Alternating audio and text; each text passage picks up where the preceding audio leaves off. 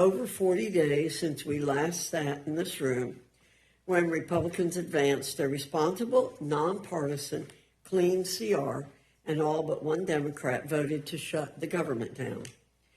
The amount of wild rhetoric we've heard from Democrats ever since they shut the government down is astounding. They have bent over backwards and contorted themselves to such a degree that they've deluded themselves into believing that they're somehow doing right by the American people. But don't take my word for it. Listen to what Democrats in the Senate who voted to reopen the government are saying about the absurd position that their own party has taken. Senator John Fetterman, it should have never come to this. This was a failure. Senator Catherine Cortez Masto, I've consistently voted against shutting down the government because I know the pain it is causing working families. And Minority Whip Dick Durbin, I cannot accept a strategy which wages political battle at the expense of my neighbor's paycheck or the food for his children. The Democrat government shutdown that has lasted over 40 days did not have to happen. It did not have to be this way. Our work in service to the American people did not have to be interrupted. Service members, Capitol Police, air traffic controllers, and countless others did not have to miss their paychecks. SNAP benefits did not have to lapse unnecessarily. Airports around the nation did not have to scale back their operating statuses and leave millions of travelers in a lurch. The list goes on and on. Now we'll be voting on another iteration of the CR that does not contain any of the hostage demand that Democrats made. So all that bluster and showboarding for over 40 days on their part led to a big fat nothing burger, and they're walking away empty-handed. As the ranking member once said during a debate on the floor this year, wow, what a victory. I anticipate we'll hear a lot of lecturing and blame cast at Republicans for everything under the sun today. We'll hear a lot of bottled up angst with a lot of exclamation points and raised voices to boot. Directed at the president, too. Not surprising. What we won't hear from our colleagues across the aisle today is they're taking ownership of the chaos they've unleashed upon the nation. We won't hear them apologize to the American people for gaslighting them incessantly.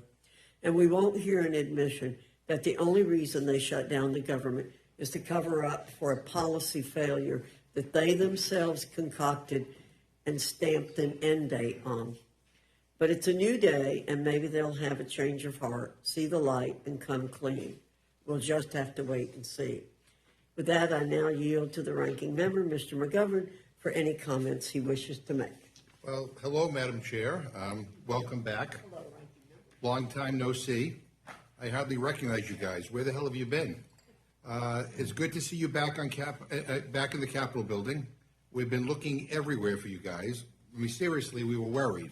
We actually started handing out missing person posters. Nobody has seen you for 8 weeks.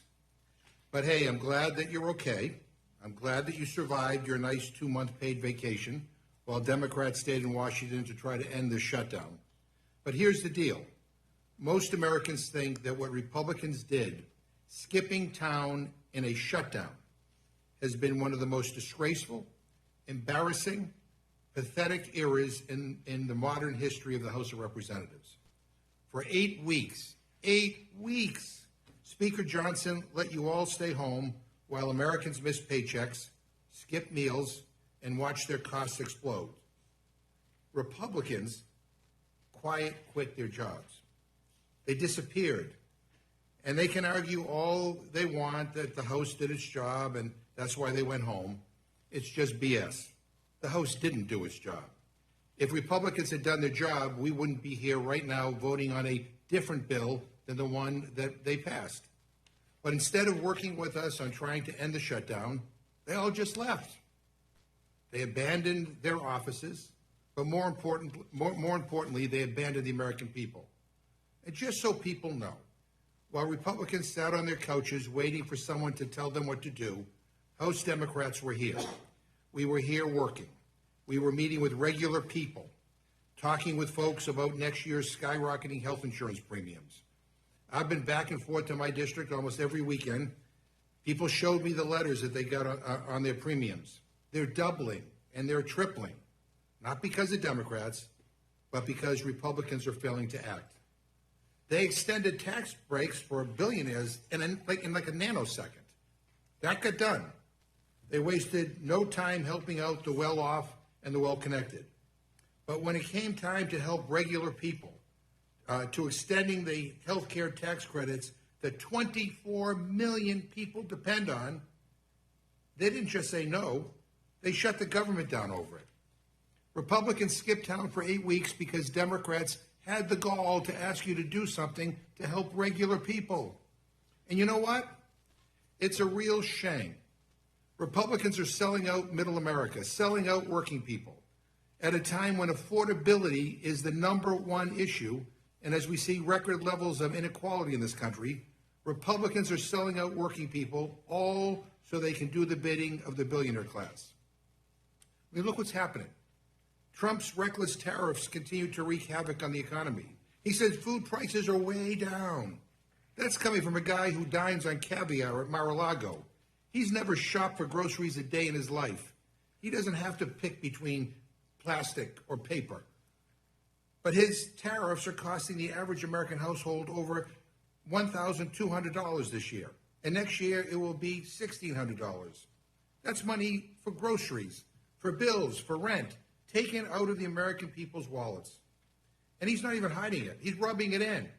Trump is literally renovating his bathroom in marble and gold and posting about it on social media while regular people are getting letters saying that their health care premiums are going up by $1,000.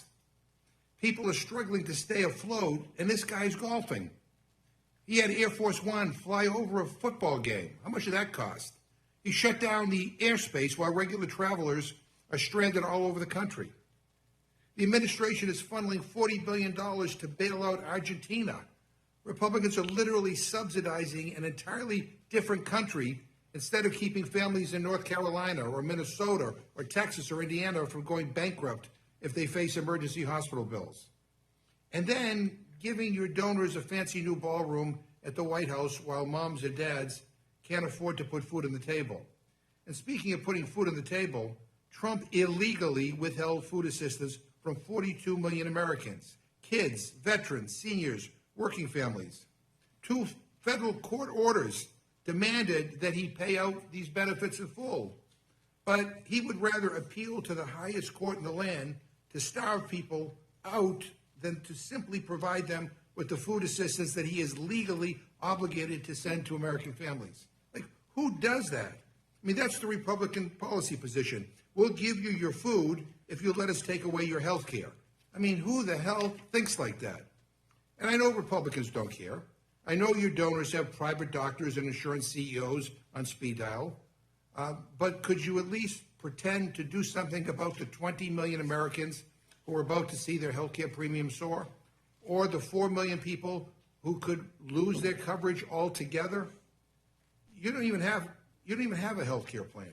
You've been promising one for over a decade, and we've never seen it because it doesn't exist. Or maybe it's simply just hiding behind the missing appropriation bills that this Republican majority hasn't passed. I don't know. But what I do know is this. Republicans have been in charge for 292 days. That's 292 days to do something, anything, to lower costs, to bring down prices, to make America more affordable, to do something about health care, tariffs, grocery prices, rent, or heating bills. And what did you do? You handed out tax breaks to billionaires and took the longest paid vacation in modern history.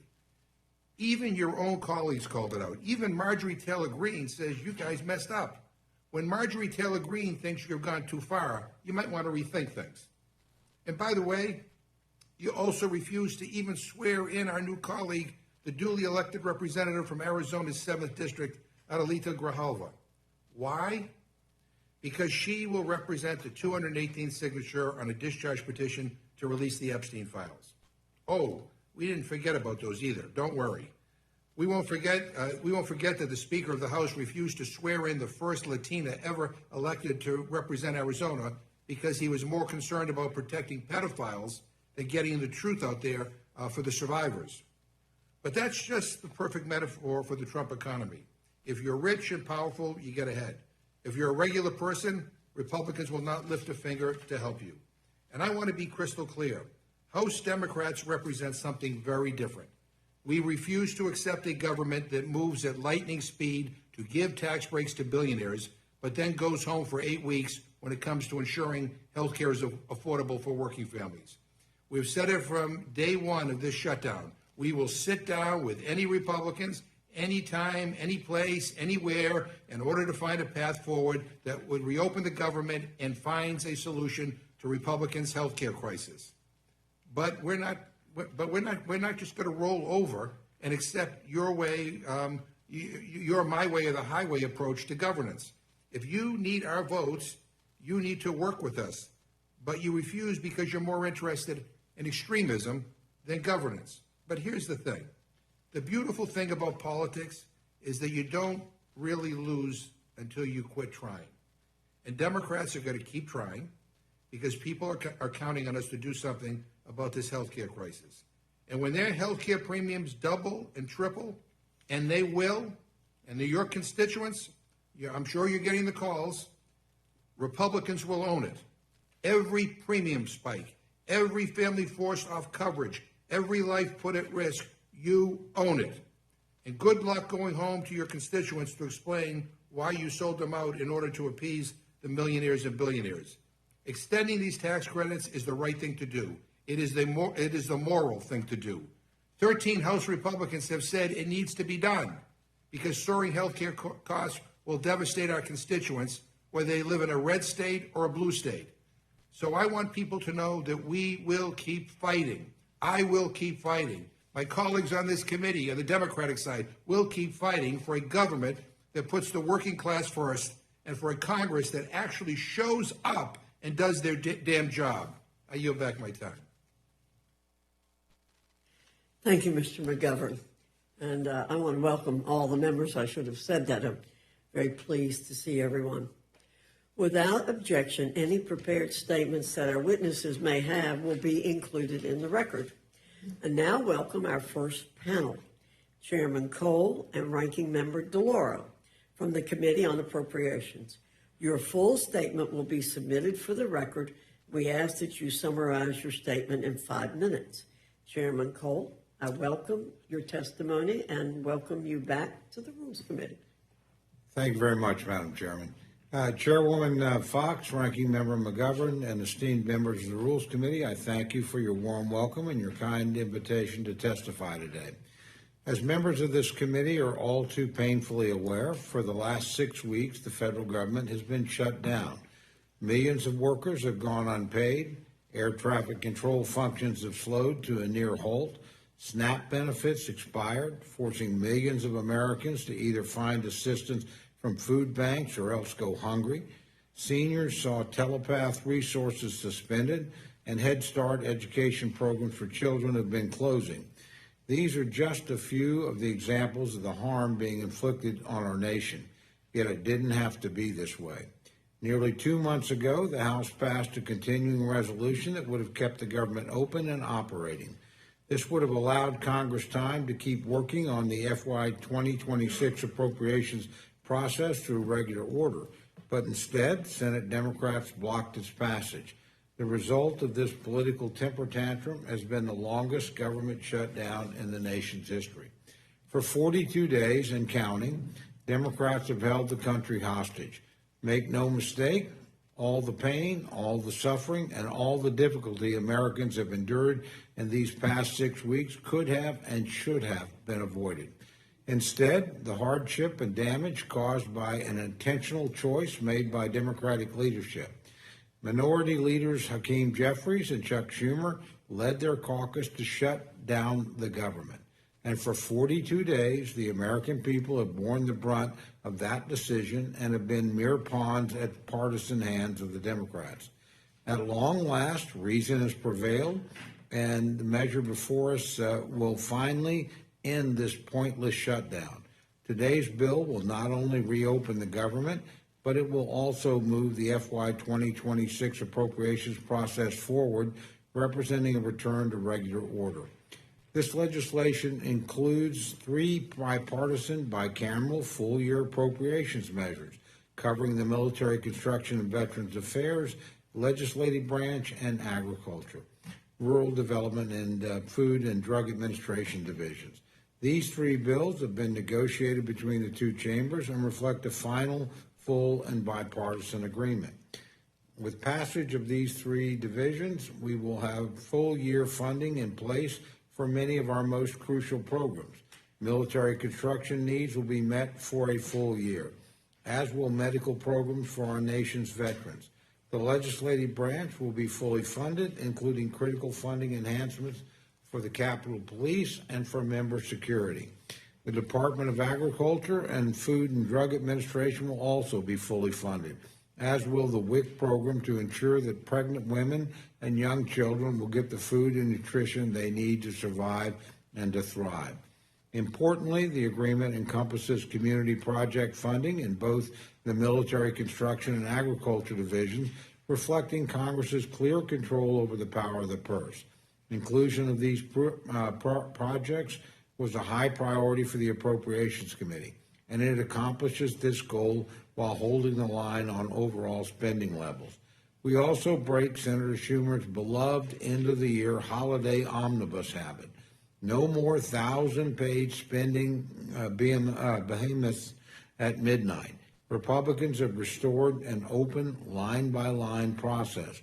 As we continue to make strong progress on full-year FY26 bills, we've included a continuing resolution to fund the remainder of the government through January 30th, 2026. This extension supports our ongoing work on this front, especially given the time lost during the Democratic shutdown. The simplest truth today is this: reopening the government will put an end to the chaos Democratic leadership has inflicted on Americans. It will also ensure that SNAP funds are made available to ensure that no American goes hungry.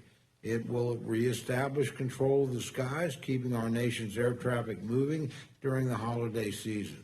It will pay federal workers and American military personnel, and it will ensure that the government can continue to provide critical services for our constituents like roads, parks, child care, water projects, infrastructure improvements, scientific research, job training, and countless others. I look forward to continuing the FY 2026 appropriation process in the coming weeks, and I hope that, having seen the consequences of this historic shutdown on the American people, it's not a political stunt that will be repeated in the future. I thank each of you for your time, and I look forward to your questions. Thank you, Mr. Chairman. Ranking Member DeLauro, you're recognized. Thank you so much. Thank you, Chairwoman Fox, Ranking Member McGovern, members of the committee. I really appreciate the opportunity to testify today. I'm so glad to be here alongside my fellow appropriator, Chairman Cole, whose partnership I appreciate it. If I can just say, first of all, welcome back. And one point about the shutdown. It's been several months where Democratic leadership has called for an opportunity to sit down, whether it has been with the House and Senate leadership or with the President of the United States, where there was just that one meeting. He reneged on the first meeting that he was involved, so that we could sort out a bipartisan agreement in trying to move forward. And the offer was there to meet anytime, any place, anywhere, so that we could really try to move forward. As I said, rebuked at every turn. And so the shutdown stands firmly in the process of the president, who rather shut down the government rather than negotiate. I'll just give you 2 quotes, and you can check on the quotes. He first said, it's a waste of time to meet with Leader Jeffries and Leader Schumer. The second thing he said, and he admonished his Republican colleagues and said, you need to jam the Republican continuing resolution down the throats of Democrats. I don't make it up. Those are his words. Anyway, I want to talk about why I oppose this bill. I oppose this bill because it does nothing to address the Republican health care crisis that will send costs skyrocketing for more than 20 million Americans in a matter of weeks. No, nothing has changed since yesterday's Senate vote. Healthcare costs are still poised to double or even triple for some folks practically overnight, worsening the cost of living crisis manufactured by President Trump. There is no restoration of premium subsidies, the tax credits. This bill is an empty promise, as is the promise for a vote in the Senate, and as the Speaker said, no guarantee of a vote on premium subsidies in the House. All across this country, families are struggling to navigate an affordability crisis that President Trump refuses to address. As a matter of fact, I think within the last 24 hours, he talked about affordability as a con job. Get out there, talk to the people of this nation, Mr. President. Energy prices are up, grocery prices are up, housing costs are up. Everything is more expensive, and now on top of that, the Republicans plan to squeeze families even harder. The report today came out that talked about families in the U.S. living paycheck to paycheck. And the president went to the Supreme Court to deprive kids of food. Unbelievable. And now wants to deny their parents health care. This is a point, I've heard it twice already this evening here, that whether or not the government was open or shut, there was $6 billion in a contingency fund passed by Democrats and Republicans for food stamps to be used in the event of occasion like this. It was the administration, President Trump refused to let those monies flow to the people who need it the most. It was not a question of whether or not the government was open or not, and let's stop aligning the two of those efforts. In my district, a mother of two named Renee Shalas, she will see her annual premium costs go up by $24,000 next year. She got her letter. That's $2,000 more per month. On top of caring for her two children, she is primary caregiver for the children's father, a brain cancer survivor who is physically and mentally unable to work. She is working tirelessly to do the right thing by her family, but she's already stretched thin. She literally cannot afford this. I just read you a couple of headlines from the Connecticut Press, New Haven Register. How much more can we cut back? Connecticut families brace for soaring health insurance premiums. The Connecticut Public Mirror, for middle-income Connecticut residents, sticker shock looms with ACA health subsidy set to disappear. Channel 3, Connecticut. Richfield couple faces tripling health care costs as cancer survivor needs continued care. That is a reality. And Renee's story is not an outlier. This is going to make life significantly harder for people all across this country, in every state, and yes, in every district. There are some 24 million Americans who get their health insurance through the Affordable Care Act. The Republican plan puts us on a path to destroying the Affordable Care Act, which, quite frankly, they have been trying to do unsuccessfully for 15 years now. Some of you may not think that health care is related to this continuing resolution, and I beg to differ. Take a look at the authorizing titles in the continuing resolution. There are more than 50 pages worth just dealing with health care. We can solve this problem in this bill if we choose to. And isn't the continuing resolution in the jurisdiction of the Appropriations Committee? You know, the entire House was marginalized in this process. Senate Republicans abruptly called off talks in the middle of negotiations, made their own bills public before reaching an agreement with all four corners. Unprecedented in the modern era. And yet they made the House constitutionally impotent in moving forward. In one of the most egregious examples of something the House was not even aware of before the bills became public, the chair of the Senate Appropriations Committee secretly added language in the legislative branch bill from the Senate Majority Leader without the consent of the chair or ranking members of the subcommittee or the full committee. That allows Republican senators to sue the government for their involvement in the January 6th insurrection. And regardless of anyone's opinion on what happened on January 6th, it should be unacceptable to every member of the House that the Senate can secretly add language to a bill without even notifying us. The result, legislative branch bill that includes a provision to give senators who may have participated in the insurrection as much as $1 million payout each, while they excluded a provision to hang a plaque honoring the police officers who put their lives on the line to defend our democracy from that same insurrection. The Military Construction Division excludes $51.7 billion, which was in the House bill, for advanced funding for the Toxic Exposure Fund for 2027.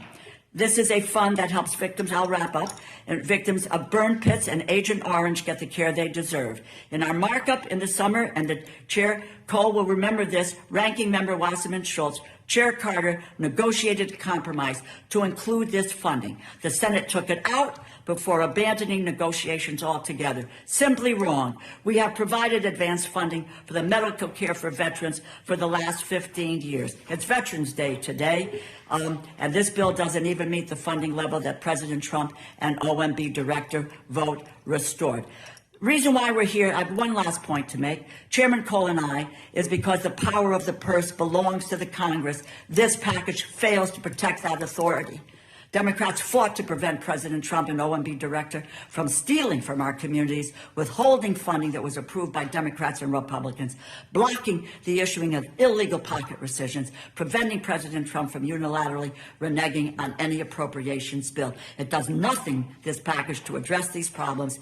You can't honestly expect Democrats to go along with any bipartisan funding proposal that can be rescinded with a party line vote, not after trust has been broken in this process. The main reason I oppose this bill is because it does not address the health care crisis that President Trump created, serious concerns with appropriations divisions. I encourage my colleagues to oppose this measure, and I thank you, and I yield back. Thank you, Ranking Member DeLauro.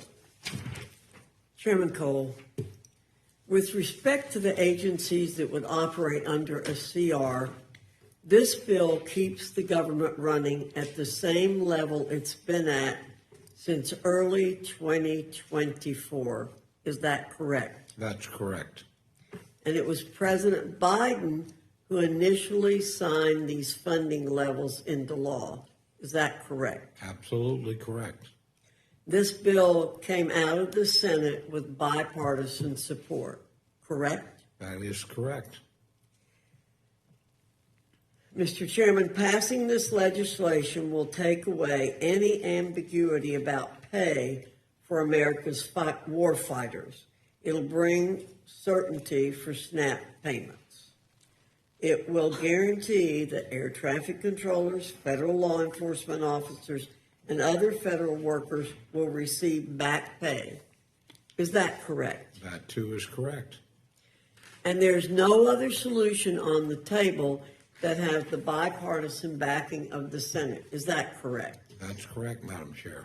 So voting against this bill would be a vote to continue that uncertainty to our military SNAP recipients and federal workers. Is that not the case? That is indeed the case. One more question. I have been astonished to hear our colleagues say that this Republican health care crisis was manufactured by President Trump. I mean, I'm sure if I asked the clerks to read that back, that's what they say.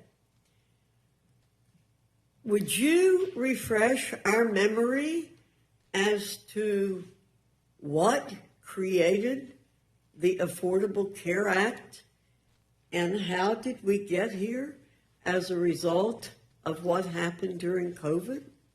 Would you mind doing that? President Trump was not in office in either of those cases. Is that correct? That too is correct, Madam Chair. I'm trying to limit how much time I use and how outrageous some of the statements I've heard are.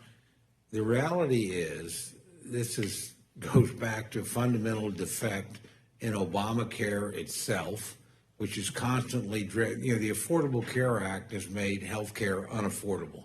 Been doing it for 15 years. The basic subsidies are in law. Our friends on the other side during COVID decided that we've got a crisis underway. We're going to add a subsidy on top of a subsidy. The subsidy to what was called the Affordable Care Act, which was never affordable because we taxpayers who pay for our own insurance were subsidizing, correct? That is absolutely correct. So again, it's a subsidy on top of a subsidy. Our friends added it during COVID. COVID is over. They set a date certain that the subsidies would run out. They chose the date. And the date certain was? December 31st of this year. So they chose that date. By the way, they did it without any Republican votes, without any consideration of reforms, without any effort to hold down the price.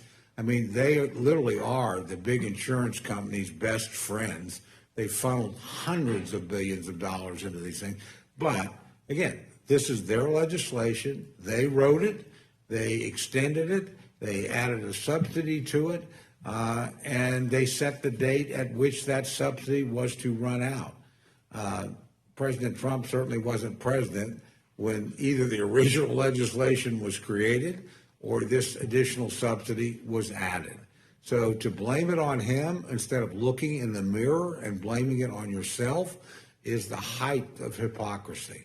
Yeah, this is a Democratic manufactured crisis that they're blaming on everybody but themselves. And at the same time, as they're doing that, they've decided, well, I guess we don't need to pay our men and women in uniform that are defending us. Thank God President Trump twice has pulled rabbits out of a hat and made sure that didn't happen.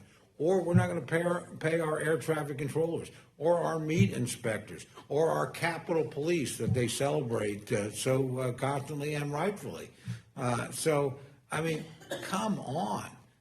This is a totally manufactured crisis by Democrats. They've kept the government shut down. Finally, in the United States Senate, 8 pretty courageous people said, I'm not going to be part of this charade anymore. I'm going to vote to open the government. We can negotiate on these other issues. Majority Leader Thune, our own speaker, made it clear we're willing to do it. We're not going to, by the way, sign off on something that has been an utter disaster.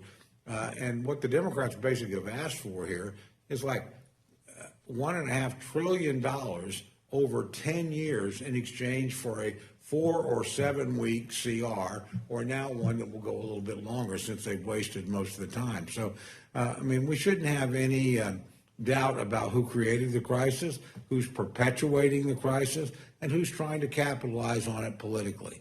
So I hope that answers your question. That answers my question very well. Thank you, Mr. Chairman. Mr. McGovern, you're recognized. Yeah, so I guess you just made me think of something, Madam Chair. You said that this is merely an extension of the January 2024 spending bill, that basically it's the same, everything's the same. I think that's what you, and the chairman just agreed with that. Does that mean that all the federal workers that were fired have been put back to work? And under this bill, yeah, people that were let go, or rifted. And by the way, from the beginning of the you year, created, my friend, the crisis that caused that to happen. I just want to know whether all the people that were fired from the beginning of the year, whether or not the cuts in the consumer. There are provisions made to rehire people, but again, let's be clear about who put people out of work. I can't get my question out, so I will let him answer if he lets me ask the question. I thought I did. I apologize if I did not. I want to know whether or not the cuts to the Consumer Financial Protection Bureau are reinstated, or the cuts to NIH, I go right down all the Doge cuts. I mean, have they been put back? The provisions the Democrats asked for in terms of firing in the Senate are in the bill. No, well, that's not what this. That's not my question. But look, if you want to be against the bill, that's perfectly fine. The chairwoman just said that basically this is the same as all the funding that we voted for in January of 2024. I'm just asking you, the stuff that we voted for in January 2024, some of it is no longer there. And some of it, I think, has been illegally cut by the president. Mr. Lauro, do you want to Give me a straight answer to that question. Absolutely. This is really quite remarkable. Since January until now, and the number may have gone up, over 220,000 federal employees have been let go. They have, most of them let go, some who took a buyout. The other fact of the matter is, it's not the same budget, because and we have a tracker. I can give you documentation that showed you $410 billion that we appropriated.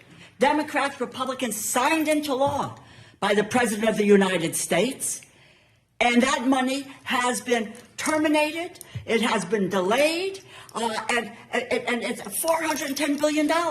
I'll give you the tracker. It's about 25 or 26 pages. And you can go down and take a look at every appropriations bill, and you can find out what program has been terminated, what's been gone. And that since January has nothing to do with this crisis that the Republicans have initiated and shutting down the government because they don't want to negotiate on health care costs. So thank you for correcting the record. It's not the same that we voted No. for. But in addition to that, was this slush fund for senators who might have been involved with January 6th? Right. They snuck that in. Was that in No, in it was January not 23? in. It was not in, and I would just say, in all fairness, that was done by the Senate. They snuck it in, and apparently there are two violations attached to it. We could be losing about $8 million.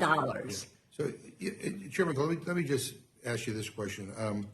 Do you think the House should have been here these last several weeks trying to pass appropriation bills? No, we had to wait until the Senate acted on what we sent them. It took the Senate a long time, largely because our Democratic friends used the filibuster, which they claim they oppose, to force us to get to 60 votes. We finally did, or they finally did in the Senate. So, no, there wasn't much for us to do we have until 90 they. bills, don't we? Can I finish my answer? There wasn't anything for us to do until the Senate acted. And the only reason it didn't act more quickly, under their own rules, the filibuster requires them to get to 60. The Democrats withheld their votes. So, I mean, it's Democrats that have kept us out of session. We sent this over in plenty of time. It's not like it was a last-minute emergency thing. I think, as the chairwoman pointed out, we passed this on September the 19th, well ahead of the time, sent it to them, and they couldn't get anything done. How many because appropriation bills do we cooperate? How many more appropriation bills do we have to pass in the House? We have passed every one out of committee. Right. We have passed over 60% of the funding across the floor. We asked to have additional time. That time has largely been wasted. We in this bill actually passed 3 bills across the floor, if we're able to do that later this week. So we were making actually pretty good progress. The difference is my friends on the other side in the Senate and here decided they would add things to appropriations that are not in our jurisdiction or our expertise. Look, we don't deal with Medicaid. That was actually done in the big, beautiful bill. We don't deal with that in Appropriations Committee. We do not deal with subsidies for Obamacare. They're not within our jurisdiction. So you added things that were We're talking about two different unconnected. things. Can I finish my answer? You were added things that were unconnected to appropriations, and then were shocked when they weren't dealt with in appropriations bill. They belong somewhere else. It's my understanding both the Speaker and the Majority Leader, and frankly the President, have said, we'll negotiate with you when you reopen the government, but we're not going to sit here and negotiate after you shut down the government and threaten us. Nobody does that. You didn't do that. Mr. Little, maybe you can answer the Let me question. just say that- How many appropriation bills? 9 are left to go. Have we- 9 are left to go. We could have done them during. Well, they're in the committee, but they haven't been to the floor. Answer without any interruption. We've passed You just interrupted everyone her. across the out of committee. We've passed 3 across the floor. They collectively add up to over 60%. By the way, a far better record than the Democrats in the Senate had last year when they were in control. They didn't pass a single appropriations bill. out. So, yeah, we're moving pretty listen, we have well. 9 bills to go. Let me just ask We you have nine, but the question. I just want to make sure. The question I asked that doesn't get answered is how many do we have left to do? We on the have floor? 9 bills to And do could we across the floor. I'm That talking to Mr. are Laura. about 40% of federal spending. Madam Chair, I mean, I'm asking Mr. Laura a question, and we Oh, can't. I'm sorry. I thought that was directed to me. I guess, apologize. and I just want to know, the question I asked Mr. Cole, which he didn't want to answer, but I'll ask you, couldn't we have been doing stuff on the floor these Absolutely. last 8 Absolutely. weeks? There has been so much wasted time, even in the process of the appropriations bills. And we did pass them in committee.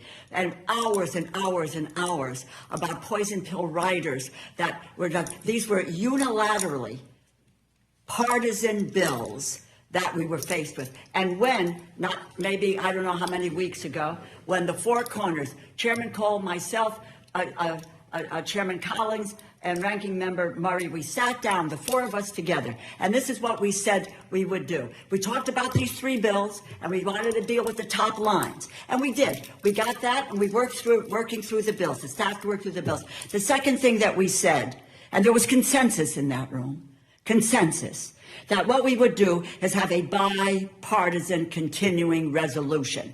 And that bipartisan continuing resolution would consider what Democratic priorities were and also deal with the power of the purse.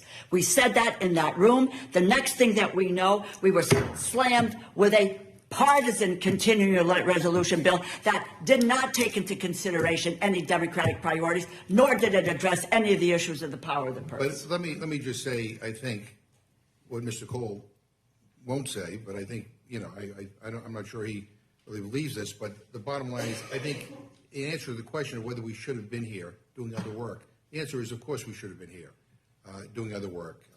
By not being here doesn't make things go faster. I have another question here, and that is that according to the Congressional Budget Office, extending the ACA enhanced premium tax credits for 1 year would cost between $25 and $35 billion. And I just want to know how you guys were able to find $4.5 trillion in tax cuts in your reconciliation bill, with more than $1.4 trillion in tax cuts for people with incomes over $500,000 per year, but choose not to extend these healthcare tax credits that working people rely on. I mean, that's 56 times more on tax cuts for the wealthy than it would have cost just to extend healthcare tax credits for a year. I think in your district, Mr. Cole, I think there's like 48,000 of your constituents rely on the ACA for their health care. And they're getting bills like my constituents are, like Mr. Laura's are. I have 37,000, you have 48,000 in your district, and in my district, Massachusetts, I've got 37,000. So kind of comparable. I'm getting calls from constituents who are, Crying. out of their minds trying to figure out how they're going to pay for this. This week I received, this is one of them wrote me, this week I received the Massachusetts Health Connector open enrollment paperwork. The cost of the plan I'm currently on is going up by 62%. Another person said, I just received my letter and my monthly cost has gone from $1,287 to $3,026 for the next year. As a working family with a daughter who has an autoimmune disease, we're struggling. I'm working 50 plus hours just to pay the insurance. Another person, if I continue on the same plan I am on now, it will be 2.5 times more and be unaffordable. $15,000 plus a month is incredulous for one person's health premium. When I calculate my net income, not gross, it is beyond sustainable. I can go on and on and on. I know, but how do we reconcile the priorities that give us, tax cuts for people who are well off, but when it comes to health care, and we can argue about whether the system can be better, I would prefer a different system. I would prefer Medicare for all. We've done it. We did a hearing when I was the chairman of the Rules Committee on that, and it was a very good hearing. But nonetheless, this is an immediate crisis, and I think people can't understand is how you can find in a nanosecond the money for tax cuts for people who are well off, but we can't find a way to just help middle-class working families get through this really difficult time. I mean, Is that a question? Yeah. Well, the most immediate crisis in my district are the thousands of workers that you and your colleagues have put out of work that aren't getting a paycheck. That's the calls I get. I have thousands of them. They're the ones that keep the airplanes flying. They're the ones that do the National Weather Center. They're calls on wondering healthcare? why they're not getting paid. So you get no when calls there on was that? legislation, we could have had these debates, we could have had these arguments. Why are they being held hostage? Why are you not willing to pay them? That's the calls I get. So nobody Why calls is you the on government healthcare? shutting down? Why do men and women in uniform who are deployed have to wonder whether or not their family at home is going to get a paycheck? That's on you. Look, this is the stuff you said you would never do. So the 48 we would never shut down the government. We would never do So that. of- That's exactly what of the you've fo- done. so of the So you're 48 putting thousands of people out of work. Of the 48 health care issue you're No- talking about no- is a subsidy that you passed on your own on top of other subsidies you said was COVID related. You said it would run out. We've said, okay, let's sit down and talk about fundamental changes here. But no, it's like we have to have our way. We have to have a guaranteed spending of $1.5 trillion over the next 10 years to exchange for you to pay people for 4 weeks in your original proposal. So you we actually asked for 7. You've tried over 50 times to repeal the Affordable Care Act. The most immediate crisis in my project you've created. Well, My people so- aren't getting paid so no- thanks to you and your colleagues. So nobody in your district is complaining I to you didn't about the say health it. care? Hey, people complain everywhere about everything. we have a chance to but do something about You asked me that. what the most important calls I get is why am I not getting paid? And we have a Why chance am I to do being something about forcibly this? furloughed? There's important work for me to do. Here's the thing, we have a chance to do something to help millions of people afford their health insurance, and what you're all telling me is you're not interested. I thought that we had affordable health care. No, we I am did. interested. When you I have when a you guys whole ex- series of things, when you guys but they ex- have nothing to do with you appropriations guys- bill. They have nothing to do with the work of my committee. We You- do not do that at my committee. You all extended. But you're you willing all to voted hijack our You all committee. voted to extend tax cuts for millionaires and billionaires, make them permanent, but you could not extend these for people. Mr. Laurel. I'm just to say you got 13 members, 13 Republican members of the House who have said allowing these tax credits to lapse without a clear path forward, there is no clear path forward, would risk harm to those we represent. These are 13 members of the Republican conference who are scared to death that that's what's going to happen in their districts. You've got, and in the chairman's district, a 60-year-old couple that makes $82,000 is going to see insurance premiums rise by $17,000 unless the Congress prevents it. Now, if that's okay, and you've got other members in the same situation, we can go down district by district and let you know what it is that is out there for this. And members who serve on the Appropriations Committee as well. All And it is, 13 of those members voted to pay people. Yeah. They voted to keep the government open. None of you did, except for one member in Maine who's now retiring because he's being beaten up so the badly House and the for Senate. paying and people. Madam Chair, Exactly. with all due respect, Right. when we debated the ACA, you controlled over an hour at a time. And you want to cut me off, that's fine. My constituents are getting screwed by what is happening here in this Congress or what is not happening in this Congress. And every member- they send me members here to have to. fight for them because they're going to lose their health care or they're not going to be able to afford their health care. This is a big deal. And the indifference on this shown by the Republican majority in this House and by the guy in the White House who's remodeling bathrooms and building $40 billion Taj to Mahal. Argentina. I mean, it is ridiculous. But I'm just saying, I've got a point for the historical record. I'm not getting the same courtesy that the chairwoman received when we did the ACA. just listen to the American people. Last Tuesday, they made their voices heard on these issues. And you ought to take heed with what happened last Tuesday. Mr. McGovern, what Mr. Cole has pointed out, and I've pointed out, and others have pointed out, this was put in place by the Democrats. The cutoff of the subsidies was put in place by you, and I think we have debated this point. Ms. Fishbach, Okay. Ms. Fishbach, you're recognized. It's useless. Thank you, Madam Chair. And I just, before I go any further, I just want to recognize, I think you mentioned, it is Veterans Day, so I want to wish all of the veterans Right. happy Veterans Day. We should pass the, and all of us, I Advance think, funding. I'm speaking. I know Okay. you are. But I think Thank you that very much. you know, all of us probably to be here had to miss events that we were going to be at, and so I just wanted to say thank you for being here, and sorry that we couldn't attend those veterans events to commemorate Veterans Day for them. So just for that, but I am, as the discussion goes on, am amazed at this because this Democrat shutdown is all over a simple, clean, continuing resolution. Not clean. 6 weeks. 6 weeks Not clean. clean. Well, the Democrat alternative, ma'am, was $1.5 trillion worth of spending. So this was a clean 6 week CR. We could have had all of those discussions you're so concerned about. Not We clean. could have been doing that.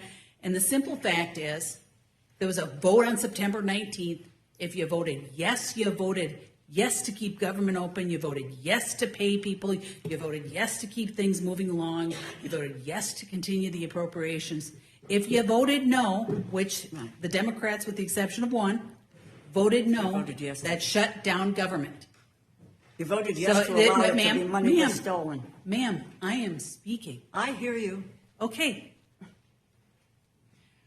And I just wanted to say, you know, there's questions about whether or not we were working, and with all due respect, You're not working.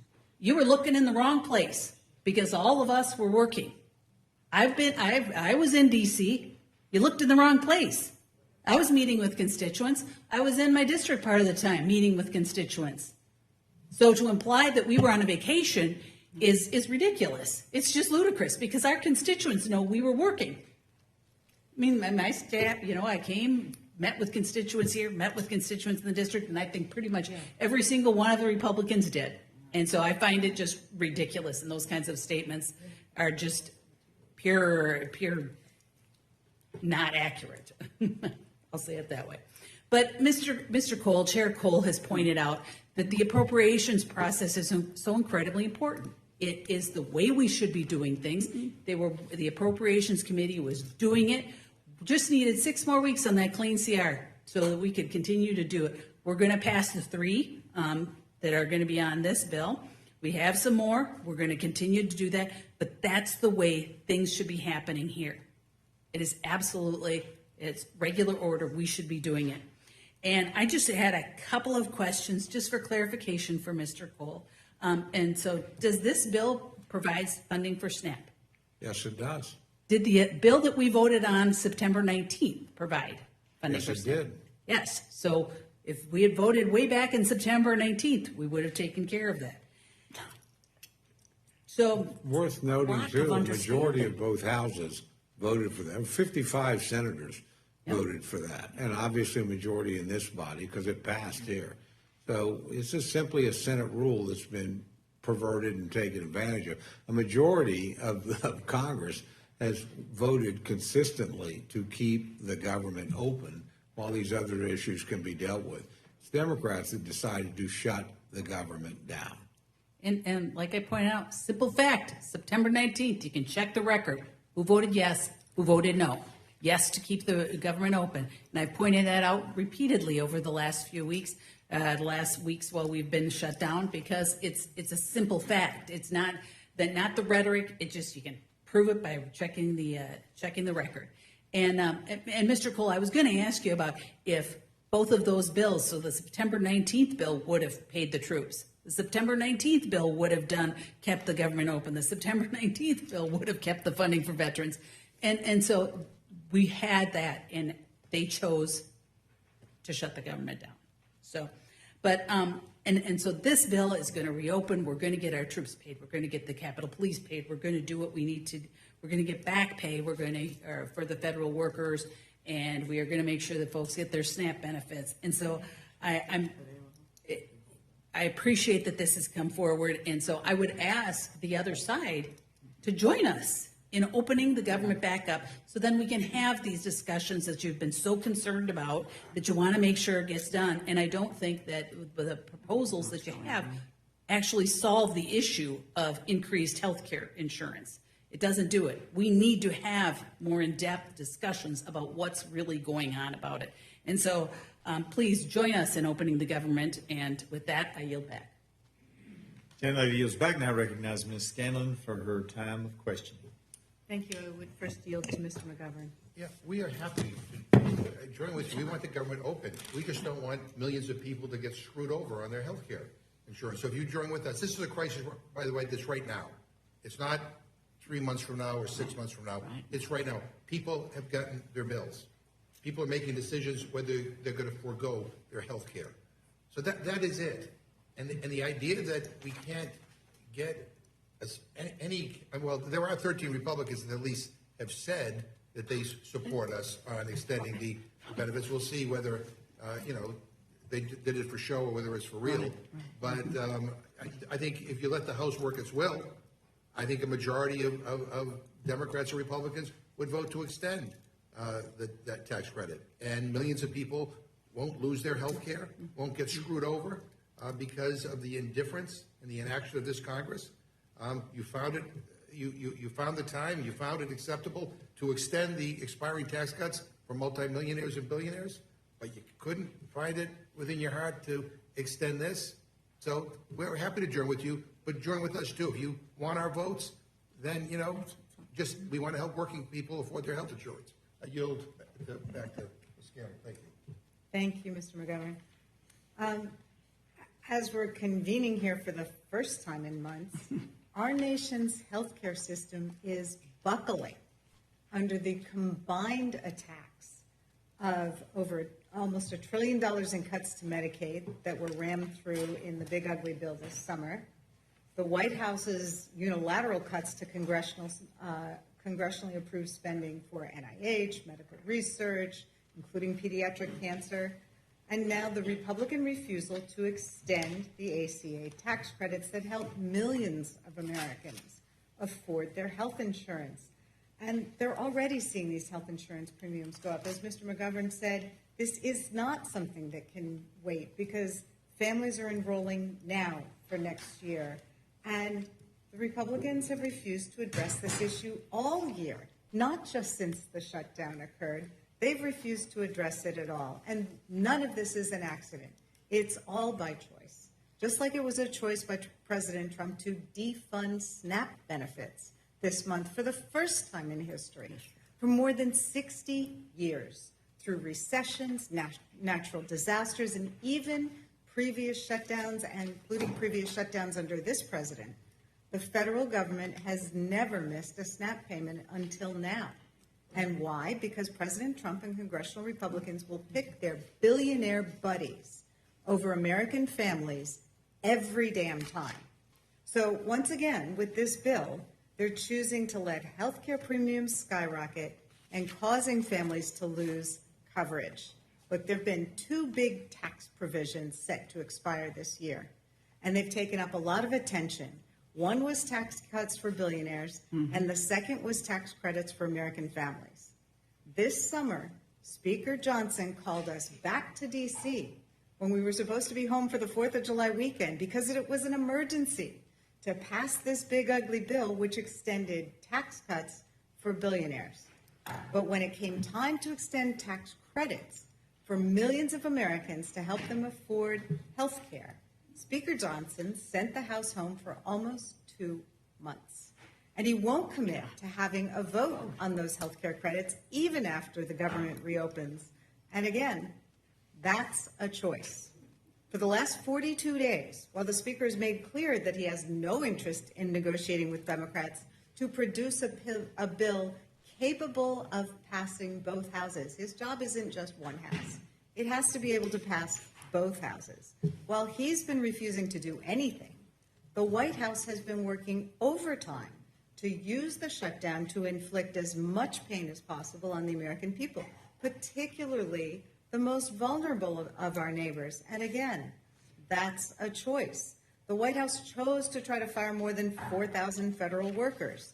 That's a choice. The White House has threatened to withhold back pay to federal workers despite a 2019 bill that would prevent that.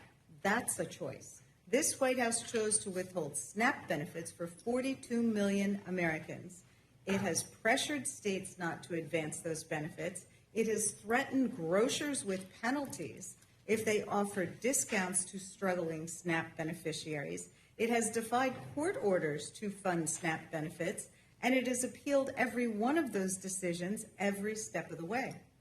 Those are all choices, and again, never before has an administration blocked SNAP benefits. They've always tried to make sure those go out because the funding, in fact, is available. But this is what happens when governing becomes a game.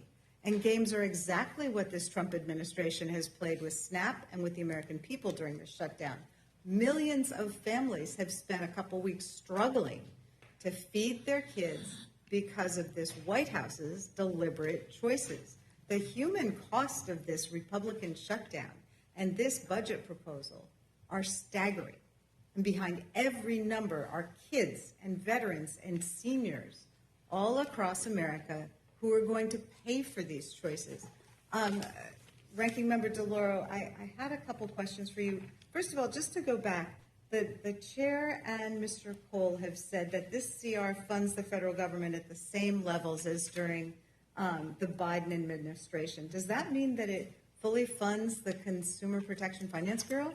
No, it doesn't. It doesn't go back to USAID. Okay. I can go chapter and verse on programs that are not there. $410 billion terminated, delayed. Okay, so it doesn't fund the No. Department of It's not. Education? No. No, and it doesn't fund USAID? You got it. And it doesn't fund the Corporation for Public Broadcasting? No way. And it doesn't fund all those NIH research grants that have been But cut? cut. Absolutely Okay. cut. How about the- CDC, the- FDA.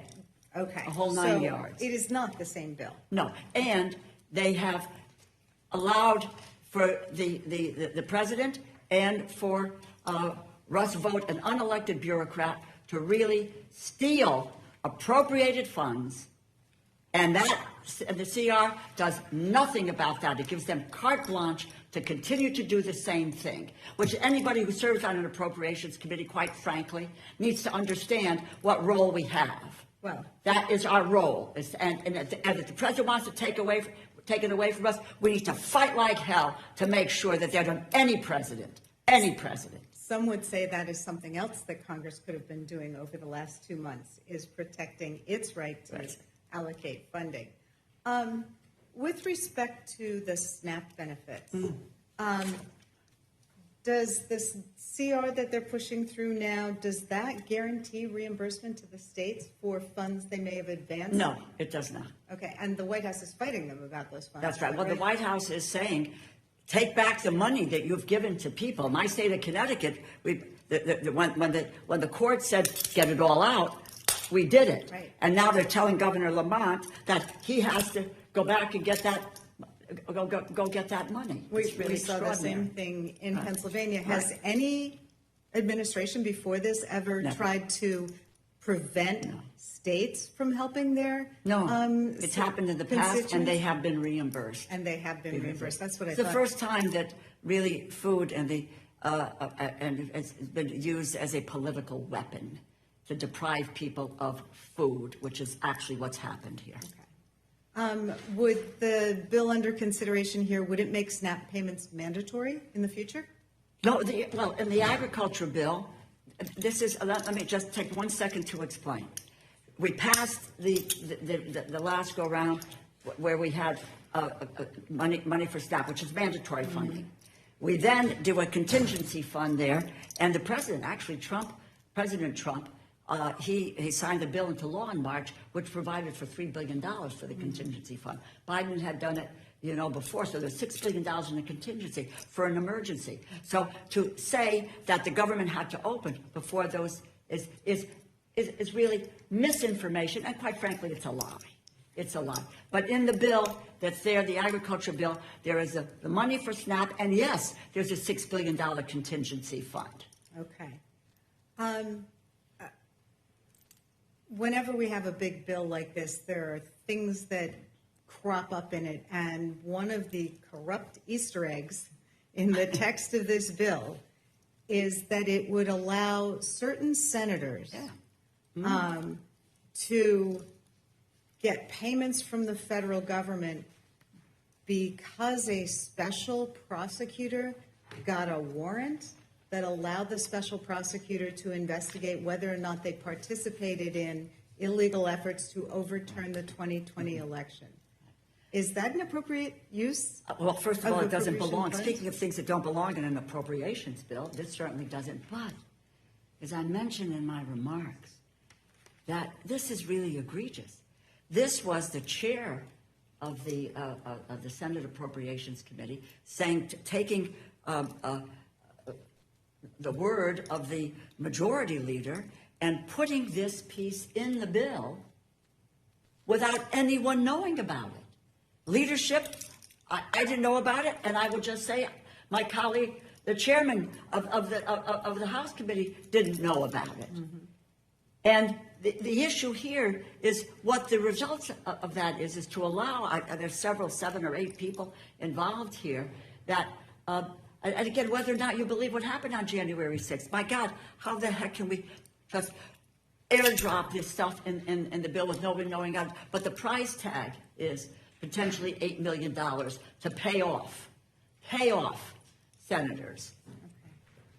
Look, I think the American people are smart enough to know who's fighting for them and who's fighting to line their own pockets, and those of billionaires. Mm-hmm. This is a bad deal. It fails to extend the ACA premium tax credits. It fails to guarantee a vote to address the Republican healthcare crisis. It even fails to guarantee that states are reimbursed for stepping up and providing SNAP benefits that have been illegally blocked by this administration. We need a budget that protects all Americans. That's what governing and leadership is supposed to be about, and that's what Americans deserve. So I can't in good faith support this deal to reopen the government because it doesn't meet those basic standards. And I would yield back. Gentlelady yields back. Now recognize the gentleman from Texas, Mr. Roy.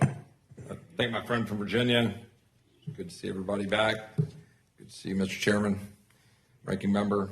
A couple things. There's been a lot of conversations here about the federal employees.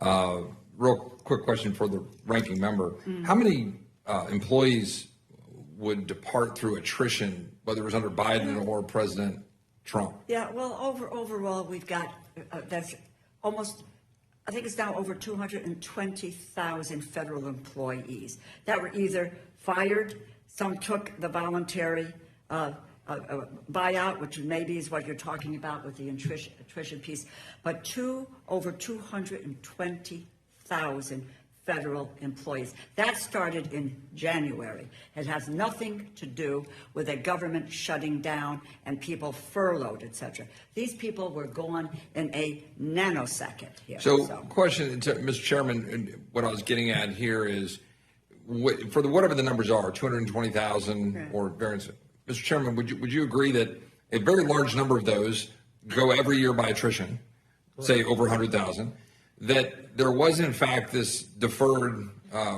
program, right, where they were basically offered the ability to leave, which represents another large chunk, I don't know, 60 or 70,000 or some significant number. And then there were questions then of additional employees, whether it's RIFs and so forth. And in the question of the RIFs from October, which are post-shutdown, post-Democrat caused shutdown, that those RIFs are reinstated under this legislation, correct? To the ones post-shutdown, is that correct? That's correct. And all of the prior folks, we're talking about the vast majority are those that are either left through attrition or those who went out under the deferred program. Is that true? That's correct. So I think a lot is being made of that, and I think then the question becomes, well, what is the right number of employees, right? I mean, so you've got people who are leaving under attrition. You have people who were then, they took a deferred program, they left, and the administration is trying to act. And then with respect to the RIFs and the decisions they were making in October, is that not the prioritization authority that the administration has during a shutdown to manage what they've got to on a cash flow basis to manage the functions of government. I think that's correct. Let me add one thing, just an interesting wrinkle on this, and I just speak for my own district. We had people that wanted to take the buyout, Right. that they literally, the government said, no, we're not going to, you're not going to be able to because you're mission critical. I mean, over 1,000 at Tinker Air Force Base wanted to take the buyout, but they were too important to keeping bombers in the air, tankers in the air, AWACS in the air. And the decision was made locally by the commanding general. No, we can't afford to lose you. I mean, you can leave, obviously. Any Americans can resign their position, but we can't give you a buyout. We really need you here. So, yeah, I mean, these numbers are a lot more complex than simple, which I think is the point you're making, than just stating a number and saying these people are all driven out. That's just not the case. Well, and importantly, I think if you go from that to then the second area of concern, which we're talking about with respect to just the shutdown generally, true or false, on September 19th, we passed legislation that would have continued funding at current levels through November 20th. That's true. And on October 1st, the government entered shutdown because the Senate, by virtue of decisions by Senate Democrats, refused to take up and pass that bill, which undeniably would have continued to fund government at the current level beginning October 1 through November 20th. And instead, we entered a shutdown. That's correct. Although I always think it's important to note, 55 senators, majority of the senators, Correct. did actually vote to keep the government open. And so important for the American people to understand that was a choice. And so I think when we talk about a shutdown, the question is why? Why? Why do it? Because here we are, and we've got legislation in front of us that Democrats have now supported in the Senate that return us effectively to the status quo ante, where we're going to have government funded out to another now date certain, now extended into January, because we're now into November. So we had to extend the date. We managed to move 3 appropriations bills through some degree of regular order, 3 bills in the House and the Senate. But by virtue of now passing this bill, we're going to restore where we would have been had we just done our work on October 1. So the question is, what was the last 45 days all about? Could it have been potentially the intervening political elections? Could that possibly have been the cynical motivations of the, not right now, I won't. I was going Could to it- ask you a question. Could it have possibly been the cynical motivations of my colleagues on the other side of the aisle? Just a rhetorical question that I'll leave floating out there to say, what were the reasons? We know why. Because our colleagues on the other side of the aisle have nothing to run on. And our colleagues on the other side of the aisle want something desperately to run on. So they're trying to manufacture a healthcare crisis that they created. That's the actual truth. And with respect to healthcare, the question that I would ask is this: should we be putting forward legislation that will continue to fund the insurance companies at the level they're currently getting, where 85% of their revenues are coming from the federal government? Because that's what's happening. Or that $35 billion are going to insurance companies last year to go to the people that weren't even using their plans. Is that what we should be doing? Is that the healthcare system that my colleagues on the other side of the aisle are saying that must be addressed by virtue of subsidies to insurance companies? Because President Trump had it right last week when he said, well, if you're going to do these subsidies, which is not how we would prefer to do business, then shouldn't it go to the American people to be able to go into a market and go be able to get the doctor of his or her choice, or get direct primary care, or be able to figure out how to take care of their family rather than call an insurance bureaucrat who's pocketing the money through a system that our colleagues designed and broke, and for which not one single Republican ever voted, including the subsidies that no Republican voted for, that were created to be temporary by our colleagues' own voice. They were to be temporary during COVID. And we are now to extend the very subsidies that my colleagues are laying bare, the broken healthcare system that they created. I remember all too well in 2013 being on the floor of the Senate with Ted Cruz when we were raising the questions of what would happen when this system were implemented. Because the debate then was whether we should fund the implementation of a system that would end up bankrupting the average American family, as this system has done. But you shut down, What I'm talking about is the reason. I'm talking about the reason that one would go to the Senate floor and say maybe we shouldn't do the very thing that right now is causing the American people pain. 15 years. Because we talk about the constituents who are having pain. Yeah. How about my constituent who died last year, who couldn't go to MD Anderson because Obamacare doesn't cover it? Is that coverage? Is that the kind of healthcare system that people deserve? Well, insurance companies are pocketing extraordinary profits, off the 15 charts years profits. and you haven't come up with a plan for health insurance. And health insurance, 15 years. health insurance executives are minting money. Oh, God. Minting money on the back of dollars coming from federal taxpayers and the federal government. And then our colleagues on the other side of the aisle have the temerity to come here and complain about the system they broke. That's what we're actually dealing with here. It's about repeal of the Affordable Care Act. That's what this is all about. Or the extent to which you've got With no replacement. Is it our time? The extent to which we are here because our colleagues know full well that this was a political exercise. To the chairman, we heard about SNAP. True or false? If we pass this legislation, will SNAP benefits proceed immediately? Correct. They could proceed. So if we quickly pass now. this legislation tomorrow, Now. Yeah, SNAP funding will continue immediately. correct. While our friends at the other end of Pennsylvania Avenue are trying to manage the funding of government, while our colleagues on the other side of the aisle have shut it down. They're at the Correct? Supreme Court Right. trying to end that. Big, Mr. beautiful Chairman, bill. one last question. So our colleague brought up the big, beautiful bill. When we created and set out the big, beautiful bill, and we put into it components to deal with border security and defense, where we have $150 billion for each in that legislation, was that not beneficial for the executive branch to manage through such a moment as this, where our colleagues have shut down the government and they've now had additional flexibility with respect to dollars? Not all, it's not appropriations, I realize that, but they had additional flexibility to manage through it so that we could continue to secure the border and secure to defend the nation. I wouldn't presume to speak for the administration, but that would be my opinion, that has given them the ability to make sure that we've been able to pay our troops twice, which would not have happened had they not had that flexibility and the president not made some tough decisions. So, yeah, I point out, I know everybody here is concerned about SNAP and WIC, and the president directed additional resources into those programs to the extent that he could during a government shutdown. So, I mean, the president's done everything he can to mitigate, I think, what our colleagues on the other side of the aisle have done. They haven't been able to do it in the House. I do stress this is a Senate deal. That it's been the minority position in both chambers. But I appreciate what the administration's done to try and make sure the people that needed help got it, the people that deserved to get paid did get paid insofar as they could do it. But yeah, again, they can't do it indefinitely, and they can't do it for everyone. Mr. Roy. I think, Chairman, one last point that I want for the record.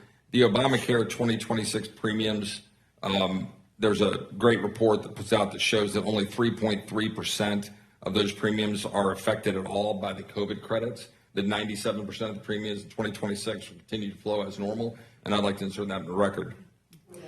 Thank you. Mr. Yield Roy. back. Thank you, Mr. Mr. Roy. Roy. Mr. Neguse, you're recognized. Thank you, Madam Chair. Good to see you. I just have to start. Chairman Cole, I have a number of probing questions, but before I ask you some questions, I have to address some of the comments made by the gentleman from Texas. I'm just going to read a quote. And I do this because I actually don't think I could find a quote like this from Chairman Cole. So in some respects, although I disagree with much of his testimony, but he certainly has more clean hands than some of my other colleagues. Quote, "Let's not fund a government that's going to be exacting tyranny over our American brothers and sisters." Full length of the interview is available here, and some key quotes are below. This is from the gentleman from Texas, Mr. Roy's website, November of 2021. "Should any Republican vote to fund an executive branch? In other words, should Article 1 Congress, which has the power of the purse, as the founders gave us, should we give any dollars to the executive branch or President Biden to issue unconstitutional and unlawful mandates that are causing people to have to choose between their livelihoods and getting a vaccine which they don't want? Let's stand united. Let's not do what these 13 Republicans did last Friday and go side with Nancy Pelosi. Let's not fund a government that's going to be exacting tyranny over our American brothers and sisters. This is for Mr. Roy. Spare me. Hold on. No, Mr. Roy, it's my time. It's my time. You certainly made that clear with the chairwoman. Spare us. Mr. Cole, perhaps, I think, as I said, can have some clean hands to talk to us about this particular set of circumstances we find ourselves in.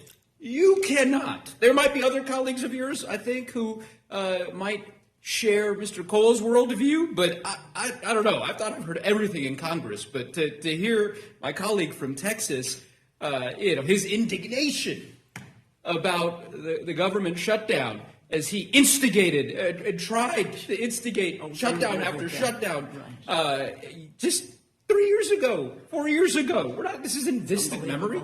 In any event, I digress. Mr. Cole, how many days has the House of Representatives been in session since August 3rd?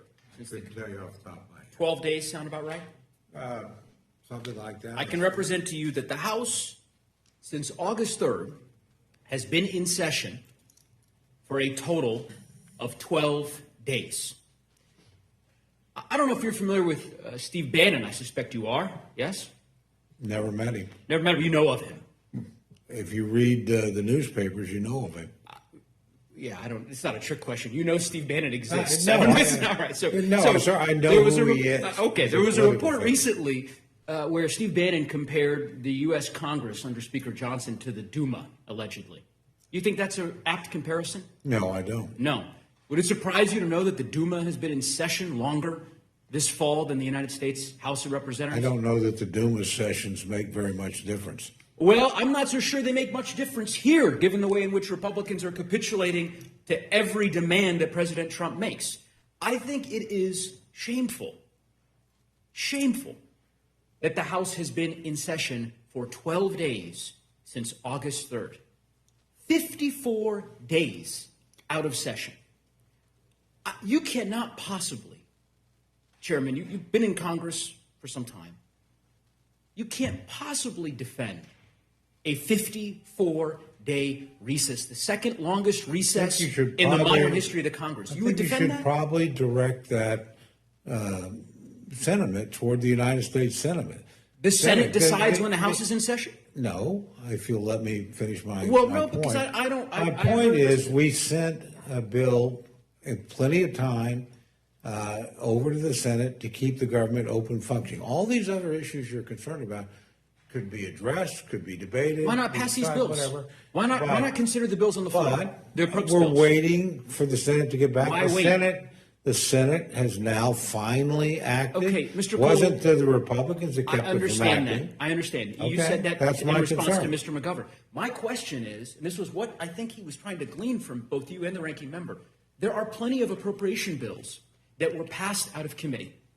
The House could have met the last week of September, any week in October, last week, yesterday, any time over the last 54 days. The House could be convened to consider these appropriation bills. John Thune doesn't get to decide when the House of Representatives is in session. Mike Johnson does. And I'm trying to understand from you why you've decided to take this position. I don't make these decisions. I'll finish and then I'll let you answer. Okay, I'm sorry. Why you've taken this position that the House should effectively stay out of session. I mean, I guess this is your position, that if the government is shut down, the House of Representatives should not convene. Is that your position? If we can open it by ourselves, which we had done. Sure. We had passed legislation, clean legislation, to keep the government open. You've said that. It went to the United States Senate, and you wait until they send you something back. And do nothing else. That's my point. Do you know how many bills have passed out of committee this year that are sitting downstairs at the floor, the desk in the House? 150. 150 bills that have passed. Many of your colleagues here on the Republican side of the aisle, they have passed bills out of committee, along with bills that I've passed on veterans' health care, on issues of foreign policy, you name it. The House has refused to consider any of those for the last 54 days. I'm trying to understand why. Why not just say to the Speaker in October, you know what, Speaker Johnson, it's time to bring the House back. We'll wait. You know, the Senate, you're right. The Senate's considering the bills that we sent them. They're considering the CR that you mentioned, right? That you've made clear, you passed it. I get it. But while we're waiting, maybe we ought to consider other matters, including the appropriation bills that you are so proud of that you moved out of your committee. I am proud of them. I would be much happier if the Senate would just open the government But you don't and have we to could wait proceed. for them. That's what I don't understand. I mean, honestly, I think I've got an answer to that question. I think you've answered it. And Okay. I think the answer is effectively that John Thune is in charge of the House calendar from here on out. That basically the position is, I mean, Mike Johnson has given his gavel. I thought he gave, I didn't ask a question, Mr. Cole. I'm sorry. I thought you did. I thought Mr. Speaker Johnson had given his gavel to the president. But it appears as though, at least based on your answers, that he gave it to Senator Thune. Because there is no excuse for the Speaker's decision to keep us out of session for 54 days. And by the way, this is no excuse for the government to be shut down. Mr. You Cole, and your colleagues that have wasn't a voted for question. that I'll ask you. repeatedly. I'm happy to ask you a question because it seems like you are very comfortable with the House being out of session for extended periods of time. Is that a fair? I am comfortable doing my job, and I've been here quite a bit, my friend. I understand. And working on these issues, quite frankly. But we didn't vote to shut down the government in the House. Okay, you mentioned you've been here a long and time. to be fair, my Senate colleagues didn't vote to shut down the government, and Got a it. majority of the Got it. United States You've Senate, made that including position clear. members from your party. You've made your did not position vote. clear, Mr. So Cole. I think the people that shut down the government You said can take you've made your responsibility position for clear. shutting down As the you government. said, you've been here a lot longer than I have, and that's certainly true. I haven't been here for long. I found an article. This is from 2007. You've been in Congress for some time.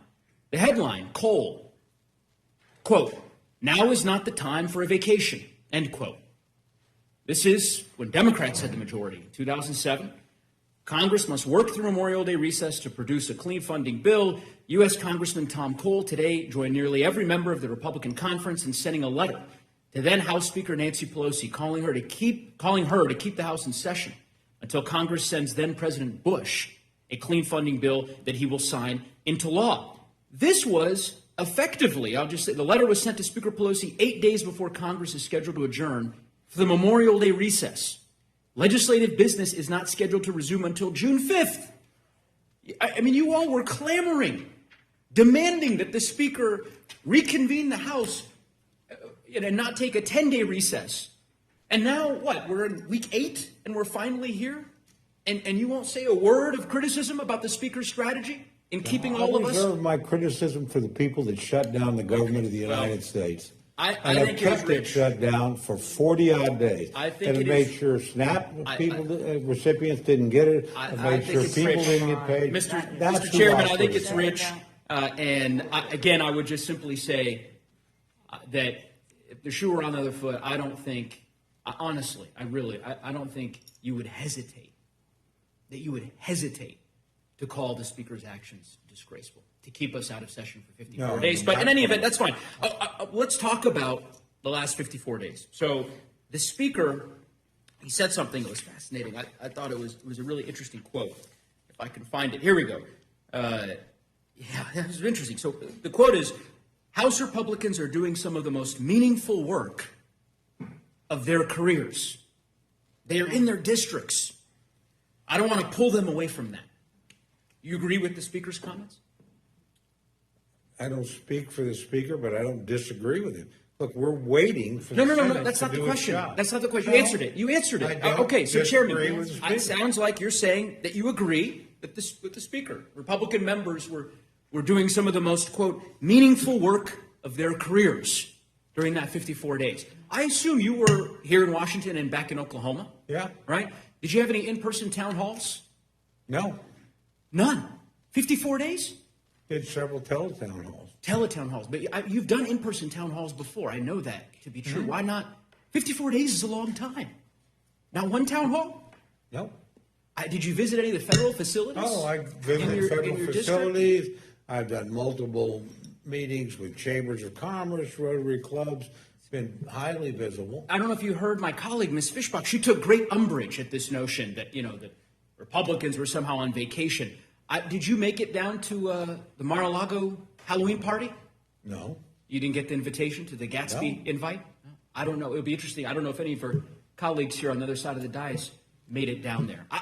It strikes me that it would be hard to describe the last 54 days, at least from what I've seen, as meaningful work on the part of my colleagues in the House Republican Conference. But, again, that's something you'll have to defend, and folks will defend to their constituents.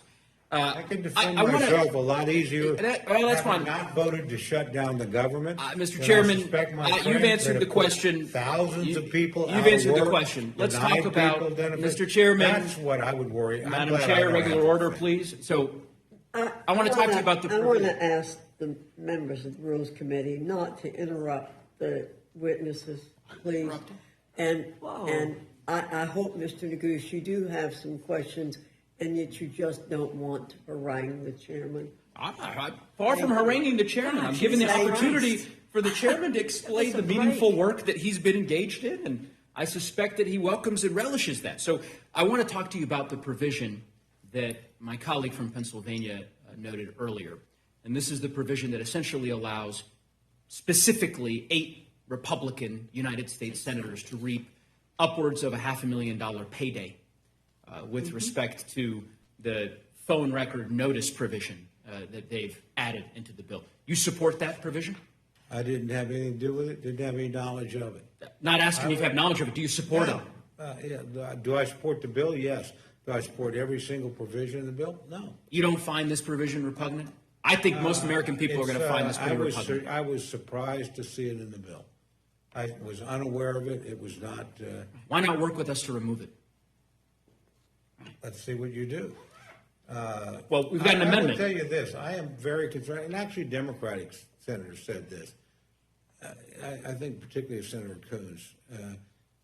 I am very concerned that anybody, whether they're in the House or the Senate, is singled out and not notified that their records are being subpoenaed. That concerns me a great deal. And does that justify? Now, did I know about this provision in the bill? No. Do I think it needs to be in a funding bill? Not particularly. But do I think getting the governments open is important? Yes, I do. But I was unaware of the provision, so. Well, there's an amendment that will be introduced I'm not asking a question. Mr. Chairman, not asking you a question. Let me finish my statement, and then you'll have an opportunity. Yeah, there will be an amendment proposed to remove what I think is a deeply insidious provision. I think it is outrageous for these Republican senators to effectively guarantee themselves $1 million paydays. Retroactive provision in this bill that very clearly applies to them. The removal of all relevant immunity defenses on the part of the United States government.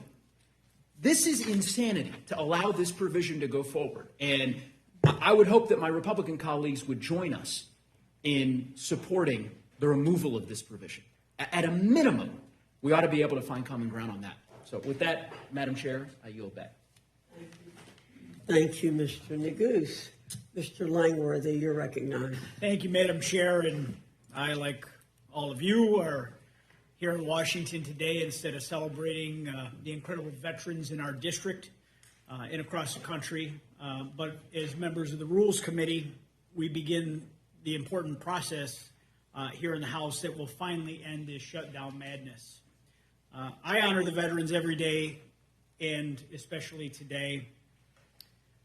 But the work we're doing here tonight and starting that work, and we'll finish tomorrow, will begin to end the turmoil that has made their lives and the lives of millions of Americans harder for more than 40 days. For over 40 days, the American people have endured a completely unnecessary and entirely avoidable government shutdown. Not because Congress couldn't find common ground, but because Senator Schumer and his allies turned governing into political theater. And you've heard a lot of political theater already here tonight. You've chosen performance over duty and outrage over outcomes. From day one, the House did its job. We passed a clean continuing resolution, a straightforward measure to keep the government open while the appropriations process continued. And I think Chairman Cole has really articulated that very well here tonight. It's the same kind of measure that Congress passed repeatedly in the Biden years. I voted for every one of those CRs, despite disagreeing with virtually all of the administration's policies. Because governing means putting your country before politics. And it keeps the lights on for the American people. We pay far too much in taxes, every American, for the government to not be responsive when they need it the most. And that's what responsible leadership looks like. And I'm sure if we dug into all of the tweets and the statements from all the different shutdown cliffs and crises that we've been in over the years, I mean, we would see all of my colleagues on the other side of the dais swearing up and down how it was the end of the world to shut down the government. But White House switches hands, and then they did what they probably said was the unthinkable, and they shut down the government. But this time, even though we passed the bill in the House, the Senate Democrats refused to act responsibly. They saw an opportunity to score political points and to appease an angry faction within their own ranks. They decided to shut down the government, not out of principle, but to please the loudest voices on the far left. Now, let's be clear. This debate wasn't about spending. This shutdown is not about health care or any legitimate policy disagreement. It was an exercise in power, a stunt to divide and distract and delay. And while they were busy playing politics, it was the American people that paid the price. The hypocrisy has been staggering. We've all seen members of Congress, I've seen some in my own region, standing at a food bank, lamenting that nutritional assistance was lapsing and was interrupted. Then, in the very same press conference, they vowed against ending the shutdown. Nothing to do. How can you have it both ways? You can. How can you want to be seen as an honest human being where you stomp and you stamp and you have your temper tantrum and you say, my way or the highway. You acknowledge people are suffering and doing without. But then you say you won't vote to make that pain go away. How? If you want to present yourself as an intellectually honest individual, how can you try to have it both ways on this argument? The American people have suffered long enough. You've called it a Republican shutdown. Now you're furious that the shutdown is ending. It's not leadership. It's hypocrisy at its very worst.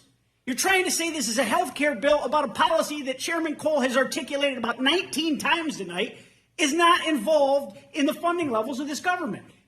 There is plenty of time for a robust discussion to work together through the natural process where it belongs. Our VA employees have gone without pay. Our border agents, our Coast Guard, they've missed paychecks while still serving this country. Families depending on SNAP and WIC have been left wondering when they get food on the table. Air traffic controllers, by God's grace, we had no air disasters during this. A system that is already overstretched, that we are trying to modernize and fix and recruit more of. They've worked without a paycheck, and the American people have fortunately been kept safe. These are the real world costs of the political games. Real people, not anyone in public office, paid the price. Now, after weeks of pain and posturing, the Senate has finally discovered a breakthrough. But let's be honest, this is the same bipartisan agreement they could have passed 40 days ago, 30 days ago, 20 days ago. This deal could have been on the table any time they were ready to come to that table. But the only thing that changed was political timing. The only thing that changed. And that timing should not be lost on anyone. Anyone watching, any members of the media, as to how all of a sudden we get to this epiphany that now is the time. Because Election Day was a week ago. And some of their colleagues have said the quiet part out loud on TV.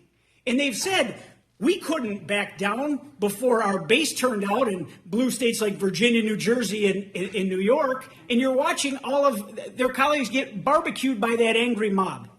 But let's also be clear, this was never about health care.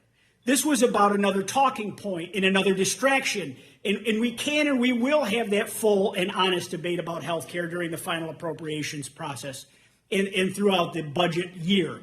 But this shutdown was about one thing. It was about power. It was about Chuck Schumer and Democratic leaders trying to hold a government hostage for their own ambitions, to satisfy their angry mob that wants them to come back with a pound of flesh from President Trump. If Democrats want to let their angry fringe burn their party down, that's their choice. But we are not going to let them hurt the American people any longer in this process. We are not going to let them hold anyone hostage in the name of political chaos. And I want to thank senators on both sides of the aisle for coming to their senses and working together. And I specifically want to mention Senator Fetterman, who has said from the very beginning that you can support the health care policy efforts that many in this room are talking about tonight. But you can also do what's right and fund the government and take care of the people, which we swore an oath to do. He was the most plainly spoken, honest broker on the Senate side. And that's what courage looks like. So as we take up this measure here in the Rules Committee today and the House tomorrow night, we're doing what should have been done weeks ago. We're restoring order. We're reopening government. And we're putting the country first, because that's what the American people expect and they deserve. To the veterans who have waited for benefits, to the workers who have missed paychecks, to the families who have worried about how to make ends meet, this should have never happened to you.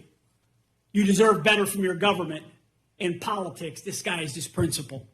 So today we will act, and tomorrow we will finish the job. We will bring this shutdown to an end once and for all, and we will send a message loud and clear that governing is not performance, it's a responsibility. Because this was never a shutdown of the government, this was a shutdown of common sense. And I yield back, Madam Chair. Thank you, Mr. Langworthy. Ms. Leisure-Fernandez, you're recognized. Well, thank you so very much, Madam Chair, and it's so good to see everybody. Bienvenidos hace tanto tiempo. It has just been way too long, right? But it's been so long that, following up on my colleague, and I will now say friend, Representative Langworthy's comments about what is this about, let's remember how we got here. Because it has really not been that long for the American people, because we were here. Remember, in the middle of the night, just 5 months ago, while Republicans were jamming through a bill that caused a health care crisis.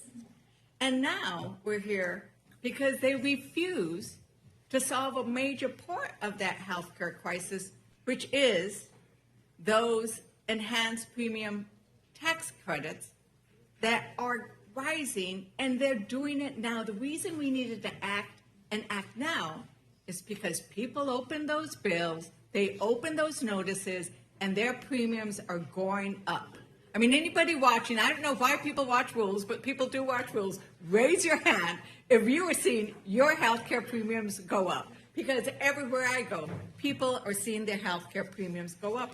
And it's not just because they're letting them expire, it's what you did back in the dead of night, where you rushed through. We had to rush to make sure you gave those billionaire tax credits that are permanent.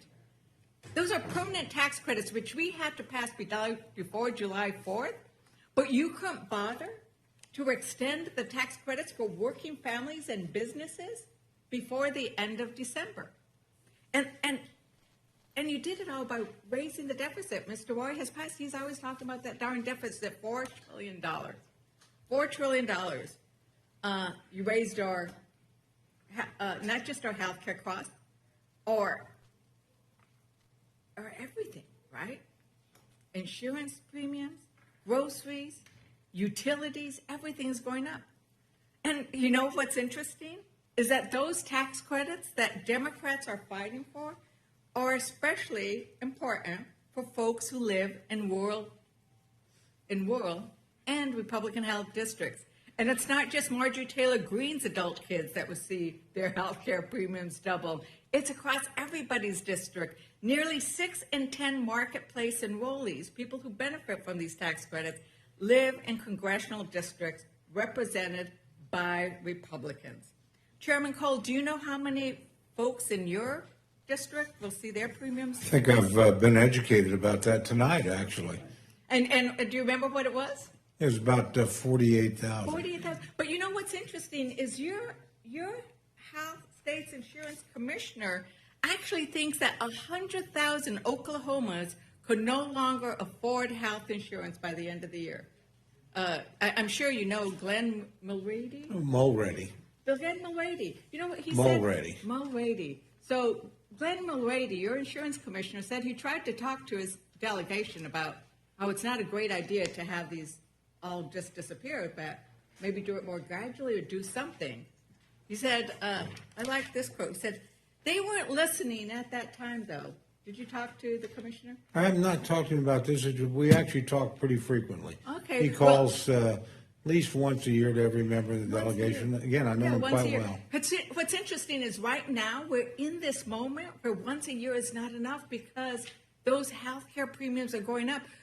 The president of the Oklahoma Hospital Association, he thinks it's even worse when you take into account everything. He said 300,000 Oklahomans will be affected.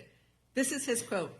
It's been a long time since we've seen individuals faced with the real challenge of deciding whether or not to take advantage of health insurance for themselves,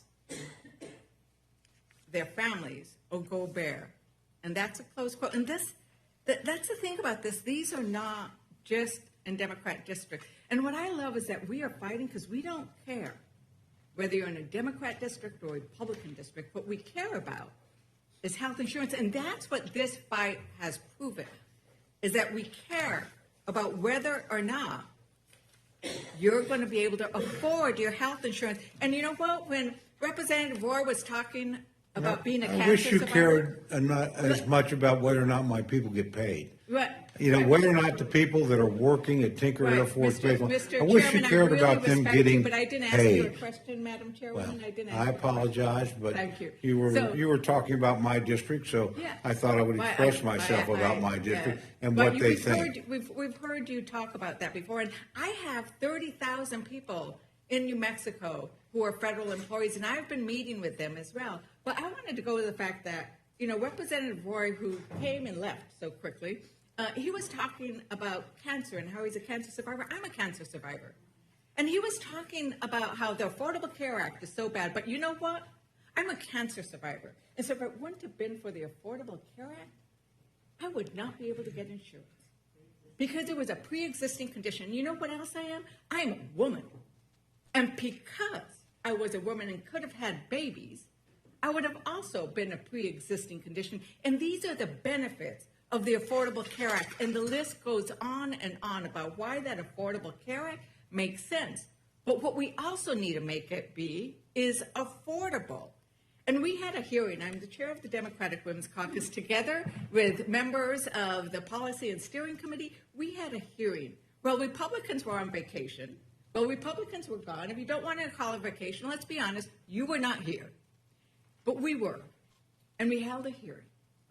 And one of the most compelling voices, I mean, they were all compelling. We actually had to take out our tissue because we were crying so much. But one of those voices was Brick from Utah.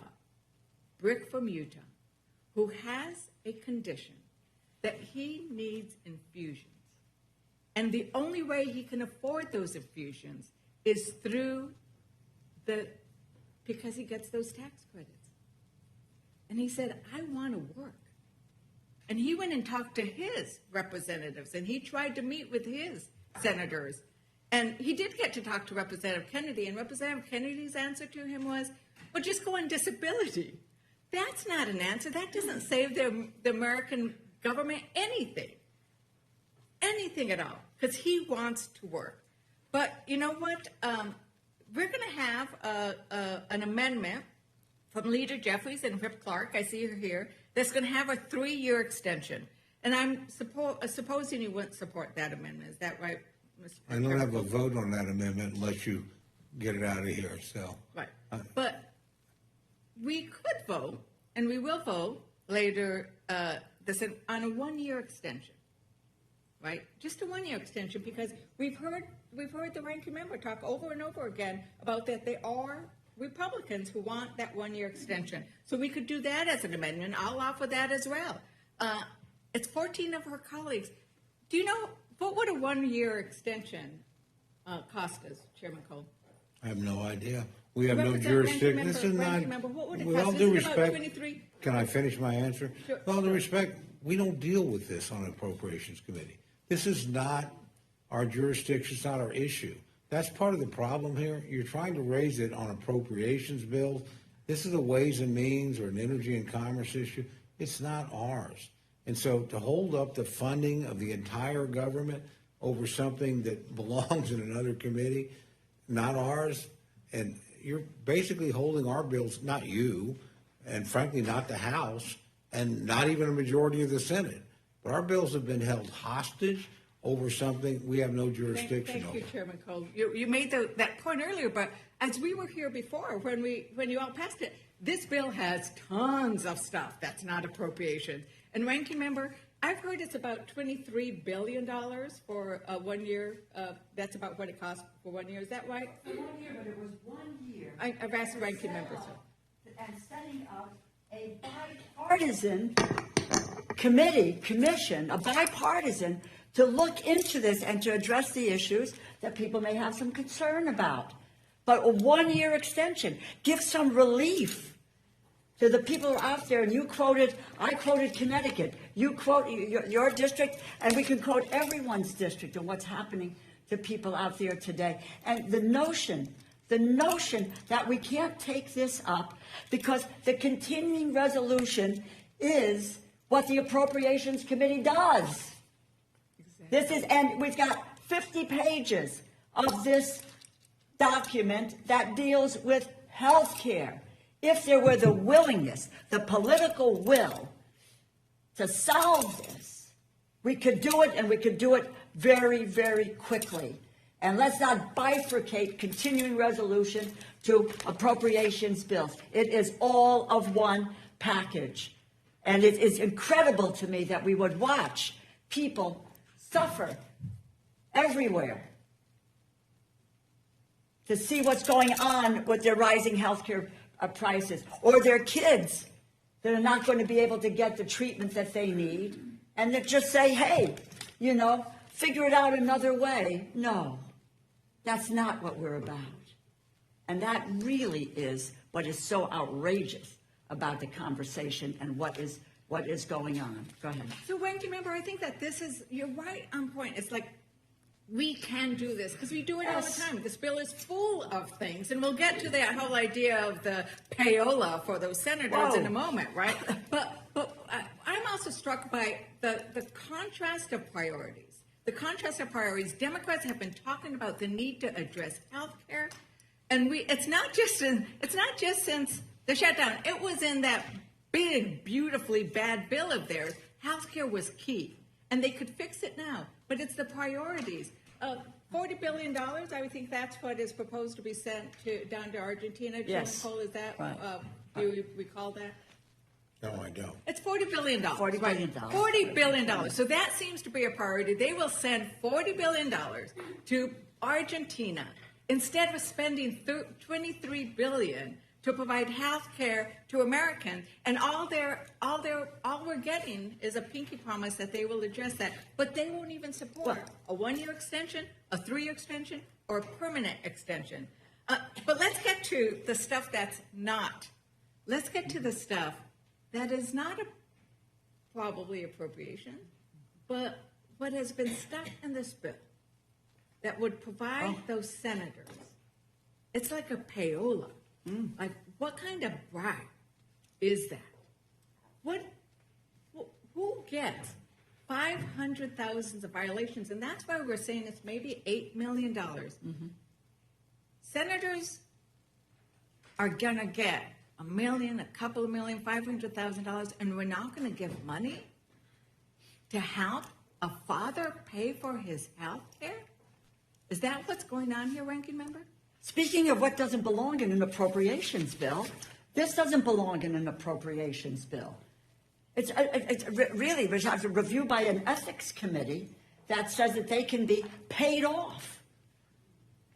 We had it's just outrageous what's happened here. But in terms of the process, what it so violates what appropriations has done. It normally is the process where you get the 4 people involved that are the chairs and ranking members in the House and Senate, and you have a sign-off on the bills. First of all, that did not happen this time as well, and my Republican colleagues, the Senate, the Senate chair, they just went forward and posted the bills without having sign-off. Then this is secretly put in the bill at the last hour with no one, including the House chair or ranking member, or I don't believe the ranking member on the Senate side. This was a sweetheart deal that was put in there that rips off the government and the people of this country. And Americans think that the system is stacked against them. And when it is. Republicans support giving payouts to senators in the millions of dollars, they can see why. But I'm going to give my Republican colleagues on this committee the opportunity to say this is not right. I will be offering an amendment to strip that entire section from the bill. We'll see what kind of courage the Republicans on this dais have. Now, I am the last Democrat to be able to ask questions, so I wanted to just give the ranking member an opportunity to see if there was anything else she wanted to raise in response to some of the other issues that. No, I thank the gentlelady very, very much. It's really been really incredible. And first of all, everybody here is supportive of our veterans and so forth. And if we really wanted to do something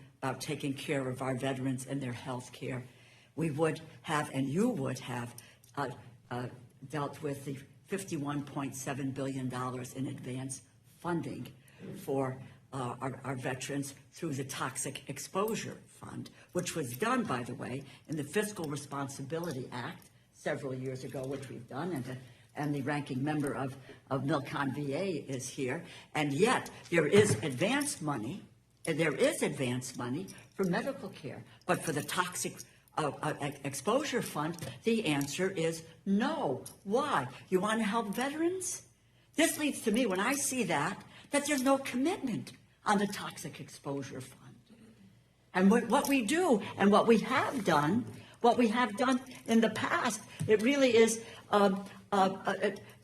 we have done advanced funding over the years. And we did, and as I mentioned earlier in my comments, Ranking Member Wasserman Schultz, Chair Judge Carter, a full day of negotiations. Quite frankly, it was one of the bright shining spots of bipartisanship we had in going through the appropriations process, but that has been left out of this bill. You really care about veterans? Let's make sure they're taken care of, because they get caught in the crosshairs of this madness that we are currently involved in. I would also like to just say that I'm really tired and, quite honestly, fed up. It is a lie, it is misinformation that we had to reopen the government in order for there to be SNAP benefits to go to families. $6 billion in a contingency fund, which we voted for. Read the bill, understand what you did in the bill, and know what you did. You passed it. And it was the president who decided he did not want to spend that money to feed people. He's taken it all the way to the Supreme Court to deprive people and kids. It's 16 million kids. It's 8 million seniors. It's 4 million people who are disabled and 1.2 million veterans. You want to care for your veterans? Care for your veterans? Make sure that money in that contingency fund is outflowing tonight and going, and not let them claw back, telling states, get the money back that you have given out. What is wrong with this picture? And I just say, if Mr. Roy were here, I would tell him, which he needs to understand. he needs to understand, he talked about a buyout.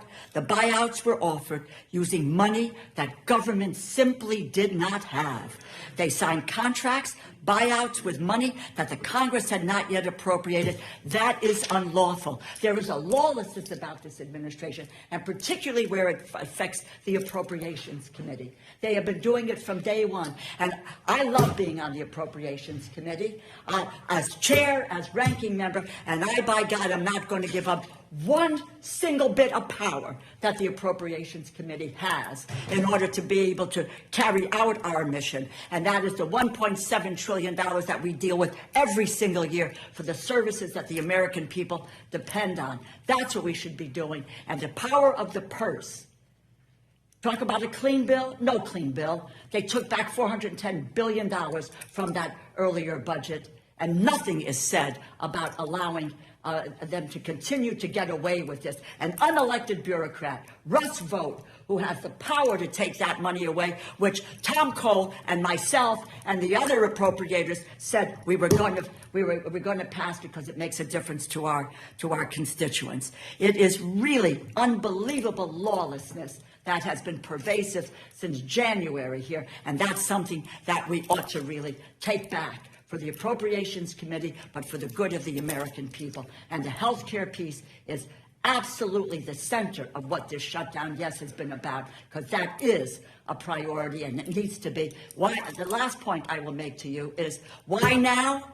Why now? Because the enrollment period is underway. It started November 1st. Why now? Is because everybody's got the letter in their hand saying $2,000 a month, my insurance is going up. I can't afford $24,000 a year. Why now? Because by December 15th, they must make the first payment so that they can have health care insurance on January 1st. That's what we are fighting for, and I'll continue to fight that battle every step of the way, despite what the United States Senate did yesterday. Thank you very much, Ranking Member, and thank you for allowing me to ask that last question. And it is indeed a contrast in priorities. Prioritizing ballrooms and your bathroom, and whether you have marble or gilded gold, or providing the food that people need. Food and health care. To not distribute the money that Congress already sent over. And we should have had every Republican yelling at the White House to release those funds, and I did not hear them. This is and I true don't know, colors Chairman, coming out. I don't know, Chairman, Food and health care. if you went to your food banks, but we did, and it wasn't performative, Mr. Langworthy. It was because people are hungry, and that money was there, and Trump refused to release it, and that is a disgrace. It is immoral. It is against every principle of faith and clarity that I have ever learned. And with that, Thank you, Ms. I Leisure yield back. Fernandez. Mr. Scott, you're recognized. Thank you, Madam Chair. I too intend to talk about the Senate provision that they put in last night. I found out about it sometime around 9 o'clock. And I'll just be honest with you, Mr. Cole, I represent a lot of people that work for the federal government, Robins Air Force Base, Moody Air Force Base, USDA, I could go down the list. And I was very excited about coming back to Washington, D.C. to vote to open the government back up. And then when I saw what the Senate did last night, I'll be honest, I had a hard night. And I've been struggling with what the right vote is because of what the Senate did. And I want to just tell you, because I want the American citizens to be able to read it. You can start at page 217 of the legislation where it says requiring Senate notification for disclosure of Senate data. And there's a lot of with respect to's and other things in the first pages. But when you get over to page 223, you'll see where they've created a private cause of action. Specifically for them. And it goes on and it says that cause of action, and this is on page 224, any senator whose Senate data or the Senate data of whose Senate office has been acquired, subpoenaed, searched, accessed, or disclosed in violation of this section may bring a civil action against the United States if the violation was committed by an officer, employee, or agent of the United States or of any federal department of agent or agency. Relief. senator prevails on a claim under this subsection, the court shall, not may, shall award for each instance of a violation of this section the greater of, not the lesser of, the greater of statutory damages of $500,000 or the amount of actual damages, reasonable attorney fees, cost of litigation, and it goes on from there. Now, there's other language in here, waiver of sovereign immunity, no qualified immunity, and there's other language in here too that indicates that each line would be an additional payment. And so most of us as members have a campaign phone, a campaign email, a personal phone, a personal email, and then a business phone and a business email. That's 6 violations the way they count it. If they went for all of them, 6. Minimum of $500,000 apiece. Now, I don't think, and I've been asking questions on this since last night, and I'm going to tell you, I don't think that Senate leadership shared with the leadership of the House what they were doing. Now, I want the Democrats to know this. My understanding is that Chuck Schumer was very much aware and signed off on this particular language as well. So just, y'all might want to ask questions about that. I'm just telling the truth on this. Is as soon as I found out about it, I started asking questions. But they're saying, well, the executive branch shouldn't be checking up on the legislative branch. Well, there's some truth to that. There's a lot of truth to it. I believe in the separation of powers. And they talk about it being good governance. The thing that I can't get past, though, and this is, again, I mean, for the American citizens, if you go to page 227 of the bill, limited retroactive applicability. In general, the amendments made by this section shall apply to any acquisition, subpoena, search, accessing, disclosure of Senate data as defined in Section 10A of the Legislative Branch Appropriations Act of 2005, and to any failure to disclose such an acquisition, subpoena, search, accessing, or disclosure occurring on or after January 1 of 2022. So it's given them the ability to retroactively go back. We know, you literally know who, at least, we may not know all of them, but we at least know the list of some of them. In this paragraph, the term violation section 10 is the meaning given to the violation section. It goes on from there. But there's also language in there where it indicates that each account is a separate payment. Now, this language did not go through any committee markup. This language was not shared with the House Representatives prior to it being put in the bill. And I personally agree that it should be removed. The problem is if we remove it, the Senate, it has to go back to the Senate. And then you're right back to where you were 40 days ago, where all of a sudden you're trying to get a piece of legislation out of the Senate. And so, I mean, I've struggled. I want you to know that, Mr. Cole. I want the American citizen to know. I've struggled with what the right course of action here is, because what they did is wrong. This should not be in this piece of legislation.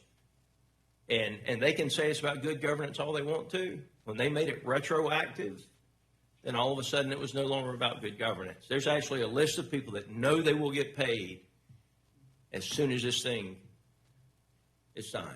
At least they've got the coupon where all they have to do is go file at the courthouse and get paid. And I haven't decided exactly what I'm going to do. My gut is, because of the way this place is so dysfunctional now, that the right thing to do is to get the government cut on as soon as possible and make sure that the American citizens are watching what those senators do and hold them to account for what they did. And at the same time, the House put legislation out that actually reverses what the Senate has done. They should vote on this in the light of day. If they think this is the right thing to do, then they should have a committee meeting and a straight up or down vote on it. Don't hold my people who work in my district at Robins Air Force Base paycheck any longer than it's already been held. And so I want you to know, Mr. Cole, you're our chair. I respect you tremendously, as much as I respect anybody in this house, and as much, I mean, I can take everybody I ever met. I have tremendous respect for you. You are a man of integrity and honesty, and when you tell me you didn't know, I trust you. And when Mike Johnson, when I'm asking questions about it at 9 o'clock last night, I don't think our side knows. I think the Dems and the Republicans in the Senate knew, though. I do. I want you to know that. And but this is, I mean, American citizens just need to read it, and they can figure it out for themselves. It's not that hard. It's big. It's big letters. It starts on 217. It ends on 228.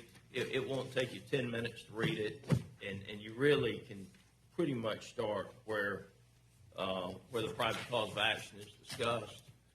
But that would never pass if that was a standalone piece of legislation, and it is clearly authorizing an Appropriations Act. Would the gentleman yield? I'll be happy to yield. Yeah, I just want to add that I share the concerns of the gentleman from Georgia. I do not think that this provision should have been inserted. It certainly shouldn't have been inserted at the 11th hour without deliberation and back and forth. I do believe the gentleman's correct. There were Democrats and Republicans involved with it. But I think there's going to be a lot of people, if they look and understand this, are going to see it as self-serving, self-dealing kind of stuff. And I don't think that's right. And I understand, I think some of the motivations were to try to target a DOJ that I think was fairly obviously abusing its authority and targeting United States senators, separation of powers concerns, all the things. We can debate all that. But, we think it was pretty egregious. So I have no problem with the prospect of going after and trying to empower, even through private right of action, a way to go, because we do it in other contexts, consent decrees and other things. But the retroactive, potential to have dollars going to United States senators, when we've got American citizens, whether it was J6ers, whether it's people from the FACE Act, whether it was others that have also had the full force of the federal government through the Department of Justice targeting and coming down on them, and they're going to see, but you can slide in a provision in here for United States senators? Like, it is beside my comprehension that this got put in the bill. And it's why people have such a low opinion of this town. I am torn also, the gentleman from Georgia, because we need to fund the government and we need to get this passed.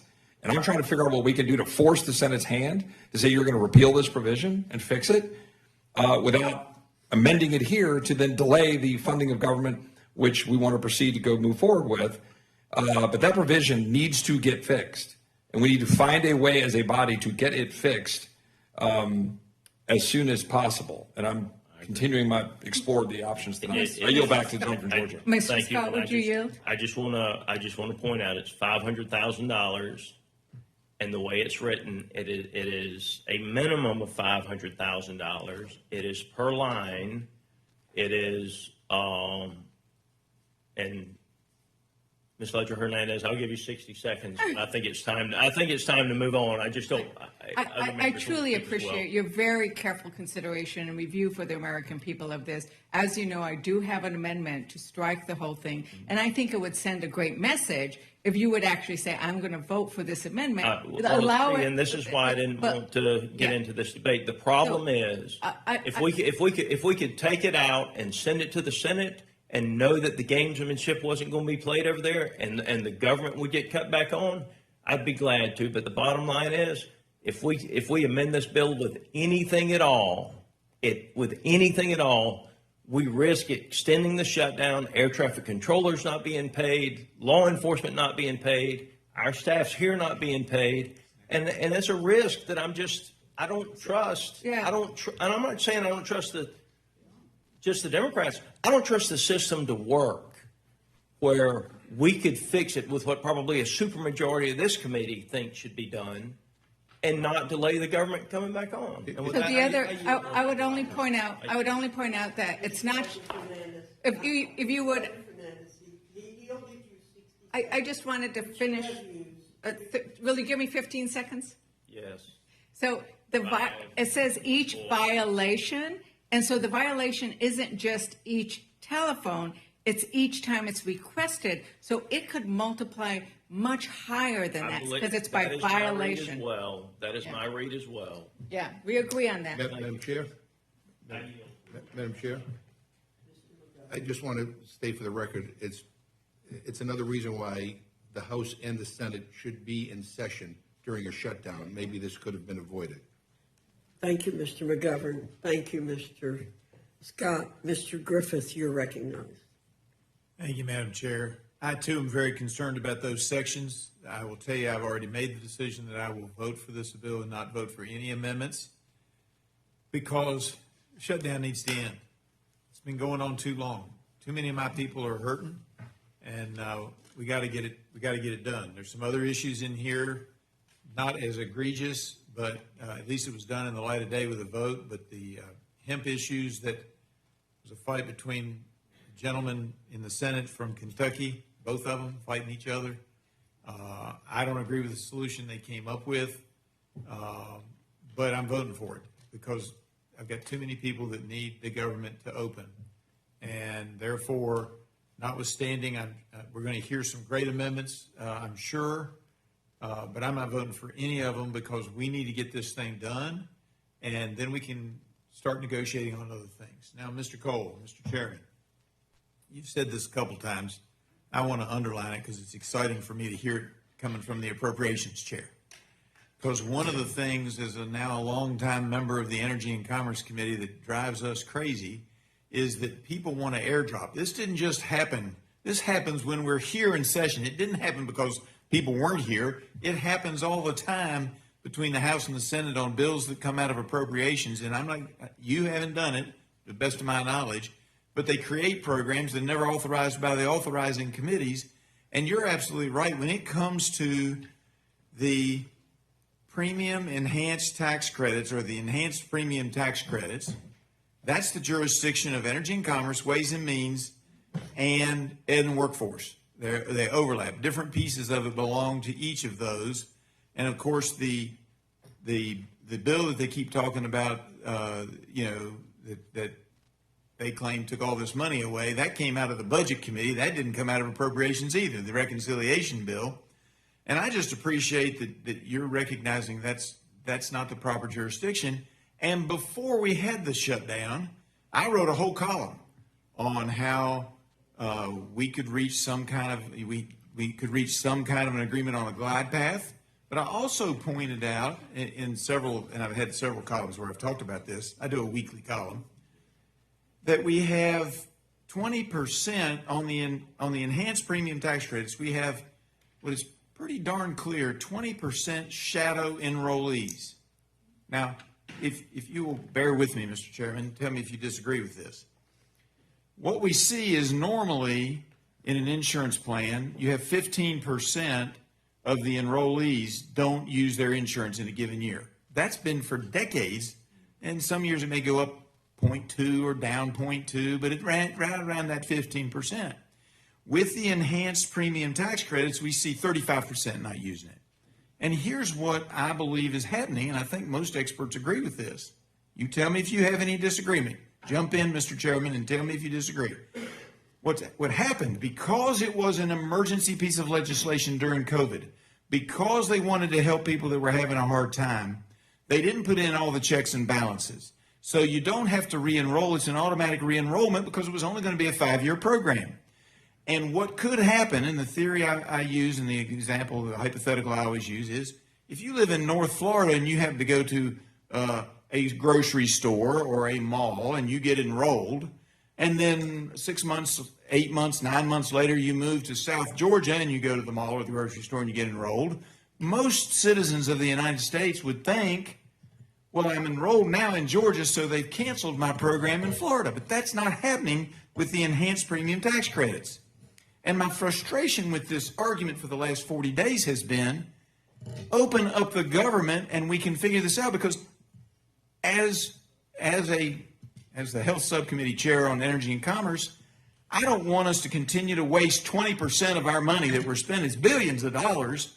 I don't want to continue to waste 20% of that money that doesn't go to help a single enrollee. It goes to the insurance companies, and they're getting the money.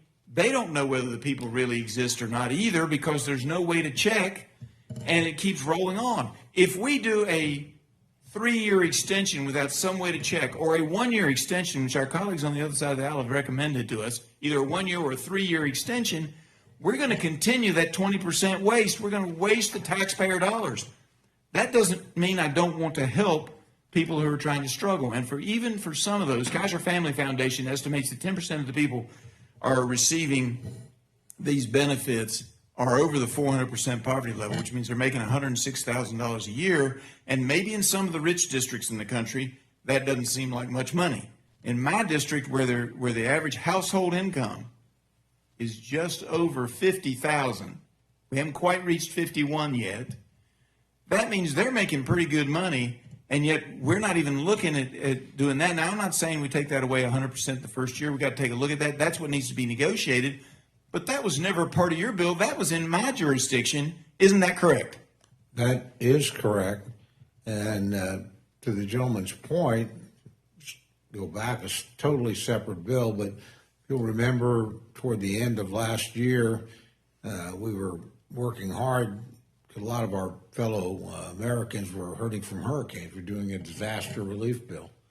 The Appropriations Committee did a little over 100 pages and spent about $100 billion, I think 110 because we added $10 billion for ag. That bill was 1,500 pages long when it hit the floor.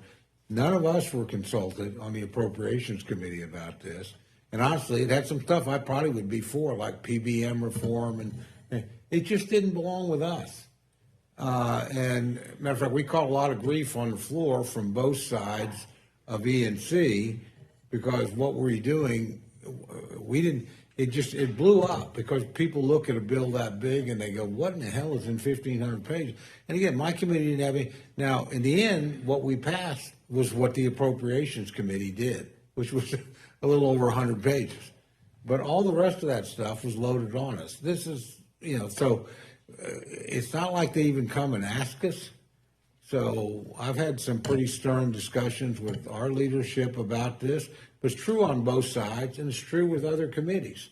I mean, other committees use us as the I don't recall anybody carrying an appropriations bill to help us out on E&C or Ways and Means or anyplace else. Don't give us any ideas, Mr. Chairman. Yeah. So believe me.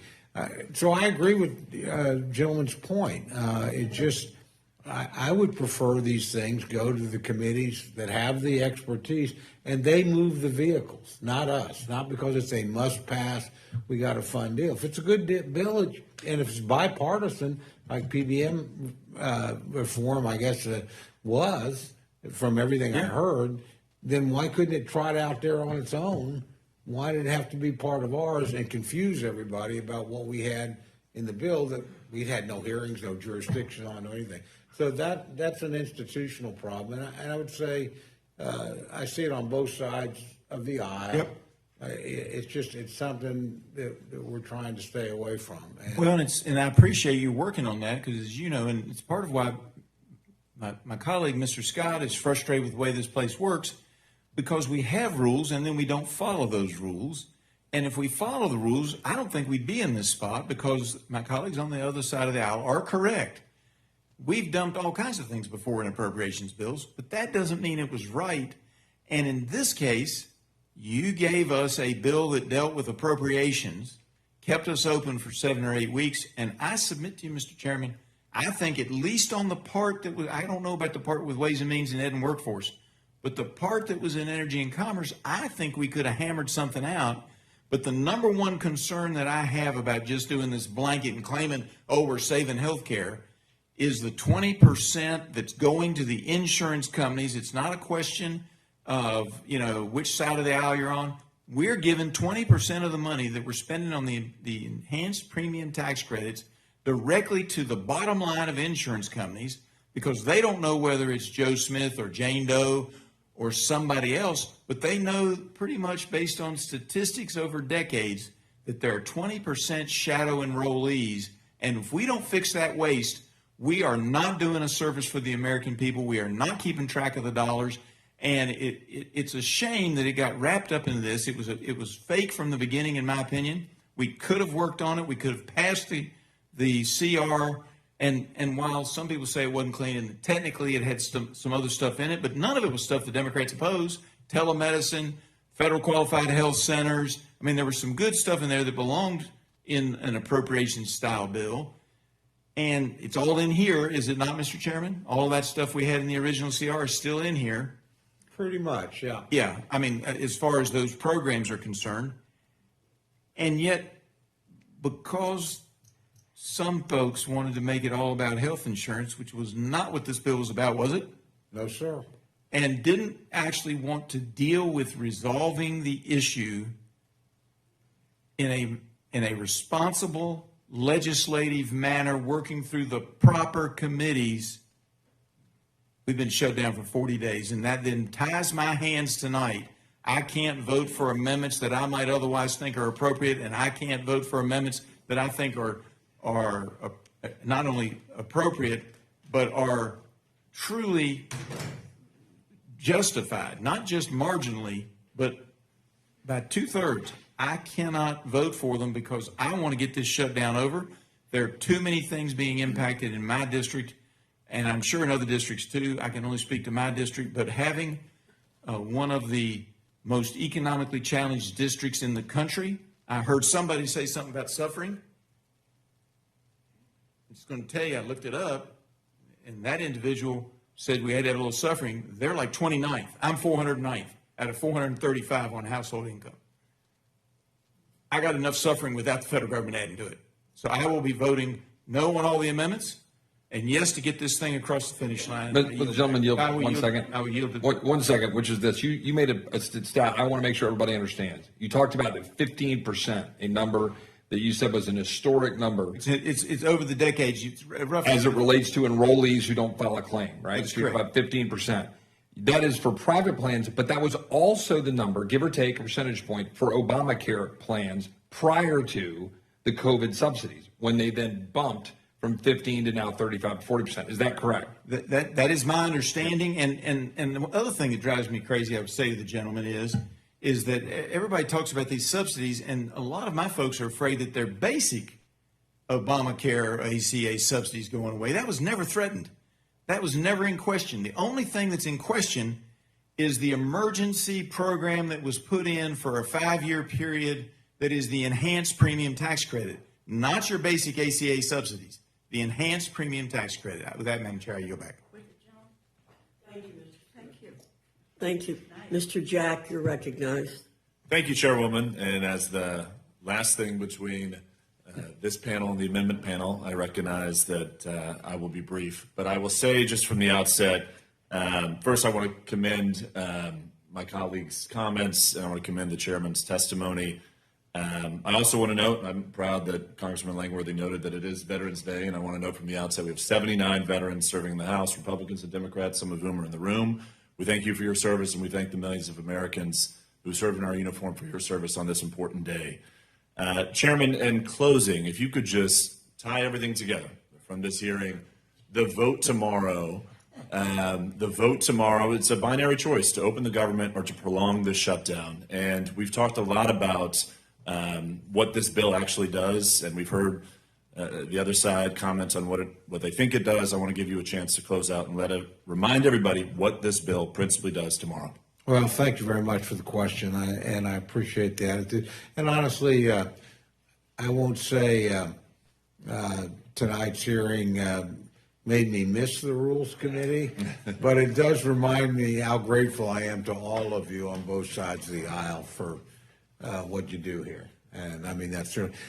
Look, I think it is a pretty simple choice tomorrow. There are parts of every bill that I don't like. If I got to write everything, and I love everything in it. And if I didn't have to get things through the Senate, I'd write. But basically, it's about reopening the government. We got 3 bills that we broadly agree on. We don't agree on every single thing in them. There's certainly some things, but they were negotiated out mostly by the subcommittee chairs and ranking members. There were relatively few issues that went up to us. They're all either flat spending or slightly reduced. Those are three good bills, and in those three areas, they'll protect us from disruption of service for SNAP and WIC. They'll take care of our military construction. They'll make sure that the Capitol Hill police and our staffs and people get paid through September 30th. So that's actually a good start on the appropriations process. The CR buys us back the time and then a little bit more that I would argue we've wasted in the last several weeks. Gives us to January 30th. We'll try and negotiate another package of bills, maybe 2 or 3 more. I mean, that's something the four corners have to get together and decide, but we're ready to negotiate on all 12 bills, with 3 across the floor, all of them out of committee. We literally, once they're out of committee, we can negotiate. We know we didn't write the final version in the deal, and if you look at our bills, they're a lot different than sometimes characterized in the press. We're not as far apart from the Democrats or from the Senate as you might think. So we'll try and get those things done. We've got some really important bills there. Defense and labor aid is probably the 2 most important to get done. But this will give us the time to do that. I would say we've gone through this process, in my opinion. Others would have a different, because we're trying to deal with things have been dumped into the appropriations process that have nothing to do with it. I mean, we do not decide Medicaid. That is not our business or our wheelhouse. We do not decide the subsidy issues. Like everybody here, if you're on the relevant committee, then you're hands-on, and the rest of us have a vote when you produce a product and we go to the floor. So I'm going to have a vote on those things. They're dealt with. But you shouldn't be holding up. Neither side should. Both sides have done this over the years. So it's not like anybody's got clean hands here. But we've seen this enough. It doesn't work. You don't hold up the funding for the government to achieve an unrelated objective. We tried to do it with the repeal of Obamacare. It crashed and burned. Now, we were smart enough to get out of it in 16 days. I didn't think anybody would ever be dumb enough to go beyond 16 days. We're at 42 now.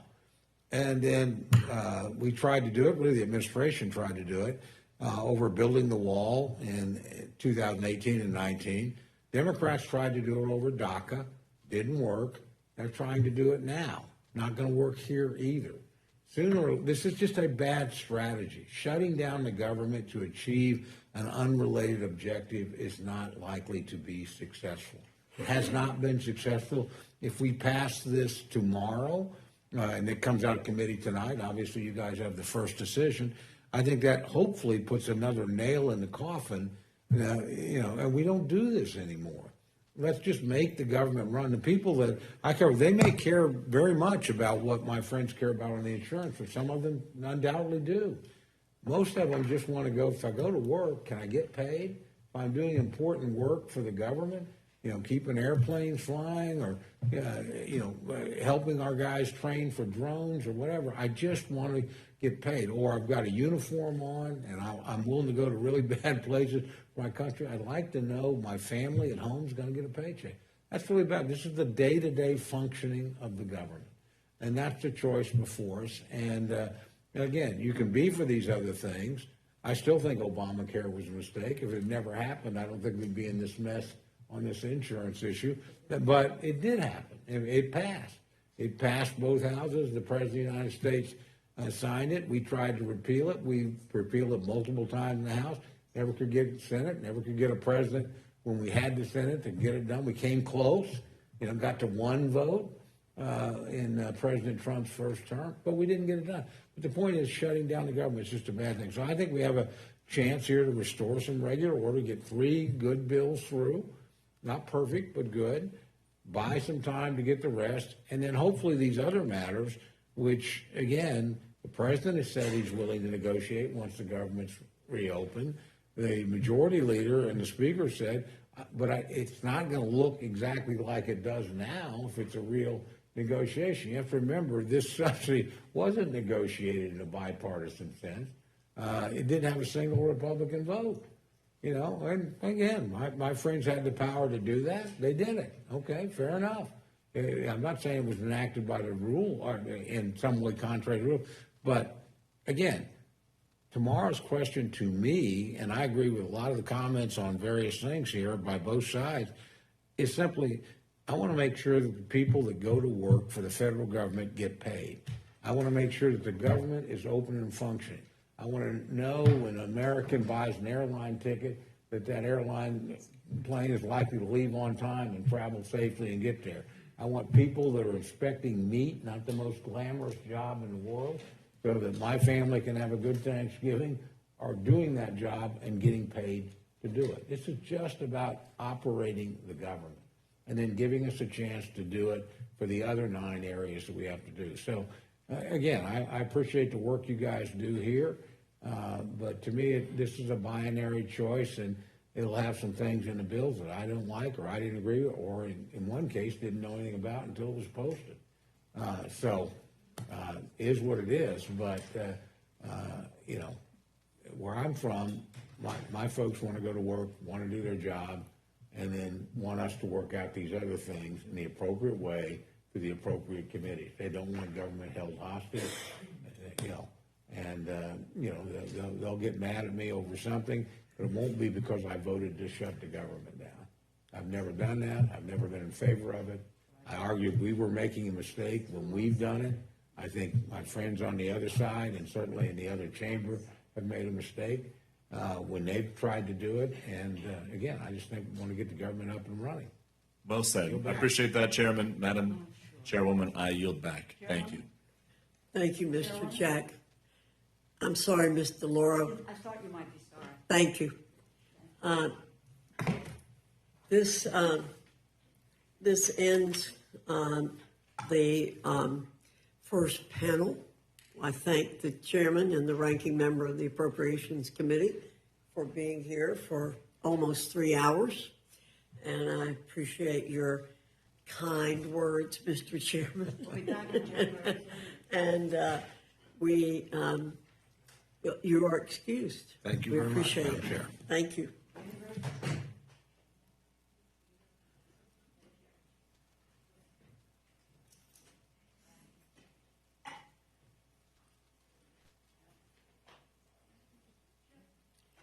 Leader Jeffries and Democratic Whip Clark, you're invited to the witness table.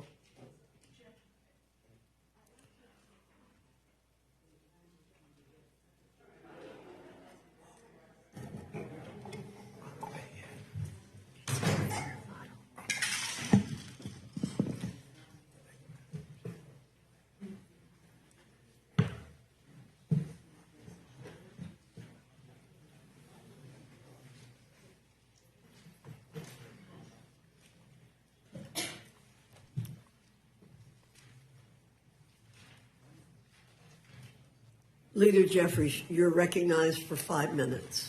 Thank you, Madam Chair. And thank you to our ranking member, Jim McGovern, for the opportunity to testify before the Rules Committee on behalf of an amendment that Whip Catherine Clark and I are introducing that would extend the Affordable Care Act tax credits for 3 years. Millions of working class Americans all across this country are struggling from the high cost of living that exists in the United States of America. This country is too expensive. Now, Donald Trump and Republicans promised all throughout 2024 that costs were going to go down on day one. But costs aren't going down for the American people under Republican complete control of government. Costs are going up. Housing costs up. Grocery costs up. Electricity bills through the roof. And now, because of the Republican refusal to extend the Affordable Care Act tax credits, tens of millions of Americans are about to experience dramatically increased premiums, copays, and deductibles. In some cases, everyday Americans, working class Americans, middle class Americans are going to see their premiums go up by $1,000 or $2,000 per month. We have an affordability crisis here in the United States of America. And Republicans continue to bury their heads in the sand. During the longest shutdown in American history, the Trump Republican shutdown, what we've seen repeatedly from our Republican colleagues who here in the House were on a taxpayer-funded vacation for more than 7 weeks, welcome back, is that Donald Trump has done everything but try to actually make life better for the American people. He somehow has found $40 billion to bail out his right-wing wannabe dictator buddy in Argentina, putting Argentina first, but not the American people first. And so Whip Clark and myself, on behalf of the House Democratic Caucus, believe that this amendment to extend the Affordable Care Act tax credits for tens of millions of hard-working American taxpayers is actually designed to put the American people first. And we're hopeful that our Republican colleagues will join us and abandon the reckless policies that you all have pursued in creating this Republican healthcare crisis, including but not limited to what Republicans did in your one big ugly bill, largest cut to Medicaid in American history, ripping health insurance away from at least 14 million people.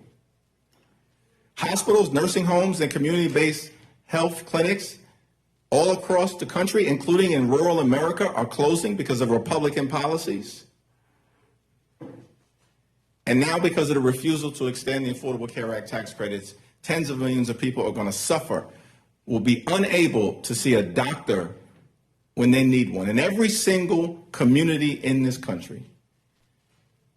And so we respectfully urge all of our colleagues to support this amendment to extend the Affordable Care Act tax credits and support the American people. Thank you, Madam Chair. Thank you, Mr. Jeffries. Ms. Clark, you're recognized. Thank you, Madam Chair, Ranking Member McGovern, members of the committee. Thank you for having us. I am proud to co-sponsor Leader Jeffries' amendment and to be here in support of this urgent lifeline for the American people. To my Republican colleagues, welcome back.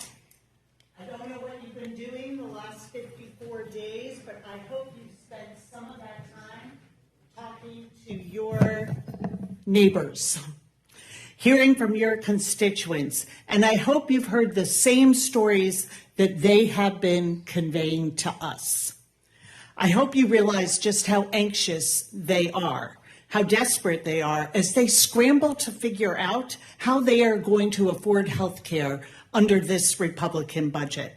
And I hope you got a chance to hear from the people who traveled to the United States Capitol trying to secure meetings with their Republican members of Congress. Americans like the farmer I met, Ann, from Minnesota. She's a soybean farmer, already suffering from the market disaster caused by Republican tariffs. Then she found out her local hospital was closing because of the Medicaid cuts in your budget. And now you're going after her ACA coverage. And by the way, 1 in 4 out of our farmers get their health care coverage through the ACA. You have sent her premiums skyrocketing, and I have heard this same story from small business owners, from gig workers, from parents, from people who live in your states. So what are we doing here today? You've already voted to dismantle Medicaid, the largest healthcare program in America, a program that covers 40% of all births in this country, 40% of children in this country, 40% of disabled people in this country. But you couldn't leave it there. Now you're going after the millions of families who get their coverage under the Affordable Care Act. And let's be clear about what that actually means, specifically to your own constituents. Let's take a couple making $88,000 a year. In each of your districts, that couple currently pays for Silver Plan $623 a month. It is by no means cheap. But here's what that couple will pay in 2026 if you vote yes on this budget. In Pendleton, New York, this couple will go from paying $623 to $1,160 per month. In Tifton, Georgia, they will pay $2,134 a month. In Greensboro, North Carolina, they will pay $2,300. In Rock Hill, South Carolina, they will pay $2,600. And in Fredericksburg, Texas, this middle-class couple will pay $3,000 every single month to get themselves some halfway decent health insurance. This budget will raise costs on people who voted for Donald Trump, people who believed him, who believed they're Republican members of Congress when they promised to lower their cost of living. And instead, they're being asked to spend up to $3,000 a month for ACA coverage. That's $36,000 a year before their deductible, before their copays. What a betrayal of a straightforward promise. But this is not a given. This does not have to happen to the American people. This is a choice. Democrats have been presenting off-ramps all year. We've been giving you a chance to reverse course day after day. Well, here's another. Here's another chance to do right by the people you represent, who believe in you and voted for you. I urge you, for the sake of the American people, to make Leader Jeffries' amendment extending the ACA tax credit for 3 years in order and bring it to the House floor for a vote. Thank you. Thank you. I'm going to defer my questions until the end when I see how many things need to be corrected that are being said. Mr. McGovern, I recognize. Well, I need to correct the record for some things that have been said, Madam Chair, with all due respect.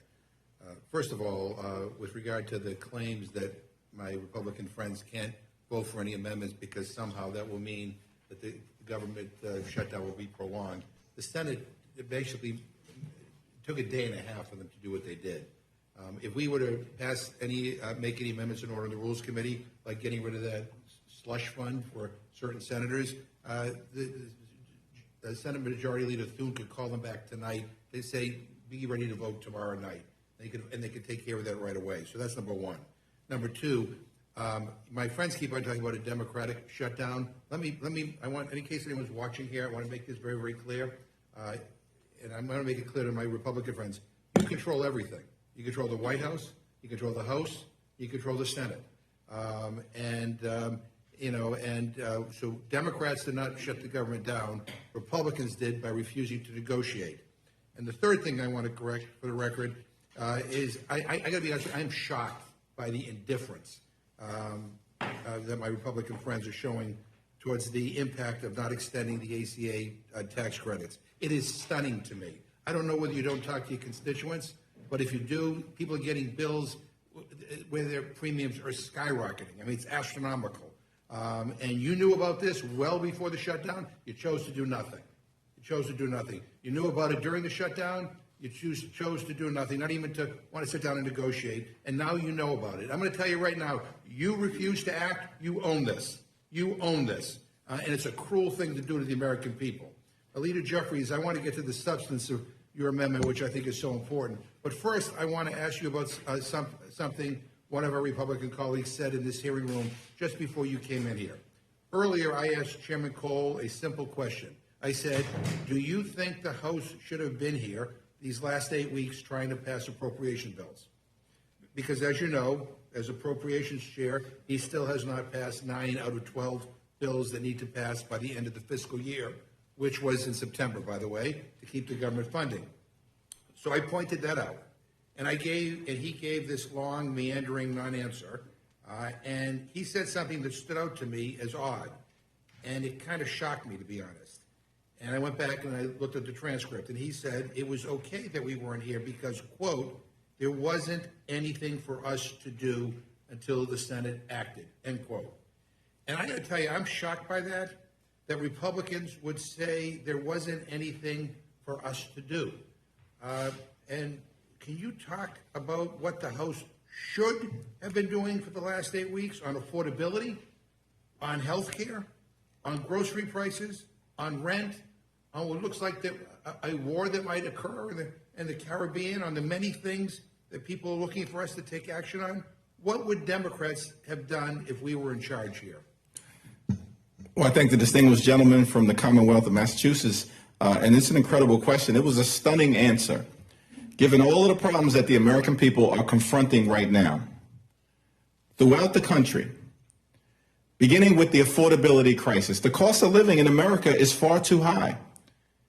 The American people throughout the country just made that clear last Tuesday across the country that they want to see action.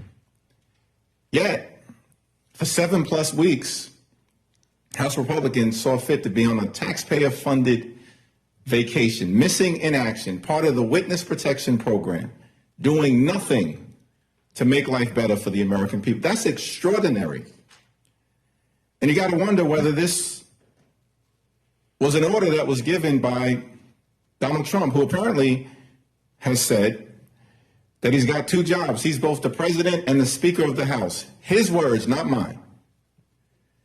Donald Trump apparently doesn't believe that there's an affordability crisis. Said it himself. There is no affordability crisis in the United States of America. That's what Donald Trump, top Republican in this country, says. So I guess it's no small wonder that the Republican chairman of the Appropriations Committee would say that there's nothing to do. Because Republicans apparently don't think that there are problems in this country that should be dealt with, such that the House of Representatives should be in session. But as Democrats, our view is that we've got to lower the high cost of living. We've got to make life more affordable for everyday Americans who are suffering under crushing Republican policies. Costs haven't gone down. That was the day one promise. Costs have gone up. Inflation going in the wrong direction.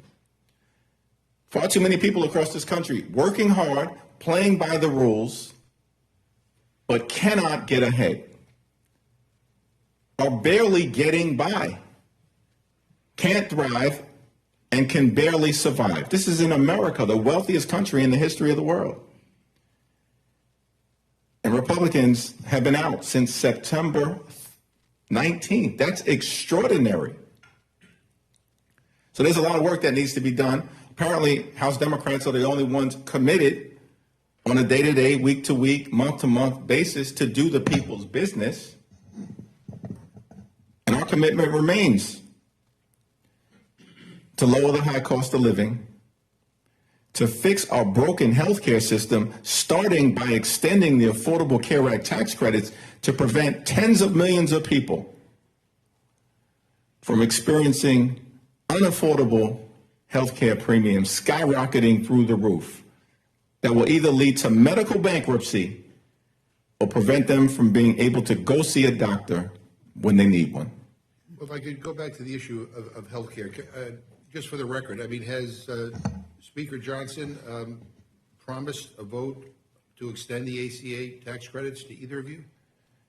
It's extraordinary that he hasn't indicated that there will be a vote one way or the other to address the Republican health care crisis. Now, our colleague from the great state of Georgia, Marjorie Taylor Greene, found it laughable that there's a Republican health care plan. She said she couldn't find it.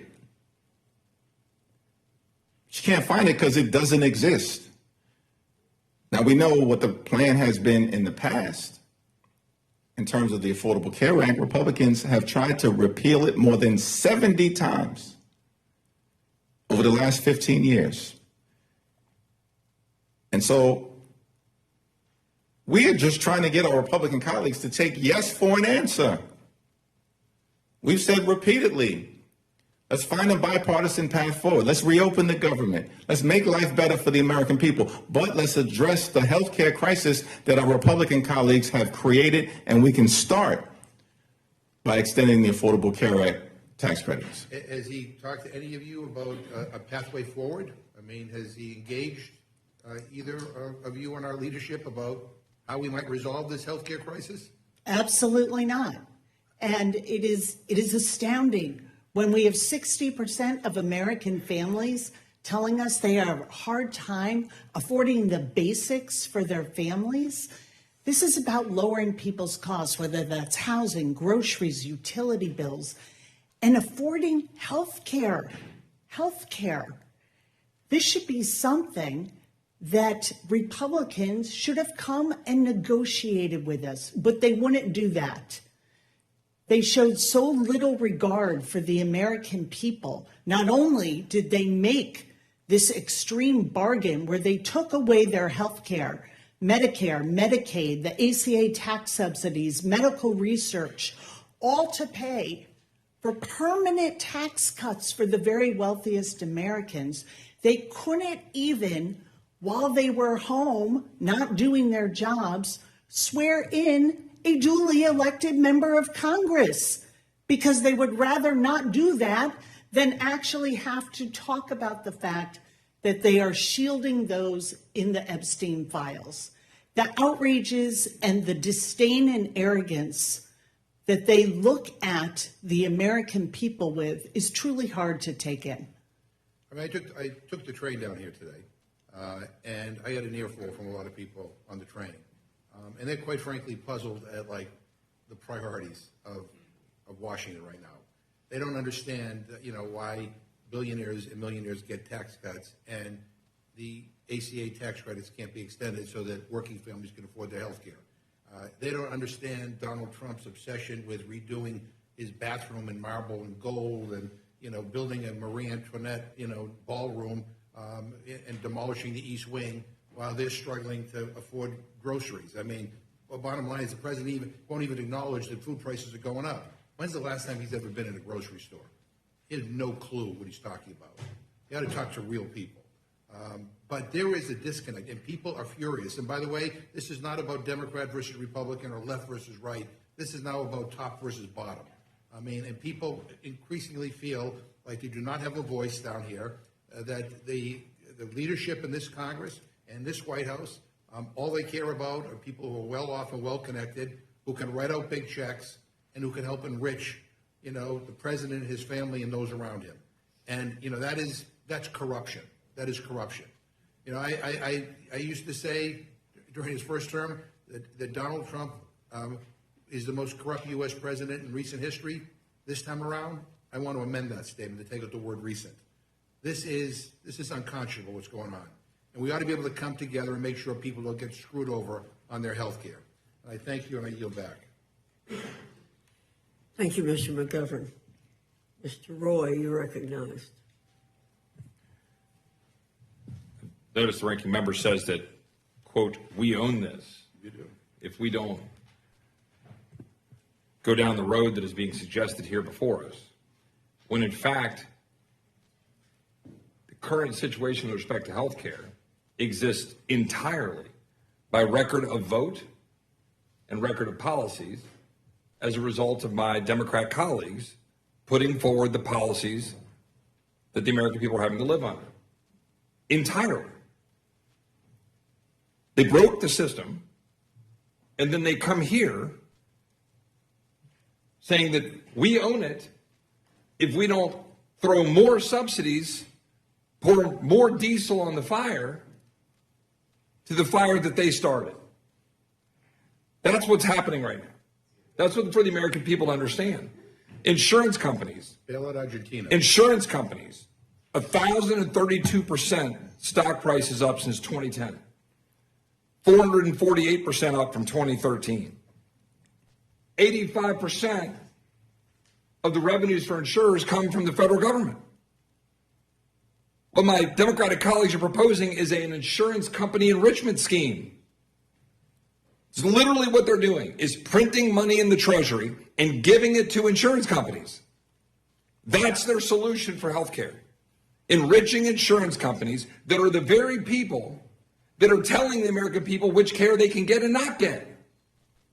There's no chance for an American to go to the doctor of his or her choice. There's no chance for them to go get care. There was no chance for my constituent who lives near Fredericksburg, Texas, to go to MD Anderson to get care because she's on Obamacare, which can't go to MD Anderson. And if the cancer that I had when I went to MD Anderson came back and I'm on Obamacare as a member of Congress, I couldn't go to MD Anderson because of the situation that my Democratic colleagues have put the American people in. Going around and preening that you're somehow caring for people more by giving them coverage for care that doesn't actually provide them care. While insurance companies get rich. $35 billion in subsidies in 2024 for people who didn't even use their plan. It's absolutely unconscionable. That is right. That is the correct word. It is unconscionable what we have done to the healthcare system, destroying it for the American people so that they can't get the care of their choice. That's what's happened. And now you hold the government hostage for 45 days and then try to come lecture Republicans about it when you've been holding the American people hostage to a broken healthcare system for 15 years. That's what's been going on.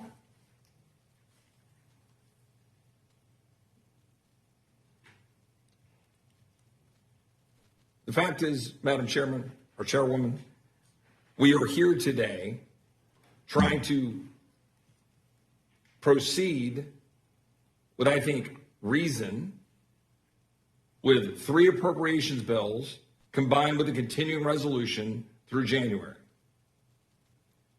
After having tried with reason to fund the government through November 20th so that we could continue the debate on the various issues in question. But our Democrat colleagues refused to do it. And so now we've got the opportunity in front of us to extend fund government at current levels, roughly flat, trying to stave off the inflation that is the direct consequence of the massive amount of government funding that has been going on by both sides of the aisle, but heavily being promoted from my colleagues here on the other side of the aisle, who want us to throw another $1.5 trillion at it. That's literally what they were saying. It's not a solution. That's just printing more money while trying to go run campaign ads while you shut the government down for very clearly and obviously political purposes. I yield back, Madam Chairman. Madam Chair, I wish the gentleman had that passion condemning the $40 billion bailout of Argentina, the right-wing cuckoo clock in Argentina. I wish he had the passion to condemn that. Mr. McGovern and Ms. Scanlon, you're recognized. Thank you.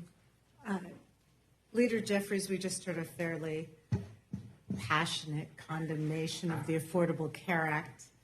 You've been here a little longer than I have.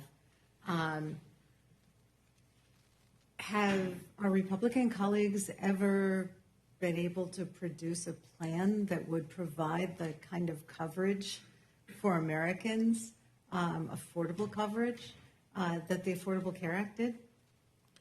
You know, it's very interesting that my colleague from Texas wanted to sit there and lecture both Catherine Clark and I, but couldn't see fit to ask us a single question, engage in a debate. Where y'all been, bro? You've been out for 7 weeks. You don't have the time to have a back and forth? We hear you rant for a few minutes, basically threaten to repeal the Affordable Care Act and then don't want to defend that position? You should feel free to defend that position. You've done it 70 times. And if you think that's on the right side of the American people, then fine. That's your plan. Repeal and displace tens of millions of people. That's the Republican plan. And what I don't understand is why my colleague cut and run. I'm sitting right here. Catherine Clark is right here. Hopefully, Madam Chair, we can have a back and forth as opposed to just being lectured to. by our Republican colleagues. But I thank the distinguished gentlelady from the Commonwealth of Pennsylvania, who, by the way, another decisive win for the American people in Pennsylvania. Last Tuesday, it was extraordinary rebuke of the extremism that we've seen from our Republican colleagues and the absence of any plan to make life better for everyday Americans. I appreciate that, and I appreciate your prior remarks regarding what we could have been doing in the House over the last few months. I mean, the Senate's taken some votes on tariffs. Maybe we could have done something with respect to tariffs here. Except I think we have a rule that would prevent us from doing votes on tariffs. Yeah, I thank the gentlelady for raising the tariff issue, because there's so many parts of the parade of horribles that Republicans have unleashed on everyday Americans that I neglected to actually mention the tariffs. The Trump tariffs are causing costs on everyday Americans to increase by thousands of dollars per year. This is an affirmative effort to make life more expensive for the American people. My colleague from Texas, before he cut and run, he also said that, we have a fiscally irresponsible situation in this country, and that because Democrats want to extend the Affordable Care Act tax credits for everyday Americans, working class Americans, and middle class Americans, somehow that's problematic. You know what's problematic? The fact that Republicans, with the one big ugly bill, enacted the largest cut to Medicaid in American history, ripped health care away from millions of folks. In that same piece of legislation, cut $186 billion from SNAP, the largest cut to nutritional assistance in American history, literally stole food from the mouths of hungry children, seniors, and veterans. And all of that was done to enact massive permanent tax breaks for GOP billionaire donors. And in the process, as if that wasn't bad enough, skyrocketed the debt by trillions of dollars more per year, saddling our children and our grandchildren, and making it more complicated for them to experience the American dream in their future. So we are not going to be lectured by anyone on the other side of the aisle about fiscal responsibility when the bill that you just passed, jammed down the throats of the American people in a partisan way because Donald Trump ordered you to do it, is the most fiscally irresponsible piece of legislation ever in this country's history. Thank you. Whip Clerk, like you, when I've been in the district and not in D.C. at the hearings we've been having here, I've been meeting with constituents. Last week, I had an open house and a lunch for our federal workers. It was really interesting because I had 3 federal workers drive over an hour to my district from one of our Republican colleagues' districts because they'd been unable to have any kind of dialogue with him. I came into Congress during the first Trump shutdown, and what has been so remarkable this time around is hearing federal workers saying, yes, this is painful, but what is happening to our federal workforce, the cuts that are happening, the pain that is being inflicted on the workforce is so bad that we need you to hold out.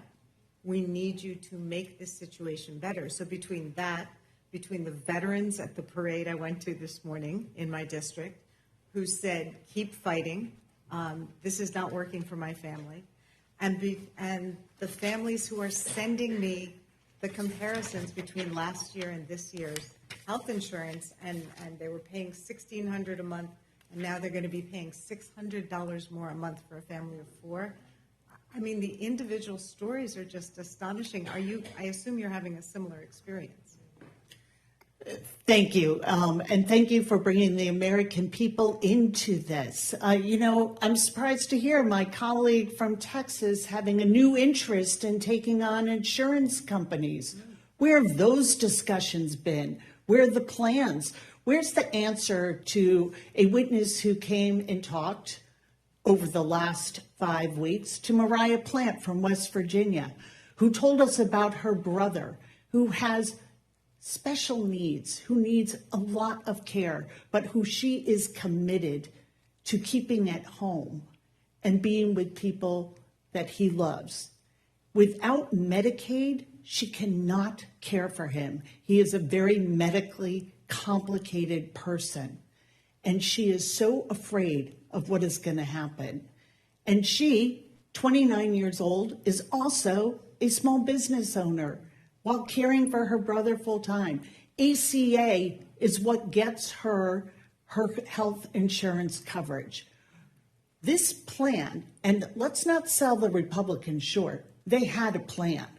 Their plan was to come in, take $1 trillion out of Medicaid, trigger a $500 billion cut to Medicare, take away the ACA tax subsidies, and then cut medical research. So while we take it away from people in the immediate and now, we are also saying to the future, good luck.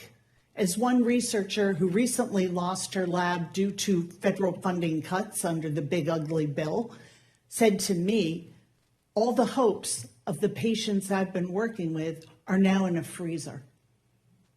Now in a freezer. She said, I'll be okay. I'll be able to relocate, probably to Europe, to be able to continue her research. But that plan that they have is to take all of that funding and give it to the very wealthiest Americans in a permanent tax break. And they couldn't wait to get us back here. We had to come back on July 3rd to make sure that we did that in time.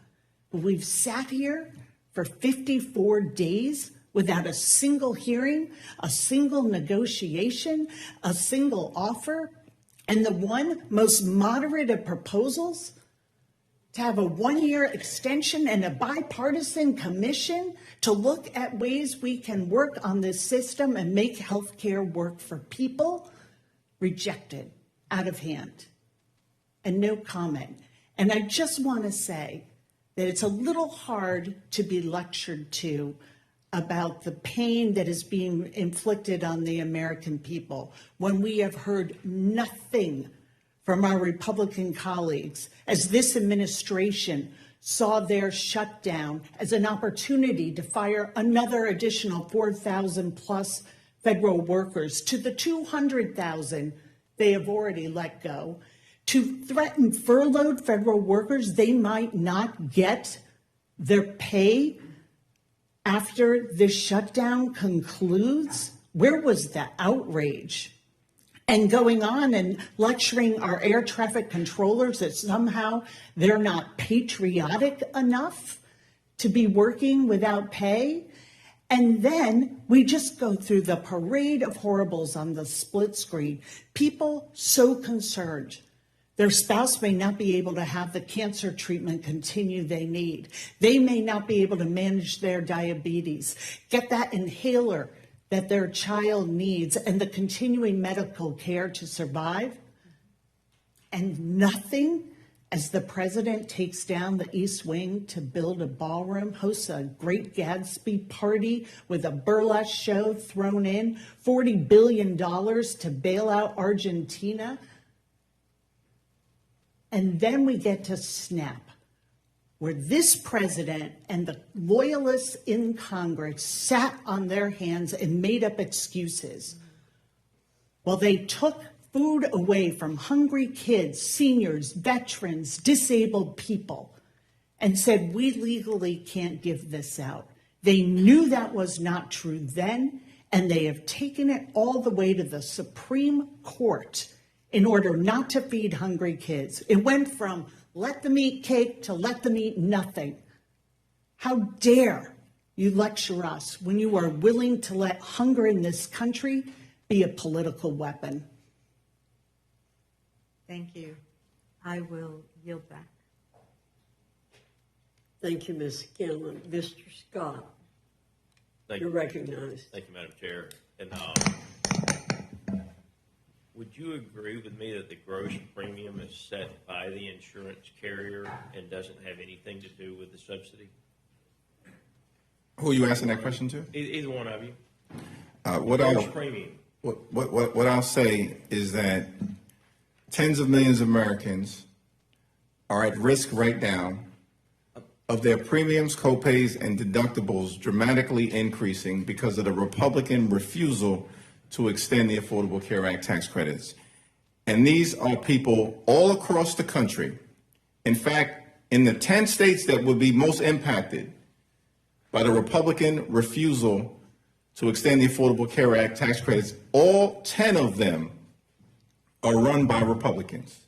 Mr. Jeffries, if I may, we're talking about West Virginia. I'm gonna reclaim my time. I wasn't trying to be smart with the question. I'm gonna just read from KFF, which I think most of us who study healthcare use KFF. And by the way, I was an insurance broker for 20 years. I got 4 professional designations in employee benefits. I don't have them anymore, but I had them when I was in business. And my degree is actually risk management and insurance. My father was a surgeon, so I actually saw all sides of it, and I live in rural America. And if you want to talk about rural health care, one of the key issues that we could fix is there are 425 hospitals in urban areas today that claim rural status. So when we put money out there for rural hospitals, the urban hospitals step in and they take that money. In 2017, there were 3. Today, there are 425. So there's a lot of gamesmanship in the system. But according to KFF, and we can get rid of PBMs, there are a lot of things. There's a lot of agreement on how to reduce the cost of health care that I'm baffled that 90% of the members of Congress would get rid of PBMs, and yet we can't get that passed and signed into law. But the gross premium, just for the American citizens watching, and I wasn't trying to ask a trick question, Mr. Jeffries, the gross premium is going up 26%. That is what the insurance companies on average are raising their premiums from 2025 to 2026. Now, certainly if the subsidies go away, you're going to see a bigger share of the premium. But the American citizens that are covered under the Affordable Care Act aren't paying the gross premium. They're paying the gross premium minus the subsidy. So there's, I mean, if we're honest, the biggest part of the rate increase is coming from the insurance companies going up 26%. Their costs didn't go up 26%. I don't want to get into a debate. I wasn't trying to be smart. I'm just telling you, if you want solutions, there's solutions, but the solution comes in two areas. One, dropping the cost of health care in the country by getting the middlemen like PBMs out. 2 is you got to put competition back into the insurance industry, which means you're going to have to allow some smaller companies in that aren't big enough to do business nationwide. And you're going to have to give the American consumer the option to change plans and not be stuck with the plan they buy January 1. The thing I've never understood about what y'all did when y'all wrote the Affordable Care Act is when you buy your contract January 1, if it doesn't work for you, you got to stick with it for another 12 months. I mean, you should have any system that's going to work will have more insurance carriers with more competition and portability for the consumer so that they can move from carrier to carrier. We did it with no loss, no gain in the mid-90s. No loss, no gain was the provisions that we put in so that we stopped the carriers from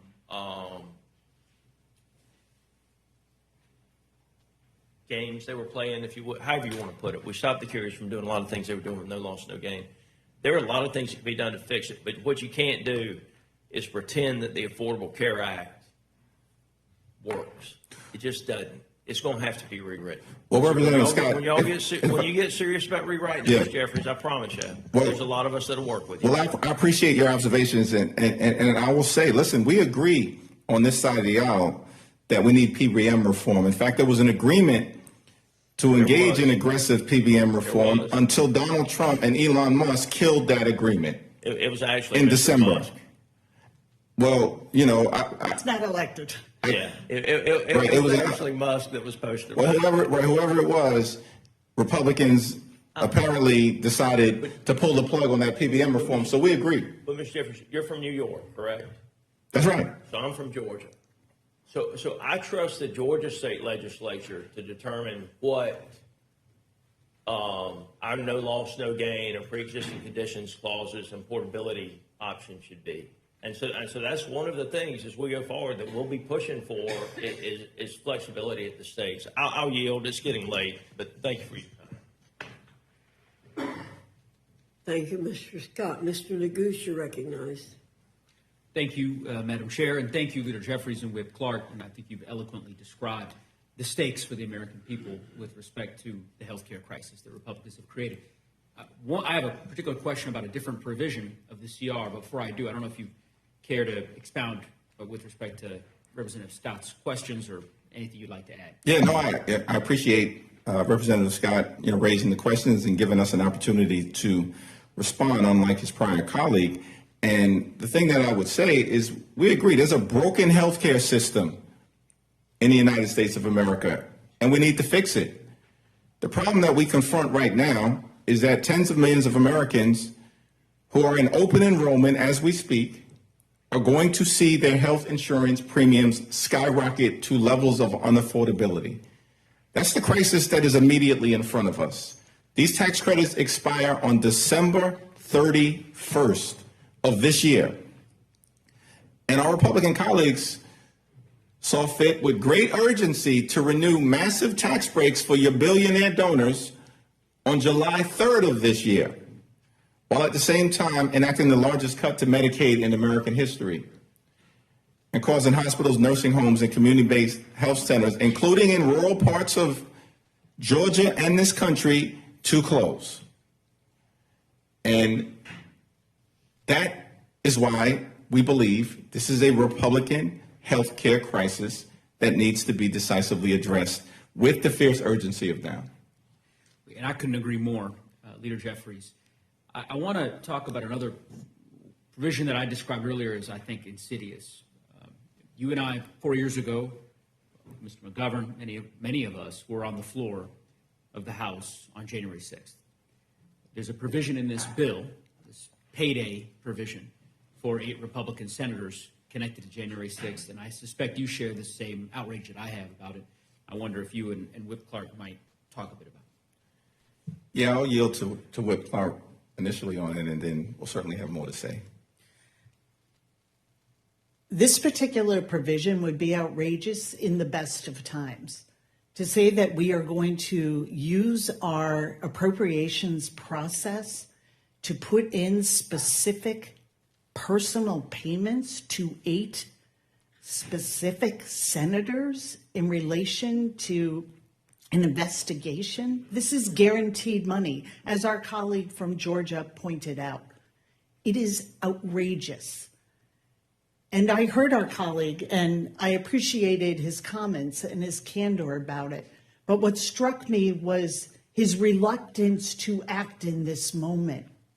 This is exactly the moment where we are not Democrats or Republicans, we're Americans who have identified something wrong, a payout in a bill when Americans are waving their hands and saying, we're not making it in this economy. We're not making it in this system. We have to hold ourselves accountable.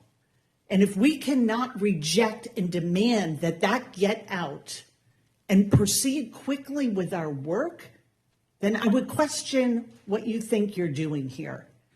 I don't think we have heard a single person try and muster any defense of this payout that was snuck into this bill. And the fact that at minimum we're going to pay U.S. sitting senators $8 million while we dismantle health care for people, while they can't afford to buy meat and coffee and groceries, they can't afford their electric bills. I mean, what are we doing? What are we doing? We have to be able to say no to this. This is blatant corruption and payouts that were snuck in, and we have to do this now.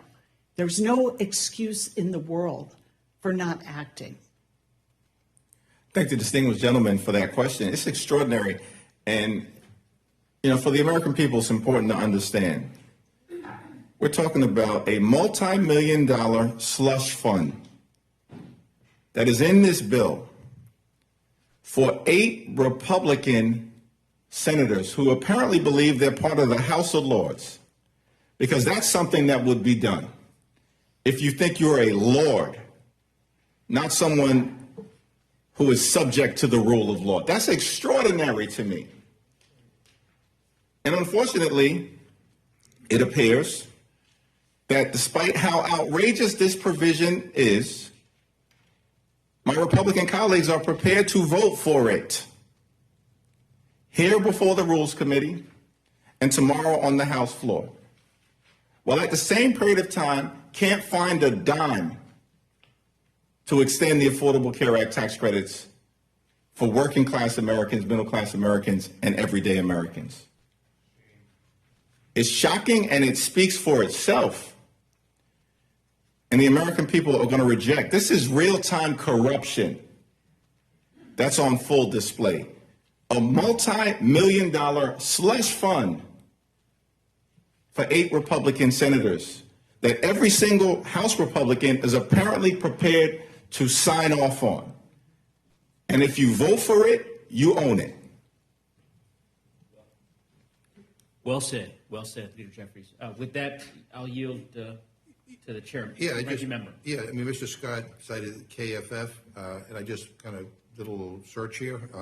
He cited KFF as saying that there is a 26% increase in premiums. I just want to share what KFF said as to why rates are going up, and let me quote them. The amount insurers charge for ACA marketplace premiums is rising for several reasons, including but not limited to increasing hospital costs, the rising popularity of expensive GLP-1 drugs like Ozempic, and the threat of tariffs. These factors are similarly cited by insurers selling employer coverage. However, an additional factor driving up the amount insurers charge for ACA marketplace premiums is the expected expiration of the enhanced premium tax credit, end quote. I thank the gentleman. I yield back, Mr. Chair. Gentleman yields back, and I now recognize myself for my time of questioning. I would refer everybody to my prior comments. We have to get the government back open. There are things that are not ideal in this bill. There are things that are highly suspect that were put in by the Senate.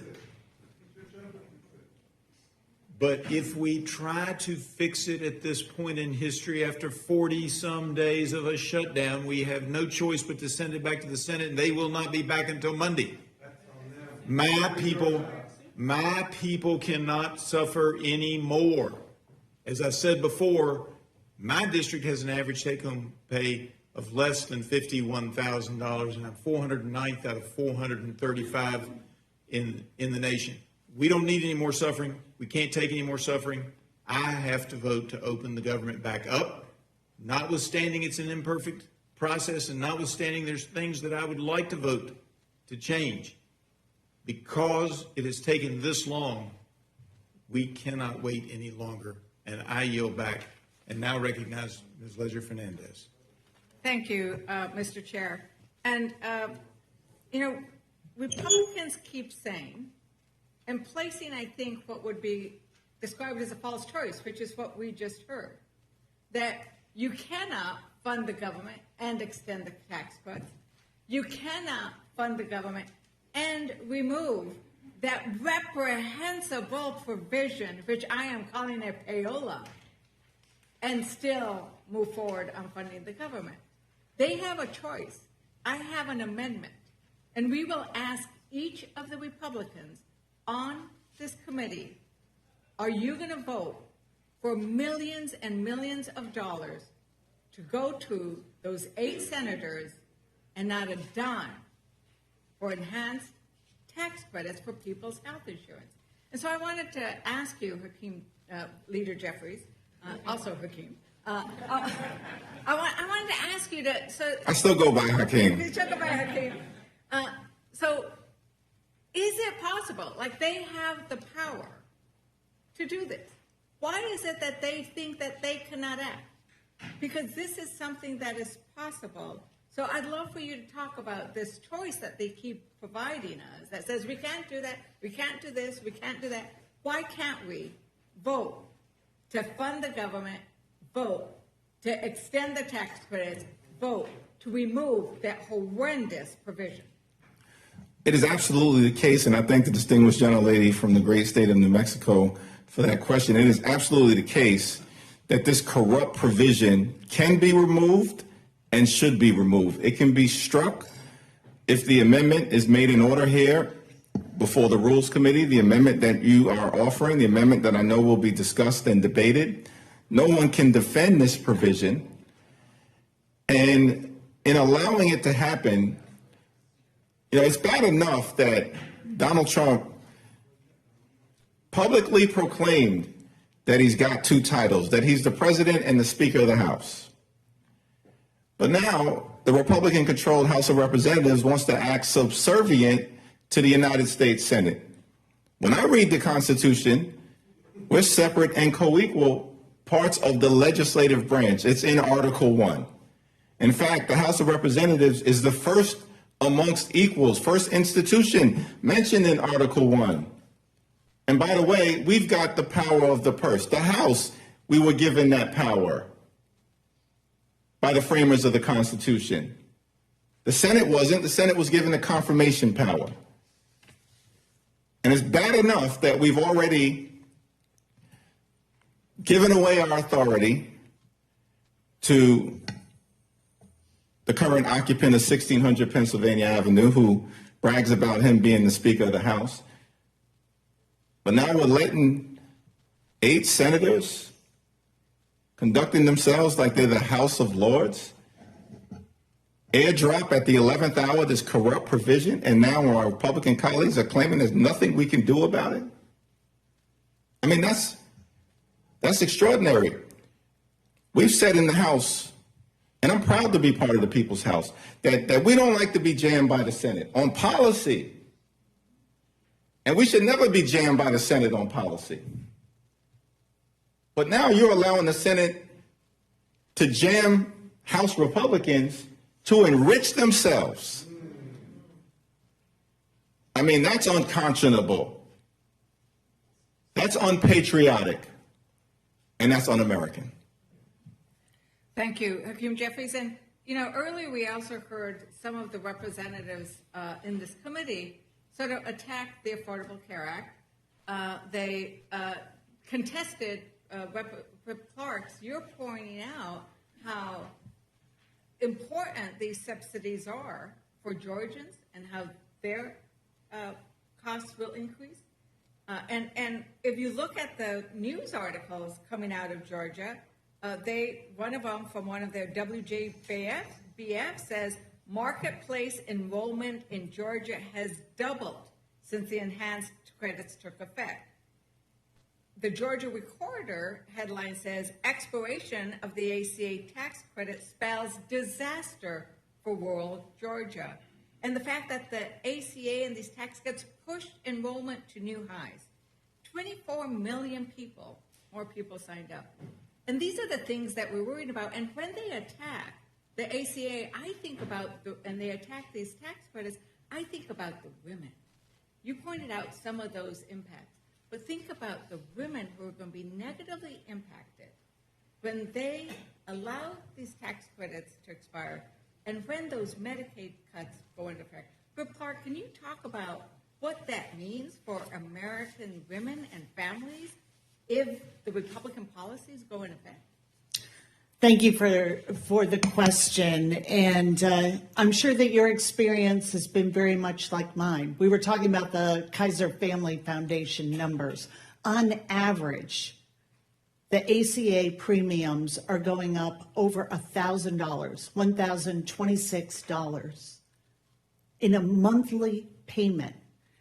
And you think about the mom that I met at a food bank just a few days ago, and she had really narrowed what she was eating to a few crackers a day because she wanted to make sure that her children, when she was unsure that that SNAP benefit was coming, and she's already working 2 jobs as a single mom to keep food on her table, to keep the lights on, to try and keep a shelter, and trying to hide all of this from her kids so they can go to school and learn and not be anxious.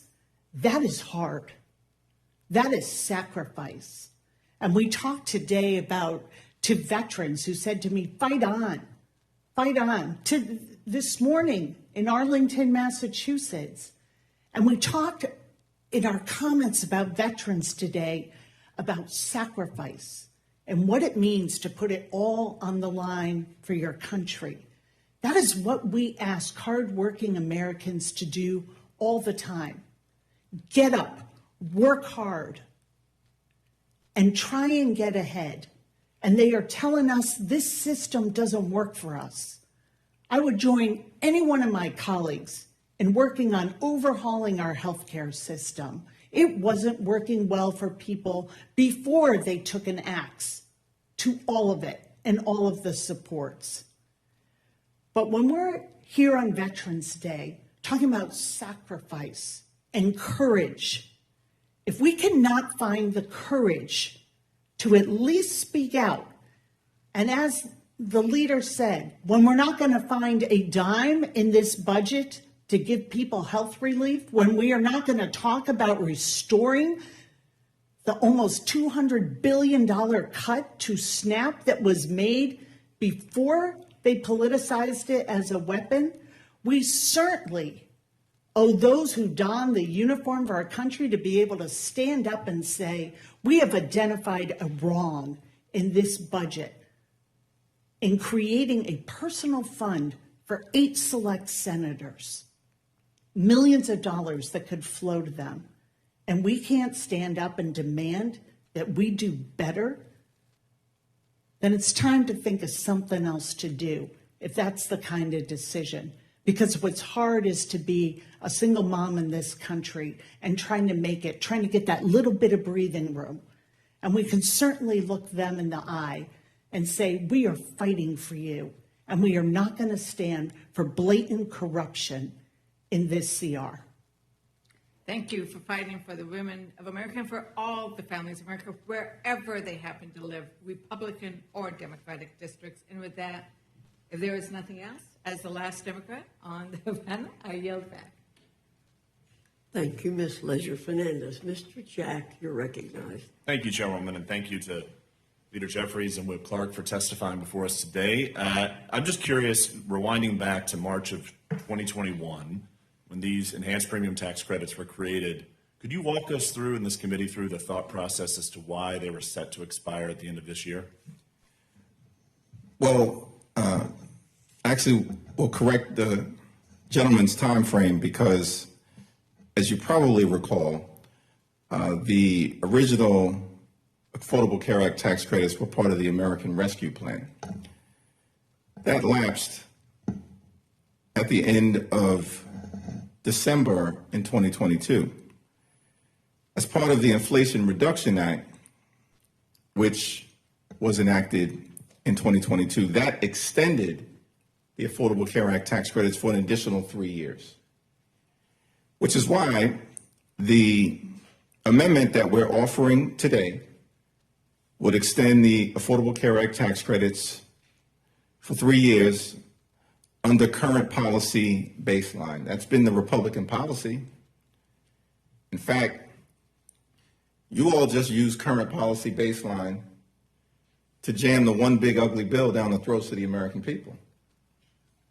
Current policy baseline where you ripped Medicaid away from 14 million Americans. Current policy baseline where you enacted the largest cut to SNAP in American history. And most egregiously, current policy baseline as part of your one big ugly bill to provide massive tax breaks for your billionaire donors. And you made it permanent. And now, what we've seen over the last several weeks is the Republican refusal to even extend the Affordable Care Act tax credits for working class Americans for a year. So that's why we're in the situation that we're in. And Republicans continue to refuse to take yes for an answer. We're trying to help you help your own folks, because the states that will be most impacted if the Affordable Care Act tax credits expire: West Virginia, Wyoming, Alaska, Mississippi, Tennessee, Texas, Alabama, South Carolina, North Dakota, and South Dakota. Those are the top 10 states impacted if the Affordable Care Act tax credits expire. So this is not a partisan issue for us as House Democrats. It's a patriotic issue because we're fighting to protect the health care of everyday Americans, whether you're a Republican, a Democrat, or an independent. You're a hardworking American taxpayer, and you can't afford to have your health insurance premiums skyrocket by thousands of dollars a year. Thank you for that. And a question I have, you mentioned things should be bipartisan issues. I'm curious, this bill before us is a bipartisan bill. 8 Democrat senators crossed the aisle to send it over to the House. I'm curious, what's your message to those 8 Democrat senators who bravely crossed the aisle to send this bill to us? Our message, our fight right now is that there are at least 25 different House Republicans, because we're in the House of Representatives right now, 25 House Republicans who in different ways have said, yeah, we need to extend the Affordable Care Act tax credits. And now is the opportunity for members of the House Republican Conference to actually mean what they say. And we're giving them this opportunity. If you make this amendment in order, let's debate it on the House floor. My friends on the other side of the aisle have been literally gone for 7+ weeks. We should have ample opportunity, and I appreciate, Madam Chair, you giving us the opportunity to testify here today. The distinguished gentle lady from the great state of North Carolina by way of Brooklyn, the Bronx. Manhattan. In there. We get them all in. But let's debate these issues. We've been saying it. Week after week after week, we'll find a bipartisan path forward. Let's reopen the government, but let's do it in a way that addresses decisively the Republican health care crisis. Thank you. I'll yield to my colleague and friend, Mr. Roy, before I yield back to the chair. I'll take my friend from Georgia. I know I had to step out on children a little bit ago, so I stepped out and the names of those a couple times. That's fine. We did that right here in response to the statements. I just wanted to stipulate the record a couple things. One, I wanted to ask consent to enter the record the editorial board of the Washington Post, November 1st, 2025, entitled "The Affordability of Obamacare Comes Home to Roost," subtitled "ACA Subsidies Are a Band-Aid for a Fundamentally Broken Healthcare System," in which they go through an outline. This is an editorial board that Without objection. Thank you. Madam Chairman, that had commented that the Affordable Care Act has been anything but affordable. And in going through the analysis in this editorial, I won't go through the whole thing here for the sake of time, but it's making the case for how we got here and walking through the whole process in terms of the mandate and then in terms of sort of a backdoor into it through the subsidies with the 400% POP, which we've already talked about earlier. We then went from the 15% rate, which is historic for private plans and was true for Obamacare, and now we're at a 35 to 40% rate in terms of these plans that were not being used, yet massively subsidized. So as the editorial points out, the late economist Milton Friedman has said nothing is as permanent as a temporary government program. And that's what I think needs to be stipulated here, is that this was put forward as a temporary program during COVID and is being asked to be extended to do the work of trying to basically put a Band-Aid on it, to use the Washington Post terms.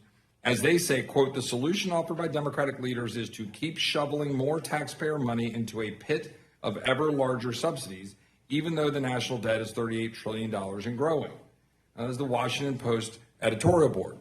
And I would just close by saying we have significant solutions to healthcare that we have been putting forward and proposing, from any number of possibilities involving expansion of health savings accounts, direct primary care. We have provisions of direct primary care that we put in the big beautiful bill, which I believe will have serious benefits, being able to use insurance for direct primary care. I've got direct primary care doctors throughout my district, which are helping people, helping musicians, helping people that can't get access to doctors through their insurance companies, the ability to be able to have greater transparency and be able to go to places like the Surgery Center of Oklahoma, where you get a $14,000 knee replacement instead of $65,000 through the insurance plans, being able to have expansive use of things like MediShare and health sharing ministries that allow people to defray costs. We've got lots of people coming up with creative solutions to be able to afford health care, because right now they're denied the ability to afford health care because we broke the system after World War II,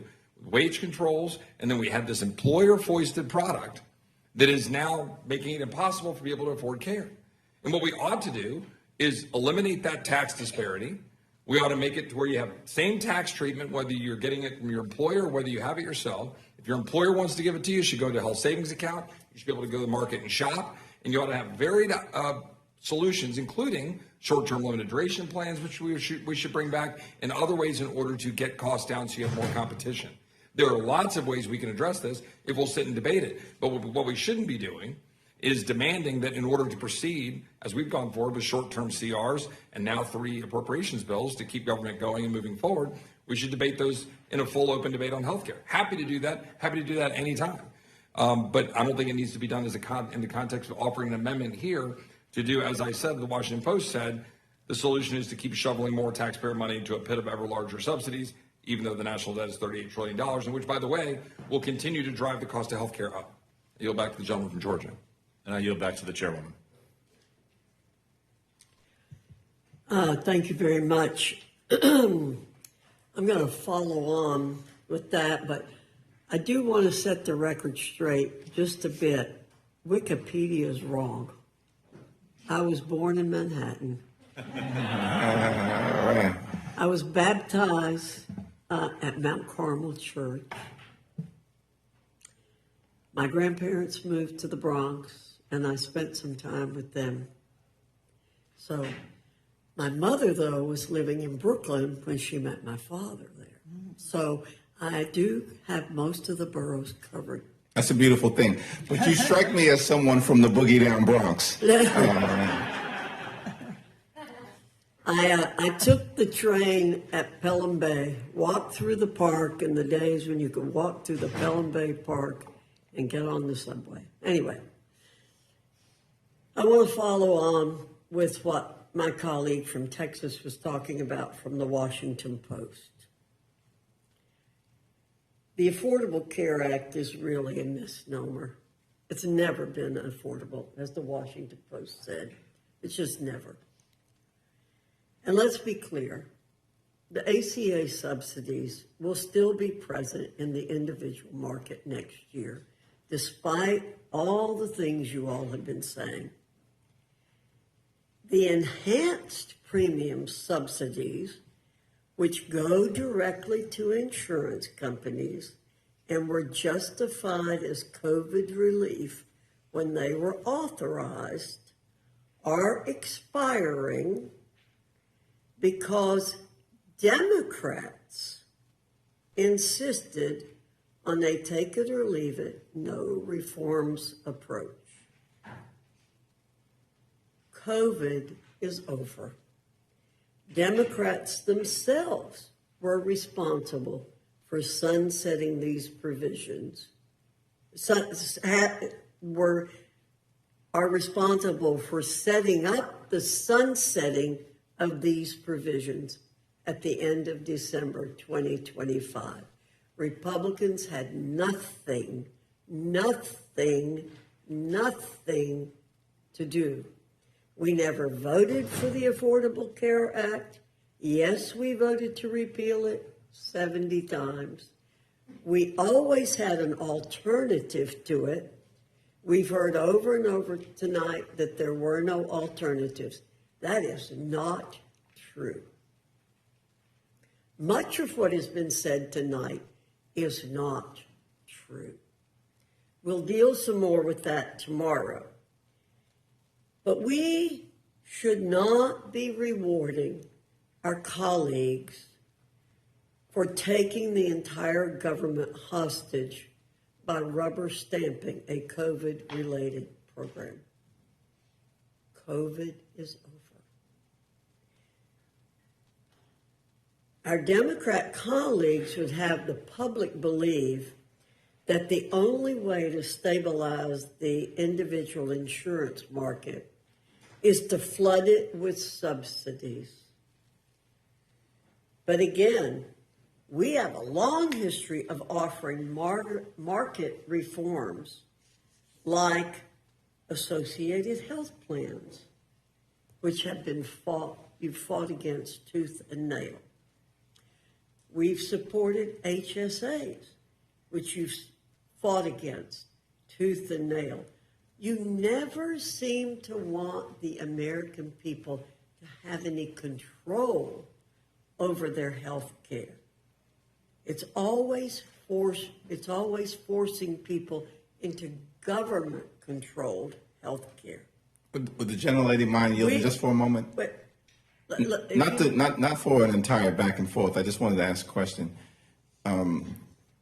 Republicans control the House, the Senate, and the presidency, and Donald Trump has taken a my way or the highway approach from the very beginning of his time in office. And so I'm just wondering why Republicans haven't seen fit. We can agree we have a broken healthcare system. We as Democrats want to fix it. But throughout the entirety of this year, unless I'm missing something, where's the Republican action on addressing the health care of the American people other than ripping Medicaid away from 14 million folks? Well, I wasn't going to address every point you made. I said that earlier. But we did not rip away Medicaid from a single soul. That's another lie that you all have been putting out. We did not take Medicaid away from a single soul. We said that 1,000,000 times when we passed the Working Families Tax Cuts Act. We never took one person off of Medicaid. What we've done over and over and over again is to attempt to get rid of waste, fraud, and abuse. I hope when you say we have a broken healthcare system, you're including in that, Mr. Jeffries, that we have waste, fraud, and abuse. Am I to believe that the one big ugly bill loved and cherished Medicaid? We have waste, fraud, and abuse. Now, we look forward to continuing that support when the shutdown's over and the American people aren't being held hostage. We've said that 1,000,000 times since you all shut down the government. We've said that. Let us get through the appropriations process. We had November and December to work on this after we got through the appropriations process. But no, that wasn't good enough for you all. And I wish we were in control. I truly wish we were in control. Who's in control? I will tell you, we have a majority of one in the House, and you know, and I know, that it takes 60 votes in the Senate. We have 53 Republicans. Is that majority of one Donald Trump? Democrats refuse to infuse a lick of accountability into the subsidies that they legislated. And again, you decided to sunset that. Per the CBO, in 2025, we talked about Kaiser family, now we're talking about CBO. In 2025 alone, 2.3 million ineligible individuals received these temporary credits, a broken healthcare system. The Biden administration took a hatchet to eligibility safeguards, weakened eligibility verification, reduced tax reporting, and allowed insurance brokers to game the system by switching enrollees' plans monthly. This led to phantom enrollees, millions of people who never actually received health care. For context, $35 billion was spent on approximately 4.6 million phantom enrollees in 2024 who never received health care. That's been alluded to here earlier. I think that the last thing we should be doing is rubber stamping this giveaway to insurance companies. The biggest subsidies in this country right now are given to insurance companies for people who aren't getting health care. We do want to fix the health care system in this country. We need to fix the waste, fraud, and abuse in Medicaid, waste, fraud, and abuse in Medicare, waste, fraud, and abuse in the Unaffordable Care Act. We want to work on it. Let's get the government back. Let's work on appropriations, and let's let the appropriate committees be working on health care. Let's not muddy the water. This has been an obfuscation exercise tonight by saying over and over, we got to do health care. Mr. Cole said over and over, it's not an appropriations process. It's other committees. So you all are trying to take away the American people's attention from what we're here to do tonight. And we spent a lot of time on it. Madam Chair. With that, I yield myself back. I mean, have you heard from anybody in your district who has seen their health premiums double or triple? I mean, and what do you tell these people? I heard You're that. on your own tough luck, and Mr. McGovern, I'll answer. Okay. No, I have not. But I heard when Obamacare was put in effect how horrible Obamacare was. Mr. McGovern, I'm answering your question. I heard how awful Obamacare was when it went into effect.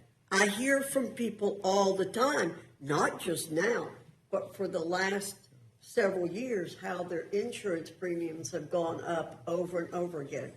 So, you know the approval rating of the Affordable Care Act is like 65%, and Donald Trump's approval rating is at 37%. I'm happy to go down to your district. We do a joint town hall together and listen to people tell us their healthcare stories. But I can't go back to my constituents and just tell them, McGovern, screw you, you're on your own. We're not going to help you. Mr. McGovern, it's my time. And I yield back. And I thank our witnesses for being here. You're excused. Thank you. Thank you.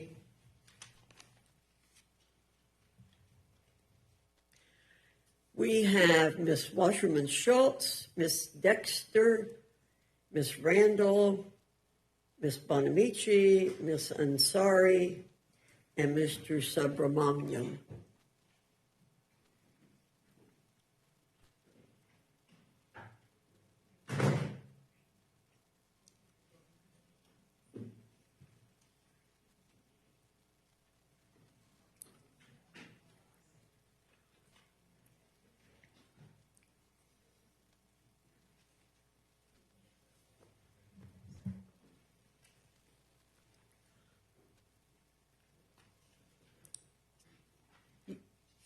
You all know the rules. Your written testimony will be put in the record. We ask you to speak for no more than 5 minutes. And I'll just call out names in the order that we saw you come in. So, Ms. Wasserman Schultz, my classmate.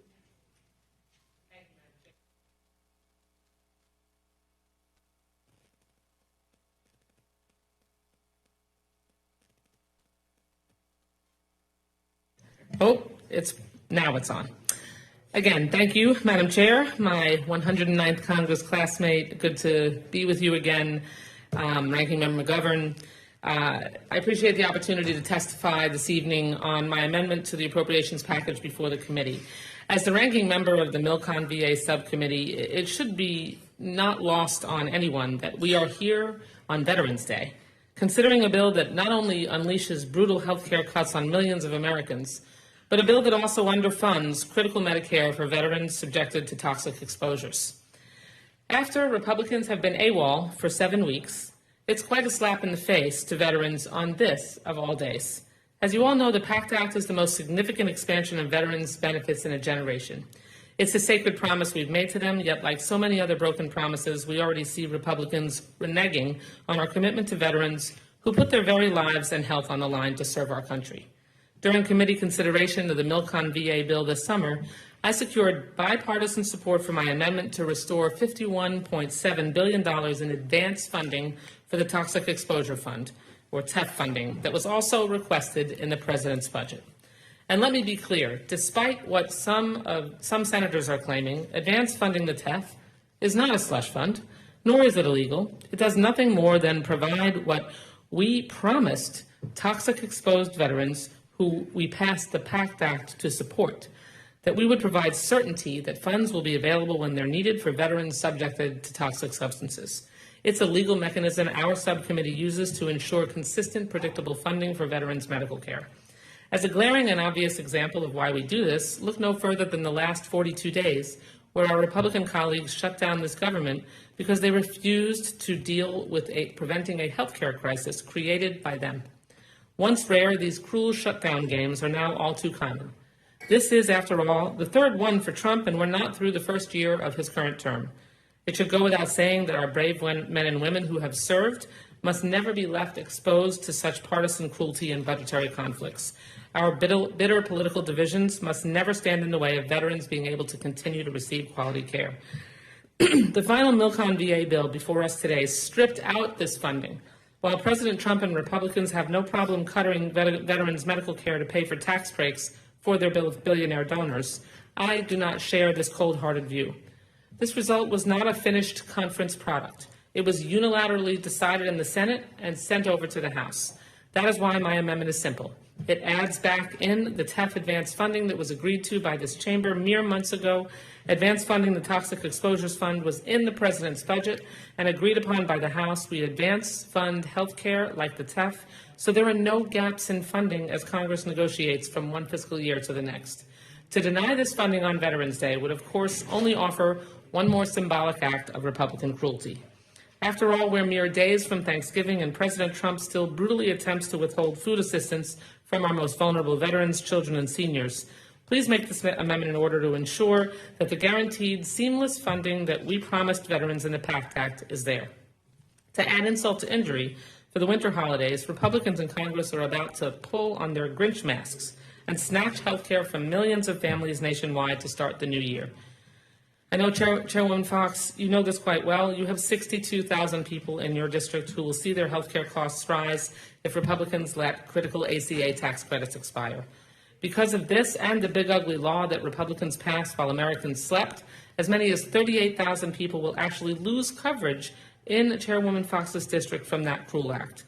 Yet none of us will be spared. In my district alone, the health care horrors are even more bleak if this bill passes. There are 203,000 people about to be clobbered with huge increases in health care coverage, and 82,000 people that I represent will lose coverage from combined big ugly law and ACA price hike impacts.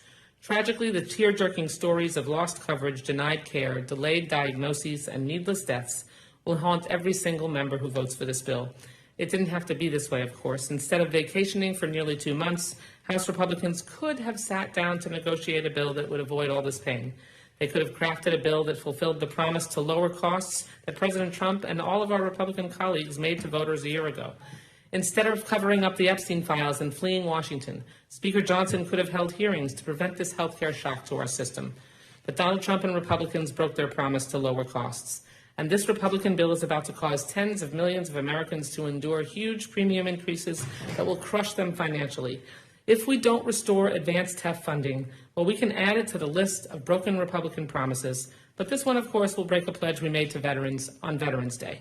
And while we are breaking our promise to veterans in the PACT Act, we are creating an actual slush fund to line certain senators' pockets with millions of taxpayer dollars.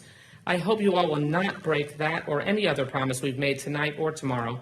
And this bill is not the final word. Mark my words, House Democrats will fight on to lower health care costs. We'll throw our bodies in front of every Republican push to make health care more expensive for tens of millions of Americans.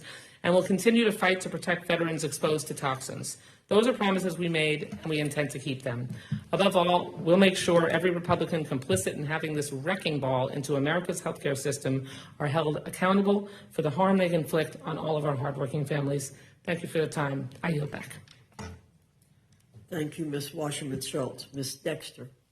Thank you, Chair Fox, Ranking Member McGovern, and members of the committee. I appreciate this opportunity to speak. I did not spend 20 years taking care of the sickest patients in our community to come to Congress and let their healthcare system be decimated. I came here to fight for my constituents, the people behind every statistic and policy debate, who just want to be able to see a doctor that they can trust, afford their prescriptions, and keep their families healthy and safe. Letting the Affordable Care Act tax credits expire this year means Republicans in this chamber are complicit in forcing tens of thousands of Oregonians I represent to make impossible, deeply offensive choices. One constituent wrote to tell me, quote, "I just got notice that my marketplace plan is going up from $568 a month to $1,221 a month next year, an increase of $7,836 a year." Another, a 62-year-old living in Portland, wrote, quote, "I received an email from my plan saying my rate without ACA support will go from $139 a month to $1,083 a month starting December 31st. That's an 8-fold increase, and it equals $11,328 per year. Families and seniors in my community cannot afford price hikes like this. They will be forced to make impossible choices between keeping their health insurance and putting food on the table or paying their rent. And as a doctor, I can tell you what will happen. People will go without. They will go uninsured. They will delay care. They will skip medications. They will get much sicker and potentially be financially ruined as a result. That's not speculation. It's what I saw in practice for 2 decades. People suffer in silence until it's too late. And then we all, taxpayers and community members, pay the price. And even in instances when a patient doesn't get sicker, putting insurance out of reach has consequences. When we make healthcare unaffordable, healthy people drop out. They leave behind the sickest. That raises premiums, and we end up in a vicious cycle of rising costs that hurt every American looking to access care. I know firsthand the consequences of inaction. So I'm proud to join my colleagues in introducing an amendment to extend the ACA premium tax credits to ensure health coverage is not put out of reach for more than 111,000 Oregonians who rely on this critical support. And if Republicans' refusal to extend the ACA premium tax credits wasn't bad enough, my community is still reeling from the devastating impacts of Medicaid cuts and trying to understand what they're going to mean in the big ugly betrayal bill. In the wake of its passage, I heard from a single mother in Parkdale who said, quote, "The cost of everything is still rising, and if I lose my benefits, I won't be able to afford my rent, food, or clothes for my children and myself. When I am home in my district talking to Oregonians, this is what I'm hearing time and time again. The cost of living is too damn high. People are doing everything right, working hard, playing by the rules. They're raising kids, starting businesses, going to school, paying taxes, struggling paycheck to paycheck just to get by. And they are still just one bad policy decision from losing it all. I refuse to accept this as our destiny. I choose to believe in the ability of this institution to do better by the people it serves. I implore my colleagues on the other side of the aisle to show courage and not leave behind the working families who are desperate for relief. This is a moment for moral clarity. Do the right thing. First, extend the ACA tax credits. We can and must fix the system, and we cannot abandon our constituents today while we talk about how to make it better. Number 2, repeal the harmful provisions of H.R. 1. Commit to giving every family in this country a real chance at achieving the American dream. And before I close, I wanted to thank Congresswoman Wasserman Schultz for her leadership in advancing a critical amendment to restore the $51.7 billion in advance funding for the Toxic Exposures Fund that has been stripped out of this package. For over 7 years, I was honored to care for veterans at the Denver VA, where I walked past a sign each morning that read, "The price of freedom is visible here." As a pulmonologist, I was often the specialist trying to address the breathing challenges of my patients exposed to burn pits, Agent Orange, and other toxins.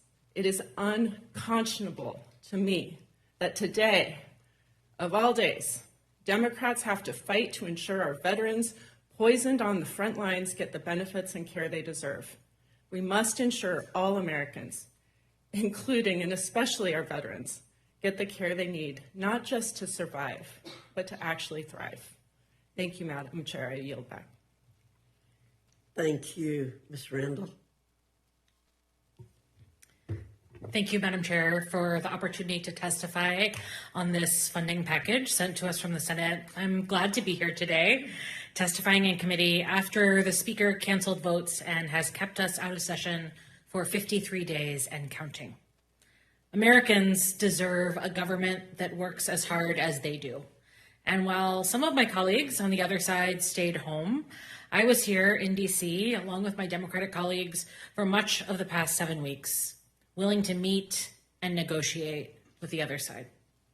During this time, I also held virtual town halls with my constituents, where I heard from hurting federal workers who were still encouraging us to keep fighting to make sure we protect everyone's health care. I also heard from hundreds of neighbors who shared their personal experiences with Medicaid, Medicare, and with the ACA, programs my Republican colleagues cut when they called us back from the district to pass the big ugly law. I visited food banks and met with families who were uncertain if they were going to get their SNAP benefits and be able to keep their kids fed. Today, I want to share with you some of the stories that I've heard over the last 42 days. Andrea from Fife told me that losing the ACA credits will impact her family significantly. Andrea makes a bit too much to qualify for Apple Health, Washington's Medicaid program. She's pregnant, and without the ACA credits, she'll be swimming in medical debt from healthcare bills she can't pay. She's the only one who provides for her and her children.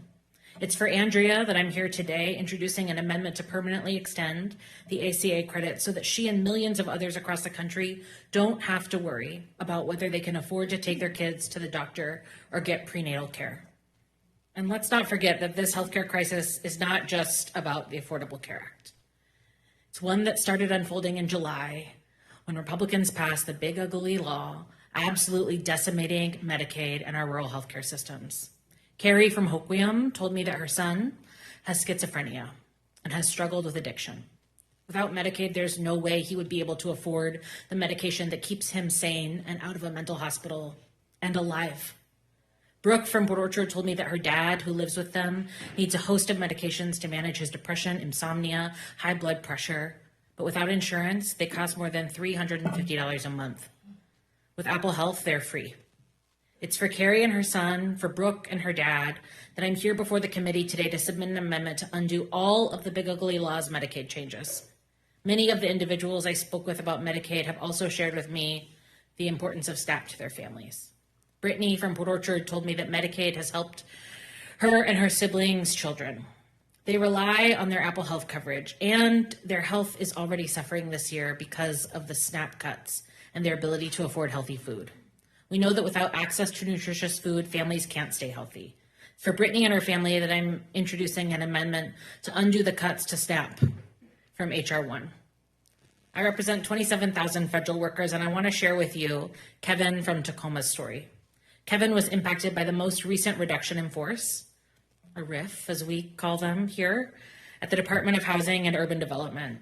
His federal career spanned 18 years with HUD and 2 years with AmeriCorps. He said to me, as you can imagine, I'm sad and frustrated to see that career come to a premature end. I'm prepared to do whatever it takes to fight for my job and return to my career of serving the American public. It's for Kevin that I'm offering an amendment to not just reverse this administration's illegal reductions in force during the shutdown for the duration of this CR, but to prevent this lawless administration from undertaking any more RIFs for the rest of the Trump presidency. Our dedicated civil servants deserve better than to live in constant fear of whether they will receive their next paycheck and whether they will still be employed tomorrow. Madam Chair, on behalf of those 27,000 federal workers, on behalf of the 115,000 SNAP recipients in my district, and on behalf of the millions of Americans across the country who stand to lose their health care, I urge you to make these 4 amendments in order. Thank you, and I yield back. Thank you, Ms. Bonamici. You're recognized. Thank you, Chair Fox, Ranking Member McGovern, and members of the Rules Committee. I'm here to speak in favor of my very important amendment, which is very similar to the amendment introduced by Democratic leader Hakeem Jeffries and Whip Catherine Clark to extend the ACA premium tax credits for 3 years. It's an amendment I enthusiastically and strongly support. Right now in Oregon and across the country, costs are up. They're up for housing. Costs are up for groceries, for childcare if you can find it, for utilities, and costs are up for healthcare. And unfortunately, without this amendment, healthcare costs are about to skyrocket for thousands of Oregonians and for millions of Americans. I think about Teresa, who lives in rural Clatsop County, Oregon. She's a small business owner of a wonderful produce and flower farm. I've been there. It's wonderful. Like many small business owners, Teresa purchases her coverage on the Oregon Healthcare Exchange. Because of Republicans' refusal to protect healthcare, her premium will soon be going from $230 a month to $1,077 a month. She doesn't have an extra almost $800 a month. This is unconscionable, it's unacceptable, and it's also unnecessary. Teresa's about to turn 60. She works a tough physical job. Running a small family farm is challenging, even in a strong economy. But she won't be able to afford her premium, but she can't afford to be without health care. One illness or one injury could threaten her health and her livelihood. Teresa could be forced to close her family business, a business that plays an important part of the North Coast economy in Oregon. And Teresa's not alone. Americans across the country are receiving similar letters about dramatic premium increases, forcing them to make impossible decisions. If they keep their coverage, how will they pay for food and housing and childcare? They can't. Continuing the tax credit is what the public overwhelmingly supports. I've been in this room for a bit this evening, and I've heard a lot of conversation about the Kaiser Family Foundation. They found that about 3/4, 74% of all U.S. adults say Congress should extend the enhanced tax credits for people who purchase their insurance through the ACA marketplace. At least half of adults across parties continue to support the extension of the tax credit. More than 9 in 10 Democrats, 3/4 of independents, and half of Republicans. Colleagues, we know that too many Americans are struggling to get by because of high costs. And Madam Chair, you were talking about pandemic. No, we're not suggesting that there's still a pandemic. What we're suggesting is that this president ran for office saying he was going to lower costs. Costs aren't lower. Costs are going up. And with this amendment, the continuing resolution under consideration, this will, without the amendment, the CR will add to their burden. More people will struggle to pay for health care. Many will go without. And that means, as Dr. Dexter explained, they will delay getting critical care. They will end up in emergency rooms. And we know that's worse for health outcomes and it's more expensive. So Teresa and everyone in the United States, they should feel secure, not fearful when they get sick. They deserve better. And we can make things better by adopting this amendment to extend the enhanced premium tax credit for 3 years. Now, I want to note that it's been interesting to listen to the conversation in this room about insurance companies. It's about time somebody was talking about insurance companies profiting. I think it's good that we have that conversation. But in the meantime, until we have a plan to address it, we cannot let these costs go up. And people are getting these costs right now. This is November. It's almost the middle of November. These increases are going into effect very soon. We don't have a plan. You don't have a plan to address that before. So let's increase and continue these credits so that people do not have to pay more.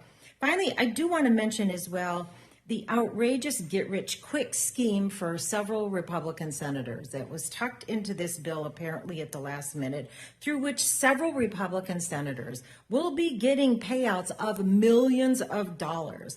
This is truly a corrupt provision that should not be in this bill. And when I think about the feeling that people have now about the government, this is going to do absolutely nothing to encourage people to trust in their lawmakers when a provision like this is put into a bill like this. So I encourage this committee, Madam Chair, to make this amendment in order to continue the provisions of the tax credits for the Affordable Care Act. But also, let's work together and find a way to get this ridiculous payola get-rich scheme provision out of this bill. It's not a partisan issue, Madam Chair and Rules Committee members. This is an issue of right and wrong and trust in government. I thank you, and I yield back the balance of my time. Thank you, Ms. Bonamici. Ms. Ansari, you're recognized. Thank you, Madam Chair. Welcome back from your 8 weeks of taxpayer-funded vacation. It's good to see you, and I hope I'm going to interrupt you. Republicans. I'm going to interrupt you, please. I am sick and tired of hearing you all say We had an 8-week vacation. That's exactly what happened. I worked every day. I don't know about you, but I don't want to worked hear every single another day as soul well. We all worked say that. every single day, and that's exactly what happened with Speaker Mike Johnson. You're recognized.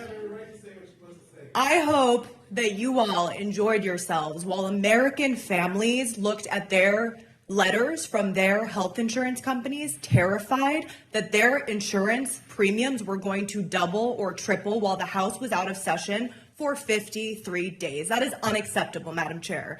Now, we are back here to vote on a terrible partisan spending bill that will deepen a healthcare crisis that you did create. By first stripping away Medicaid from 15 million people, that is a fact. I'm sorry that you deny that fact, but that is a fact of the matter in the bill. And by refusing now to extend the Affordable Care Act, healthcare premium subsidies that keep coverage affordable for American families. And you also did all of this while engineering the most unprecedented transfer of wealth from the working class and poor Americans to the wealthiest people in this country. That is another fact.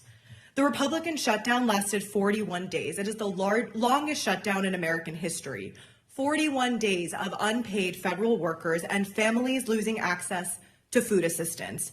41 days of families skipping meals and seniors delaying care because Donald Trump chose to use hunger and healthcare as leverage. The callousness and corruption is astounding. Donald Trump and Speaker Mike Johnson, throughout this entire time, did absolutely nothing. They did not lift a finger to try to negotiate a real solution on any of this. What was Donald Trump doing during this time? I know that he announced plans for his $350 million ballroom funded by billionaires and corporations. I know that he was traveling around the world to Asia. He hosted a huge Great Gatsby party. I don't know if anyone here was invited. The night before, 42 million Americans lost access to SNAP assistance. He is acting like a king while millions of people in this country are suffering. That is unacceptable. And Speaker Mike Johnson, throughout this time, he has not just enabled this corruption, he has actively participated in it. That's why I staked outside of his office last week, to be absolutely clear about what's been happening. Mike Johnson is starving Americans and gutting healthcare to cover up the Epstein files. And I want to explain exactly why and how he's doing so, because the public deserves to understand it very clearly. Congresswoman-elect Adelita Grijalva, who is from my state of Arizona, would be and will be the 218th signature on the discharge petition.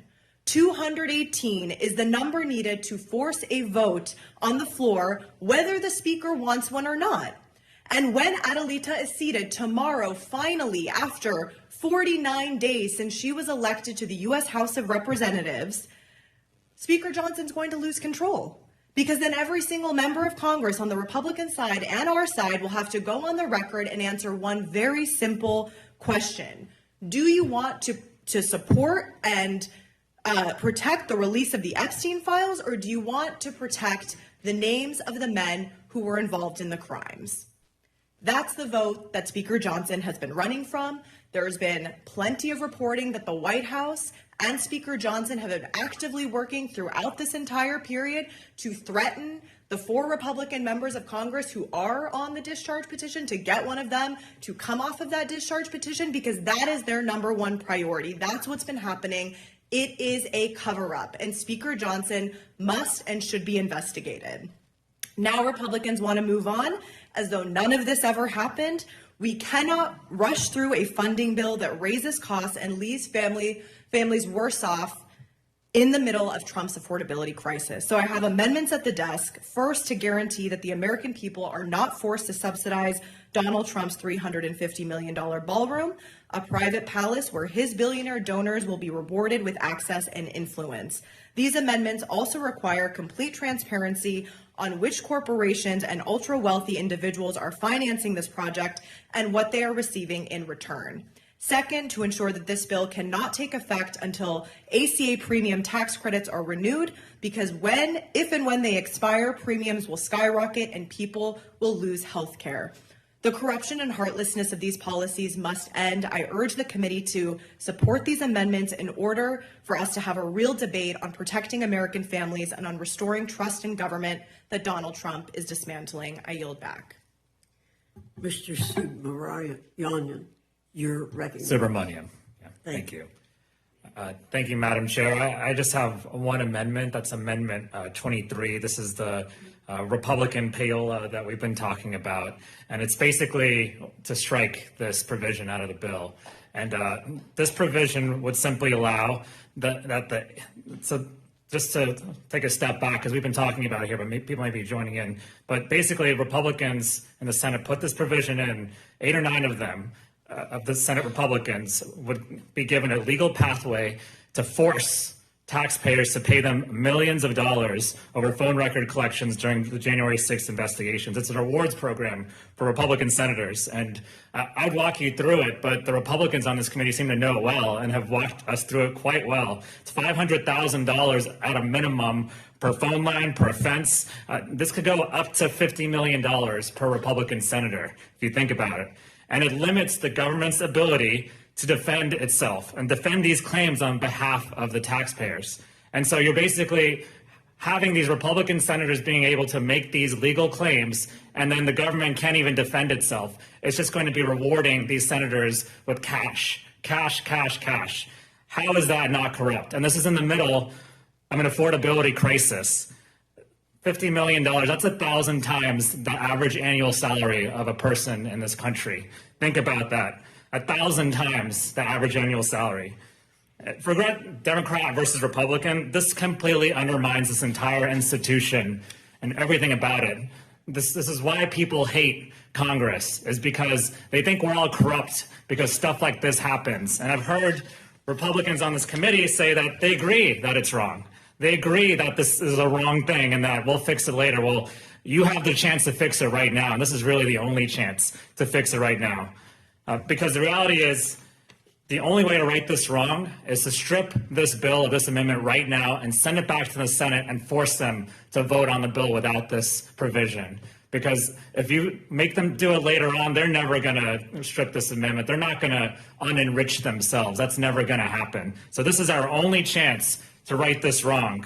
And this is corruption. It is theft and broad daylight. And anyone voting against this amendment to strip this bill, this corrupt provision, is complicit in that corruption. So I urge you to support Amendment 23 and not aid and abet corruption. I yield back.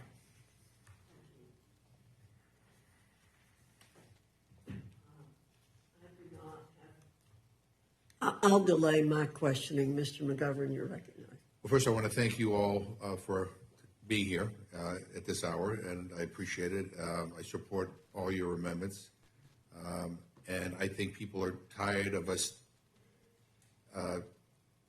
saying that we can't fix problems. I mean, people want us to fix problems. They want us to clean up corruption. They want us to make sure people have health care. They want us to respect our veterans. They want the Epstein files released. And we, and what's happening around here is you have a lot of people who are trying to have do the double talk. Yeah, no, I'm with you, but we can't do it because of this, or we can't do it because of that. I mean, and so then nothing ever gets done. And I just want to say one thing about, there's been a lot of kind of negative talk about the Affordable Care Act, but I do want to point out, I believe we need a very different healthcare system in this country. But I do want to point out some of the good things about the Affordable Care Act. Again, it's polling at 64% favorability. Donald Trump is at 37% favorability. But just so people understand, the Affordable Care Act stops health insurance companies from charging sick people more in premiums than healthy people. It keeps those same health insurance companies from denying coverage to pregnant women, people with pre-existing medical conditions, or because of a person's medical history. It prohibits the health insurance industry from setting an annual or lifetime limit. It demands insurance companies cover most preventative services. It gives states the flexibility to expand their Medicaid programs, which 40 states have done. It provides financial assistance to working people to make health coverage more affordable. And it allows young adults to stay on their parents' insurance plans until they're 26. And those are just some of the provisions within the ACA that make it, quite frankly, popular with a lot of people. I wish the ACA went further. Some of us went during the debate, fought for a public option. We got frustrated by some of our colleagues in the Senate. But I just want people to understand that's what the ACA does. And again, I would like to think that none of them are controversial. I don't know why Republican friends don't like those things, but let me just say also, in addition, the last time Democrats were in control, we built on the progress made with the ACA.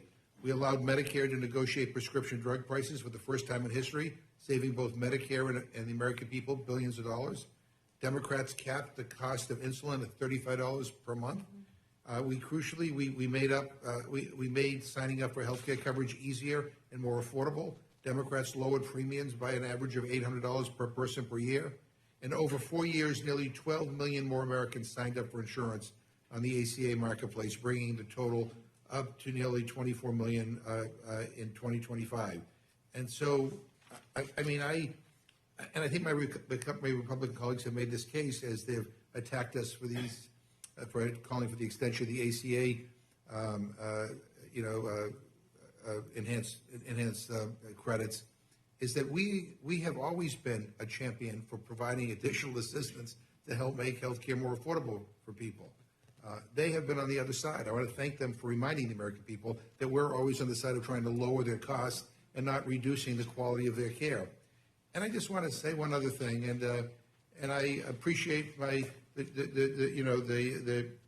chairwoman, getting animated over the fact that the Republicans were basically not around for 7 weeks. I mean, the Speaker of the House basically abolished the House of Representatives during a time when, quite frankly, people are frightened to death over losing their health care premiums. And it really bothers me that there's not much support. So if Republicans are going to screw people over, at least they should show up. And they haven't worked for 8 weeks, they should show up. I move to adjourn, Madam Chair.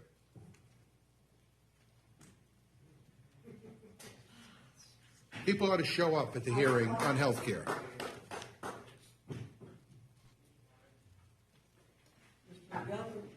Has made a motion to adjourn. Question is on the motion to adjourn. All those in favor say aye. Aye. All those opposed, no. No! In the opinion of the chair, the noes have it. Mr. McGovern is going to request a recorded vote. A recorded vote is requested. The clerk will call the roll. Mrs. Fishbach? No. Mrs. Fishbach, no. Mr. Norman? Mr. Roy? No. Mr. Roy, no. Mrs. Houchin? No. Mrs. Houchin, no. Mr. Langworthy? No. Mr. Langworthy, no. Mr. Scott? No. Mr. Scott, no. Mr. Griffith? No. Mr. Griffith, no. Mr. Jack? No. Mr. Jack, no. Mr. McGovern? Aye. Mr. McGovern, aye. Ms. Scanlon? Aye. Ms. Scanlon, aye. Mr. Neguse? Aye. Mr. Neguse, aye. Ms. Leger-Fernandez? Aye. Ms. Leger-Fernandez, aye. Madam Chair? No. Madam Chair, no. Clerk will report the total. 4 yeas, 8 nays. The motion is not agreed to. Now everybody's here. Good. Okay. I yield back. Does any member on the Republican side wish to ask a question of the panel? No. Ms. Scanlon, you're recognized. Thank you, and I wanted to thank all the witnesses for coming in, particularly to talk about the stories of your constituents, because some of our colleagues don't seem to have heard from their constituents about the really drastic price increases that they are being subjected to.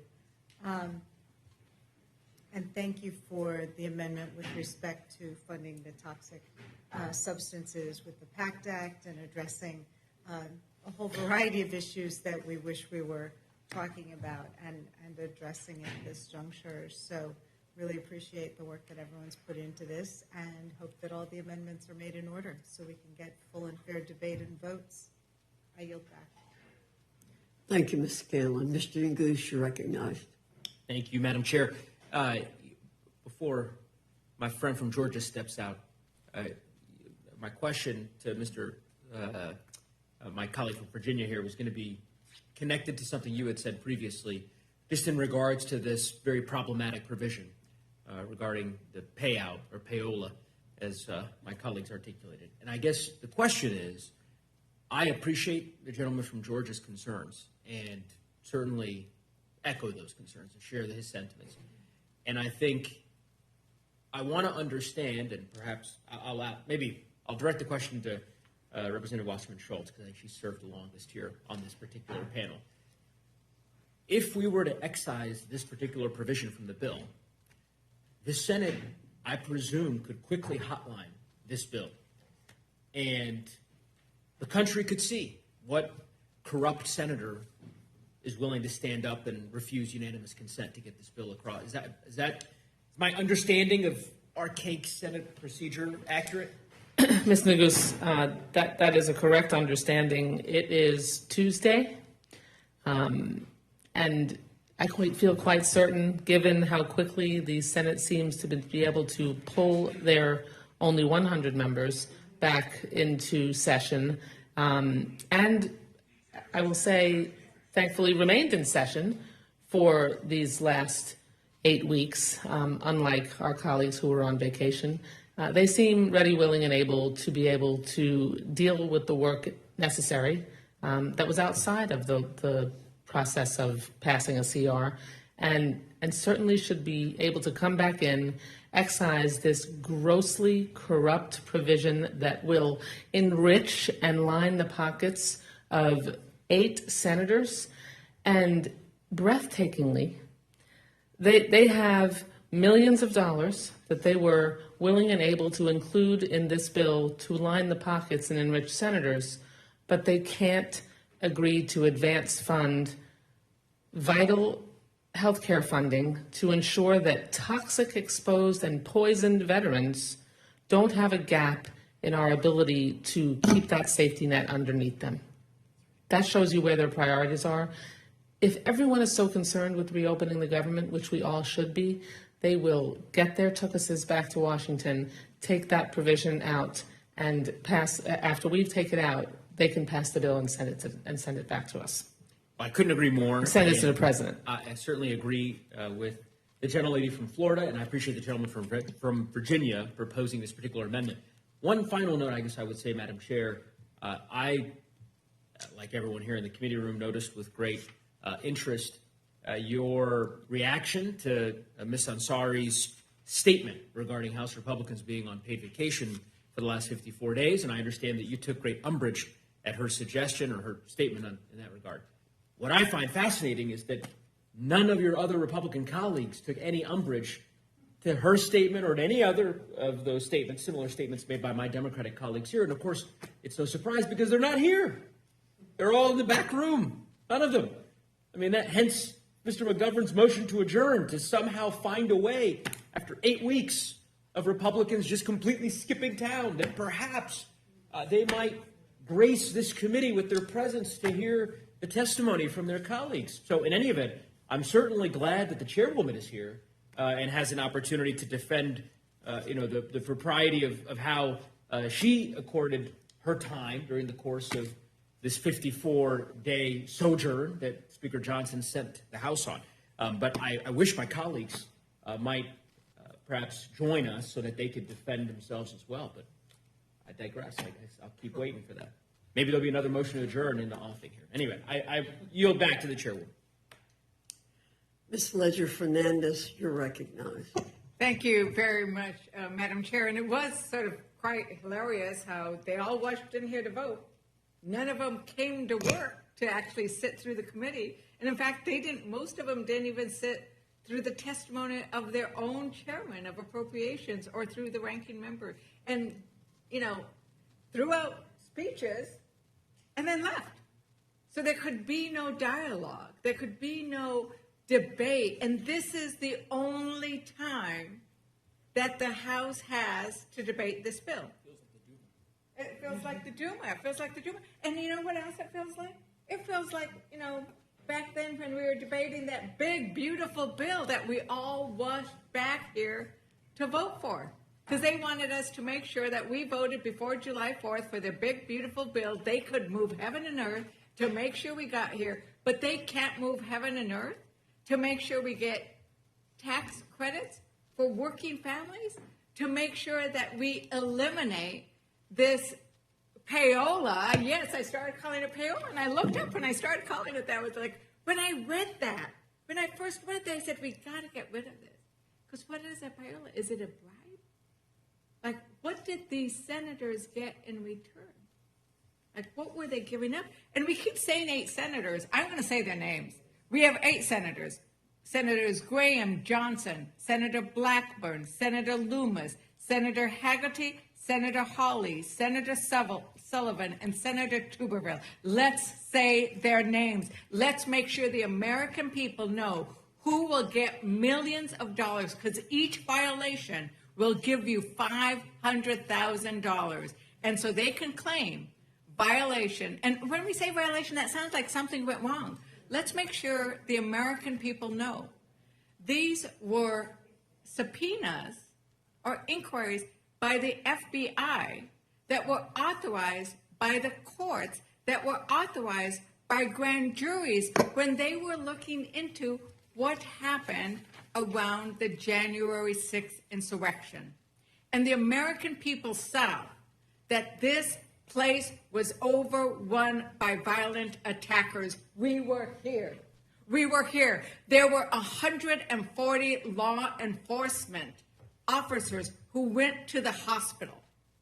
140 police officers went to the hospital, and now we're going to pay senators, these 8 senators that I have called out, we're going to pay them millions of dollars instead of providing any money to the veterans, instead of providing any money to the children, to the families. It is outrageous, and it is horrible. And I also appreciate that you have sponsored a similar amendment. And I think there are going to be multiples of these, because we all recognize how horrible they are. And Republicans recognize, but they think they have no power when they have power. How dare they? Representative Superman, why don't you say a little bit more about this concept that they can't do anything? Yeah, absolutely. And I'll just say there's 8 right now. There's been a couple others that have come forward and said, wait, what about my payout? And so they're actually going to, this might expand past 8, actually.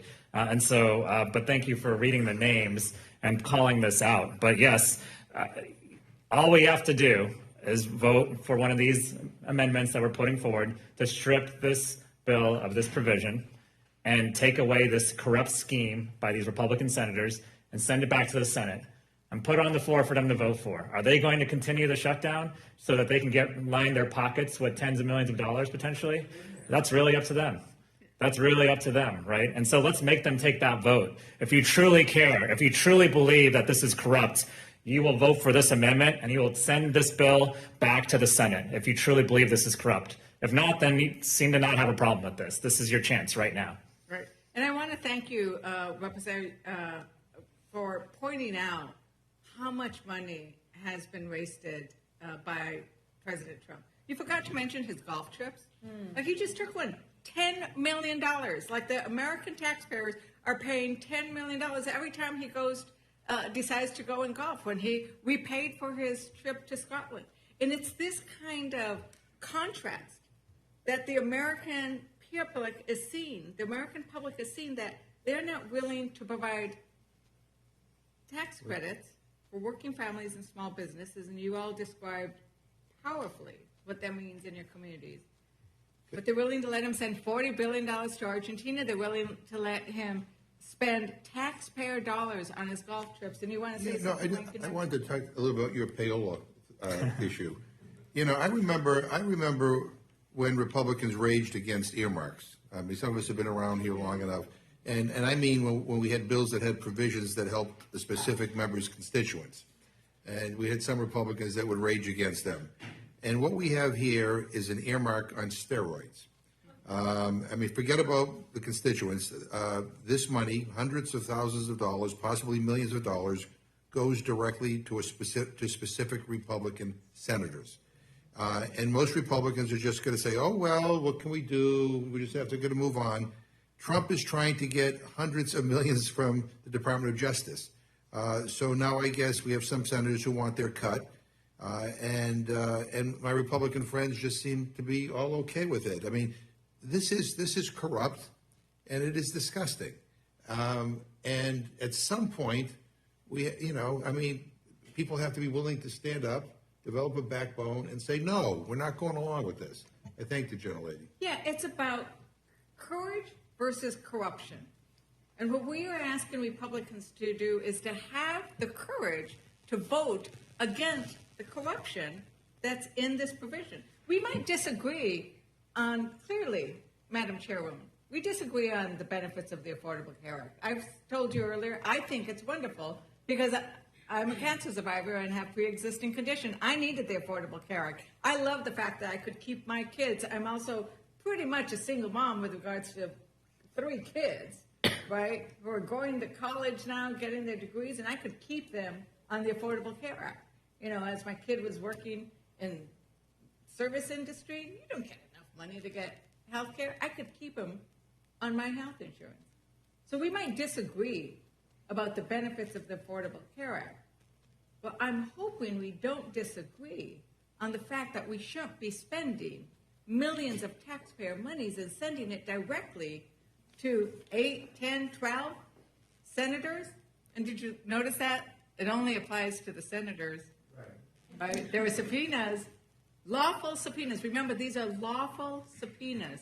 Grand jury, court-approved subpoenas. Madam Chair, Yes. would you yield just to? I would love to Thank yield you. to. I just want to make one other point on the appropriations process, because as the ranking member mentioned, years gone by, and the chairwoman and I were in Congress when actually some members of Congress went to prison for enriching themselves through the earmark process, which was why we lost earmarks, a big reason we lost earmarks for about a decade.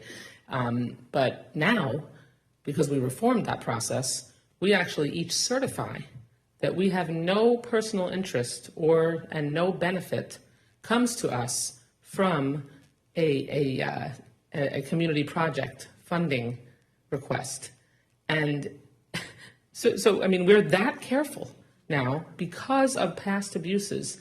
And this provision literally personally enriches at least 8 senators and allows millions of dollars with the inability of the government to even raise opposition or evidence or any counter to that to that process, and for 8 senators at least to be personally enriched. I can't even understand how some of our colleagues would stand in front of their constituents after going home and voting for this and with a straight face defend that vote. It's breathtaking. Thank you, Representative Dexter. Thank you so much. Pulmonologist, Dr. Dexter. No, thank you so much.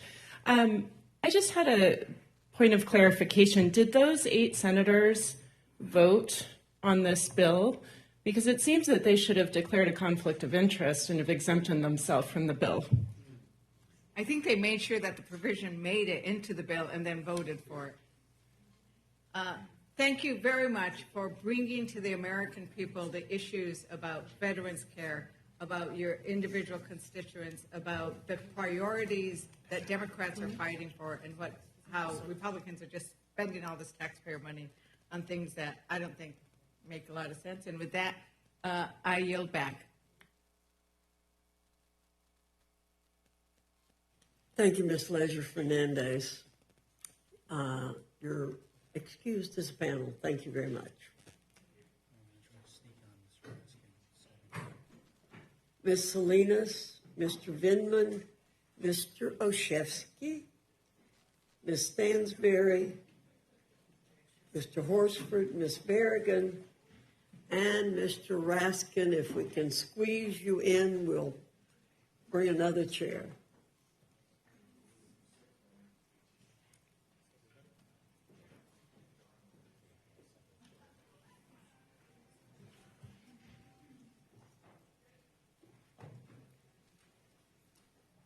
We'll do as we did on the other panel and just go in the way I called out the names before.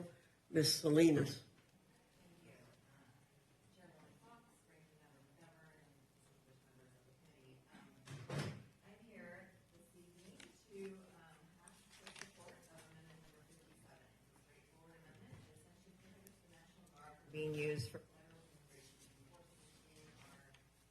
and the District of Columbia. We have seen across the United States provocation in use of ICE enforcement in cities like Portland, Oregon, where you see inflatable dolls, frogs, unicorns dancing in the streets, and aggressive action from the Trump administration, who believes that we need further escalation from the National Guard. And we've seen this in cities across the United States, in Chicago, in Los Angeles.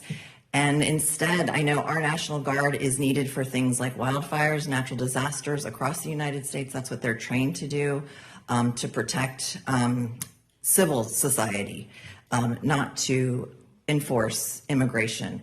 And so this, again, is a straightforward amendment to basically prohibit the use of federal enforcement of immigration purposes.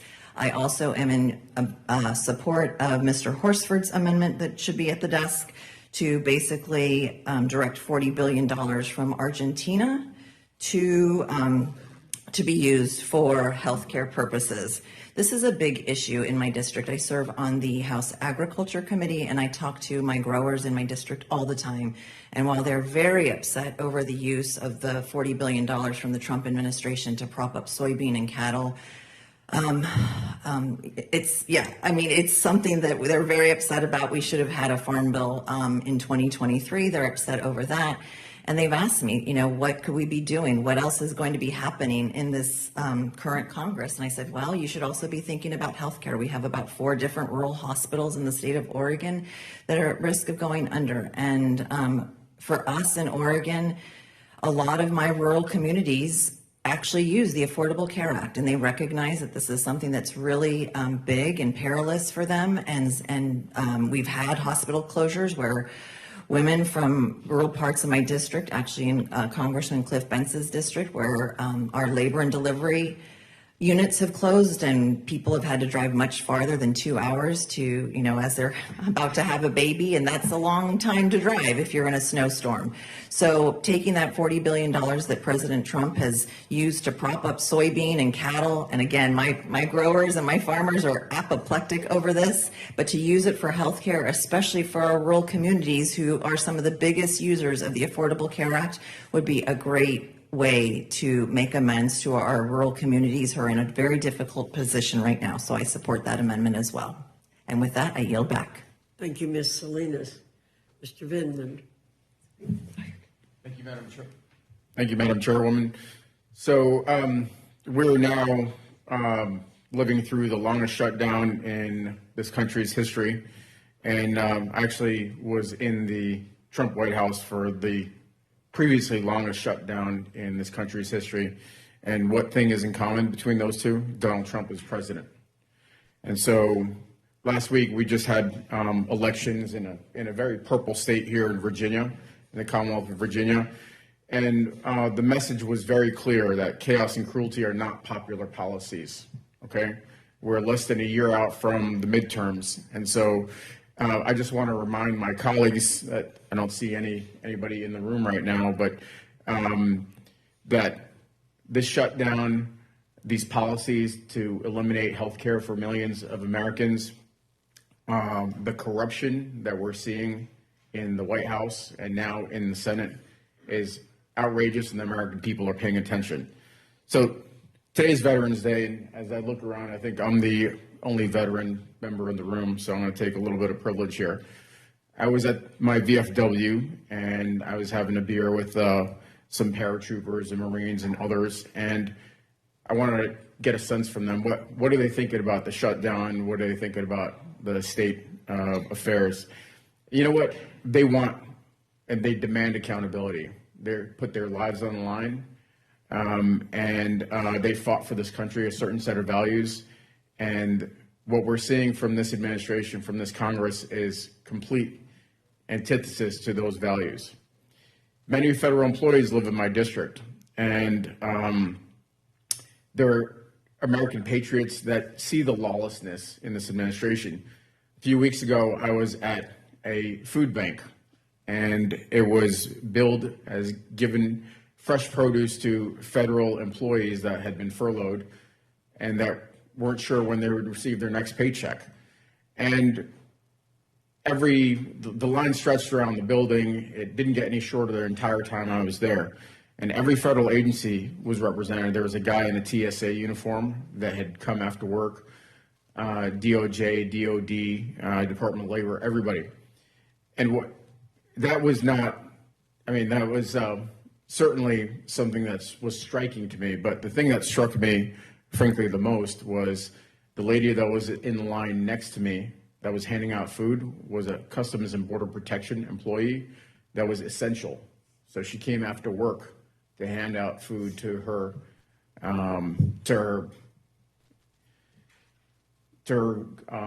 friends and neighbors. And I got to talking with her. She was also a Gold Star spouse that she had lost her husband in 2008 in combat. These are the people that are being impacted by these terrible policies. So look, we find ourselves at kind of like a pretty pivotal moment, right? We have obviously American healthcare that we're seized with. That's what the shutdown is about. But, you know, something really outrageous, in my opinion, it's my first time appearing before this committee, but I really couldn't sit on the sidelines. Spent 25 years in the Army, half of it as a lawyer, as a prosecutor. I was an ethics lawyer during the Trump White House, which I will tell you was not easy. And look, we have an opportunity to actually do what's right. I heard some of my colleagues, Mr. Scott, made a pretty sort of impassioned statement about having a problem with the payola scheme. It's a quid pro quo. The senators, the 8 senators, they want payback for having supported the president, and it's only senators. And what do? You know, the Senate had an opportunity to make a decision. We are an independent, separate, co-equal part of Congress. We have an obligation to do what's right. My colleague in the previous panel was right. People hate Congress. They have a low opinion of Congress. I mean, this reflects poorly on all of us. So how about we actually do the right thing? Let's not worry about what the Senate's going to do. The Senate can get back and vote on this thing this week in the next 48 hours if they wanted to. Let's take this terrible provision, this payola, this quid pro quo that the Senate put in to enrich itself out of this bill. It's simple as that. I'm just going to read an extract from the New York Times article that came out about this. It says, it was published yesterday. A spending package expected to be approved as part of a deal to reopen the government would create a wide legal avenue for senators to sue for as much as $500,000 each per offense when federal investigators search their phone records without notifying them. These are extracts. The provision tucked into a measure to fund the legislative branch appears to immediately allow for 8 GOP senators to sue the government over their phone records being seized in the course of an investigation by Jack Smith, the former special counsel, into a riot. I'll call it an insurrection on January 6th because that's what it was. Each violation would be worth at least $500,000 in any legal claim. I think I'm getting the signal here, so I'm going to wrap up. So, Can we just give a little leeway to a veteran on Veterans Day? I'm almost done. So each violation is $500,000 according to the bill language, which we know can stretch into the millions. And it waives sovereign immunity, other defenses for the government. So, I mean, this is just a straight up payout. So how about this? I'm gonna make an offer, even though I don't see any of my colleagues here. And my offer is this: is that we know that the Republican majority is only a couple of seats. You can only stand to lose a couple of votes. If you can strip out this provision from this bill, even though I don't like many aspects of it, I will hold my breath and vote for it. If you will strip out this provision, that is my offer. Mr. Olszewski, you're recognized. Thank you, Madam Chair. Members, it is good to see you. Thank you, as always, for powering through, Madam Chair. I will say it is hard to see so many empty seats to your left. I really know this is an important debate and discussion that we're having for the American people, and there's no other business being conducted. There's no other reason that members who are serving on this very important committee aren't in this room, because for millions. Well, I hope that they are listening, Madam Chair. I hope they are listening, because I have very important things from my heart that I want to share. And I'm speaking not just on behalf of the people I represent for Maryland 2nd, but for all Americans, because millions of families are being affected by this shutdown. It is the longest in our nation's history. It has been a real hardship. The unnecessary suffering must end, and the continuing resolution is a step forward. But it falls far too short of providing the relief that all Americans deserve. We can do better, and we can do better right now in this committee and in this House. We can pay our workers, feed hungry families, provide reliable public services while also protecting working families from exploding healthcare premiums and copays and what amounts to a massive tax increase. We can do that by reopening the government and preserving those ACA credits that we've heard so much about. We've already heard Republicans in Congress recently passed $1 trillion in tax cuts that disproportionately affects the ultra wealthy. President Trump, we've heard already, has marshaled $40 billion in resources to bail out his buddy in Argentina, another $1 billion to retrofit a new jet.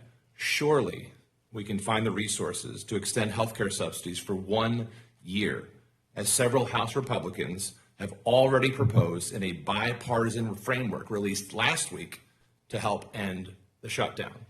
As I mentioned, there are nearly 24 Republicans who have, one way or another, endorsed some extension of the ACAs.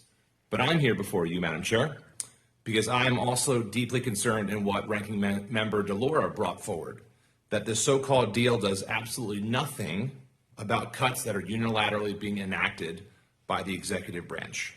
President Trump and this Congress have already slashed more than $9 billion from the last bipartisan budget that was passed. He's halted energy-creating jobs and jobs potential by explicitly targeting Democratic-led states and Democratic-led districts in Maryland and across the country. He's explicitly threatened funding for the Francis Scott Key Bridge in Baltimore, a project that is so important. It is probably the largest infrastructure project in the mid-Atlantic. So important. So any path forward should include one simple guarantee. The commitments we make to the American people and the commitments we make to each other should not be allowed to unilaterally be undone by the administration tomorrow. If we shake hands, that deal should stick. Without that protection, no deal is worth the paper it's written on. But I'm not just asking you to believe in me, Madam Chair. I'm asking you to agree with our Republican colleagues. Congressman Womack questioned why any Democrat would support a deal if, and I quote, "you know that whatever you negotiate is going to be subject to the knife pulled out by Rust vote." Senator Murkowski told reporters that Democrats should be asking themselves, why am I going to be helpful if Mr. Vogt and OMB are just going to do a backdoor move and rescind what we've been working on? We are an important institution. We are a co-equal branch. We should be vigorously guarding our power of the purse, not giving it away. I offer two straightforward amendments to do that, Madam Chair. One eliminates the President's authority to expedite the rescission package. It puts back into regular order the Senate practices that requires a 60-vote threshold. If we're going to have a bipartisan agreement to enact a budget, let's have a bipartisan agreement to remove a budget. The Second Amendment prevents those so-called pocket rescissions, specifically requiring any funding appropriated by Congress be obligated if we are within 90 days of its expiration. These amendments are simple, but they are important. They're about checks and balances. They are about restoring Congress's control over matters of spending, just as our founders intended. And I know they're not here, but they are listening, because you told me so, Madam Chair. For members who have predetermined that they will not vote for any amendments, I just have to ask them, and if they were here, I would ask them, and I mean this sincerely, Madam Chair. How egregious do the provisions have to be to change their mind? Is there a point? Is there a breaking point in terms of the self-enrichment item that I didn't even come here to talk about? But what is the point at which we say we can fix these things right here, right now, and force the Senate to do what's right? Do the things that stop having Americans have no trust in these institutions. This is why Americans hate Congress. This is why people are so frustrated with our politics today. So, and it's why I'm here asking you to support these amendments in the spirit with which they are presented, in bipartisanship and with respect for the Constitution. I thank you for the time, and I yield back. Thank you, Mr. Olszewski. Ms. Stansberry, you're recognized. Thank you, Madam Chair. With the 15 minutes remaining, I'd like to wish everyone a happy Veterans Day. I represent a very humble set of communities in New Mexico's 1st Congressional District, and like others on this panel, I had the opportunity to celebrate and to honor our veterans in New Mexico today. And so I do have to say, Madam Chairwoman, I was looking forward to coming back here and having the opportunity to debate this bill, but over the last 5 hours since I've landed in Washington and listened to this debate, I just feel sad. I just feel sad. The people I represent are humble people. People who struggle to put food on the table, who struggle to put a roof over their head. Tens of thousands of federal workers who for the last how many ever weeks it's been, haven't known whether or not their jobs are going to be there at the end of the shutdown. People who literally didn't know how they were going to feed their children this weekend. They literally didn't know how they were going to feed their children this weekend. And so I find it heartbreaking, to be honest, to come here and sit in this committee. And literally, Madam Chair, I do appreciate that you are here doing your duty, but all other 8 members of the Republican Party who sit on this panel are not even in this room. And for the last 54 days, the House hasn't even been in session. It hasn't held votes, it hasn't heard bills, it hasn't sworn in the duly elected Congresswoman from Arizona. I heard a lot of expertise today about health insurance and how the Affordable Care Act is broken, but not a single one of the other 8 people on this panel, and I know you are here, Madam Chairwoman, because I have been back and forth across this country 13 times since the shutdown happened, and last time I was here, you gavelled me down on the House floor when I tried to introduce my bill, which is the exact amendment which I'm introducing tonight to save staff. She did that to me too, so don't feel too bad. So I know, Madam Chair. Madam, yes, so you get a pass. But I do have to say that, you know, for your other 200 plus colleagues, the real question that I wanted to come here and ask tonight is, where have you been? What have you been doing for the last 8 weeks? Is the literally hundreds of thousands of people in my district didn't know how they were going to pay their rent, pay their mortgages, buy gas, put food on the table, and feed their children? Where were you? Where were you? And you're not even in this room tonight to even answer that question. I literally find it disgusting. I mean, it is a privilege to serve in Congress. It is a privilege. I grew up in a low-income family. I grew up in a humble family like the people that I represent, and I don't take for granted that I have the opportunity to come here every week and represent my people and show up for my people. So I want to know from our colleagues who I can literally hear laughing in the other room, where were you? Where were you for the last 8 weeks while the House was shut down and people in this country were left without food on the table? While the president was playing golf, he was demolishing the East Wing, he was throwing parties at Mar-a-Lago, and giving American taxpayers to a dictator in Argentina to bail him out before his election? Where were you? But you're not even here to answer that question tonight. So I don't know what else to say except for that I will explain my amendment, which is to protect SNAP. Because while the president chose to not disperse food benefits to 42 million Americans, and I heard one of the gentlemen on the panel earlier say that he did everything he could. That is just a blatant lie, because he appealed a court who directed him to put that money into EBT accounts for 42 million Americans, and even asked the Supreme Court to intervene after a court ordered him to, because that is a lie. That is a lie. So the amendment that I am introducing today would protect SNAP benefits. It would make sure that no president, whether it's Donald Trump or any other president, could ever withhold SNAP benefits again during a shutdown. It would make sure continuity in the program, and it would reimburse states like New Mexico, who took the unprecedented action of spending tens of millions of dollars to make sure that our children would not starve, because we showed up for our people. Unlike, I'm sorry to say, Madam Chairwoman, your colleagues who are not here tonight. I yield back. Thank you. Mr. Horsford, you're recognized for 5 minutes.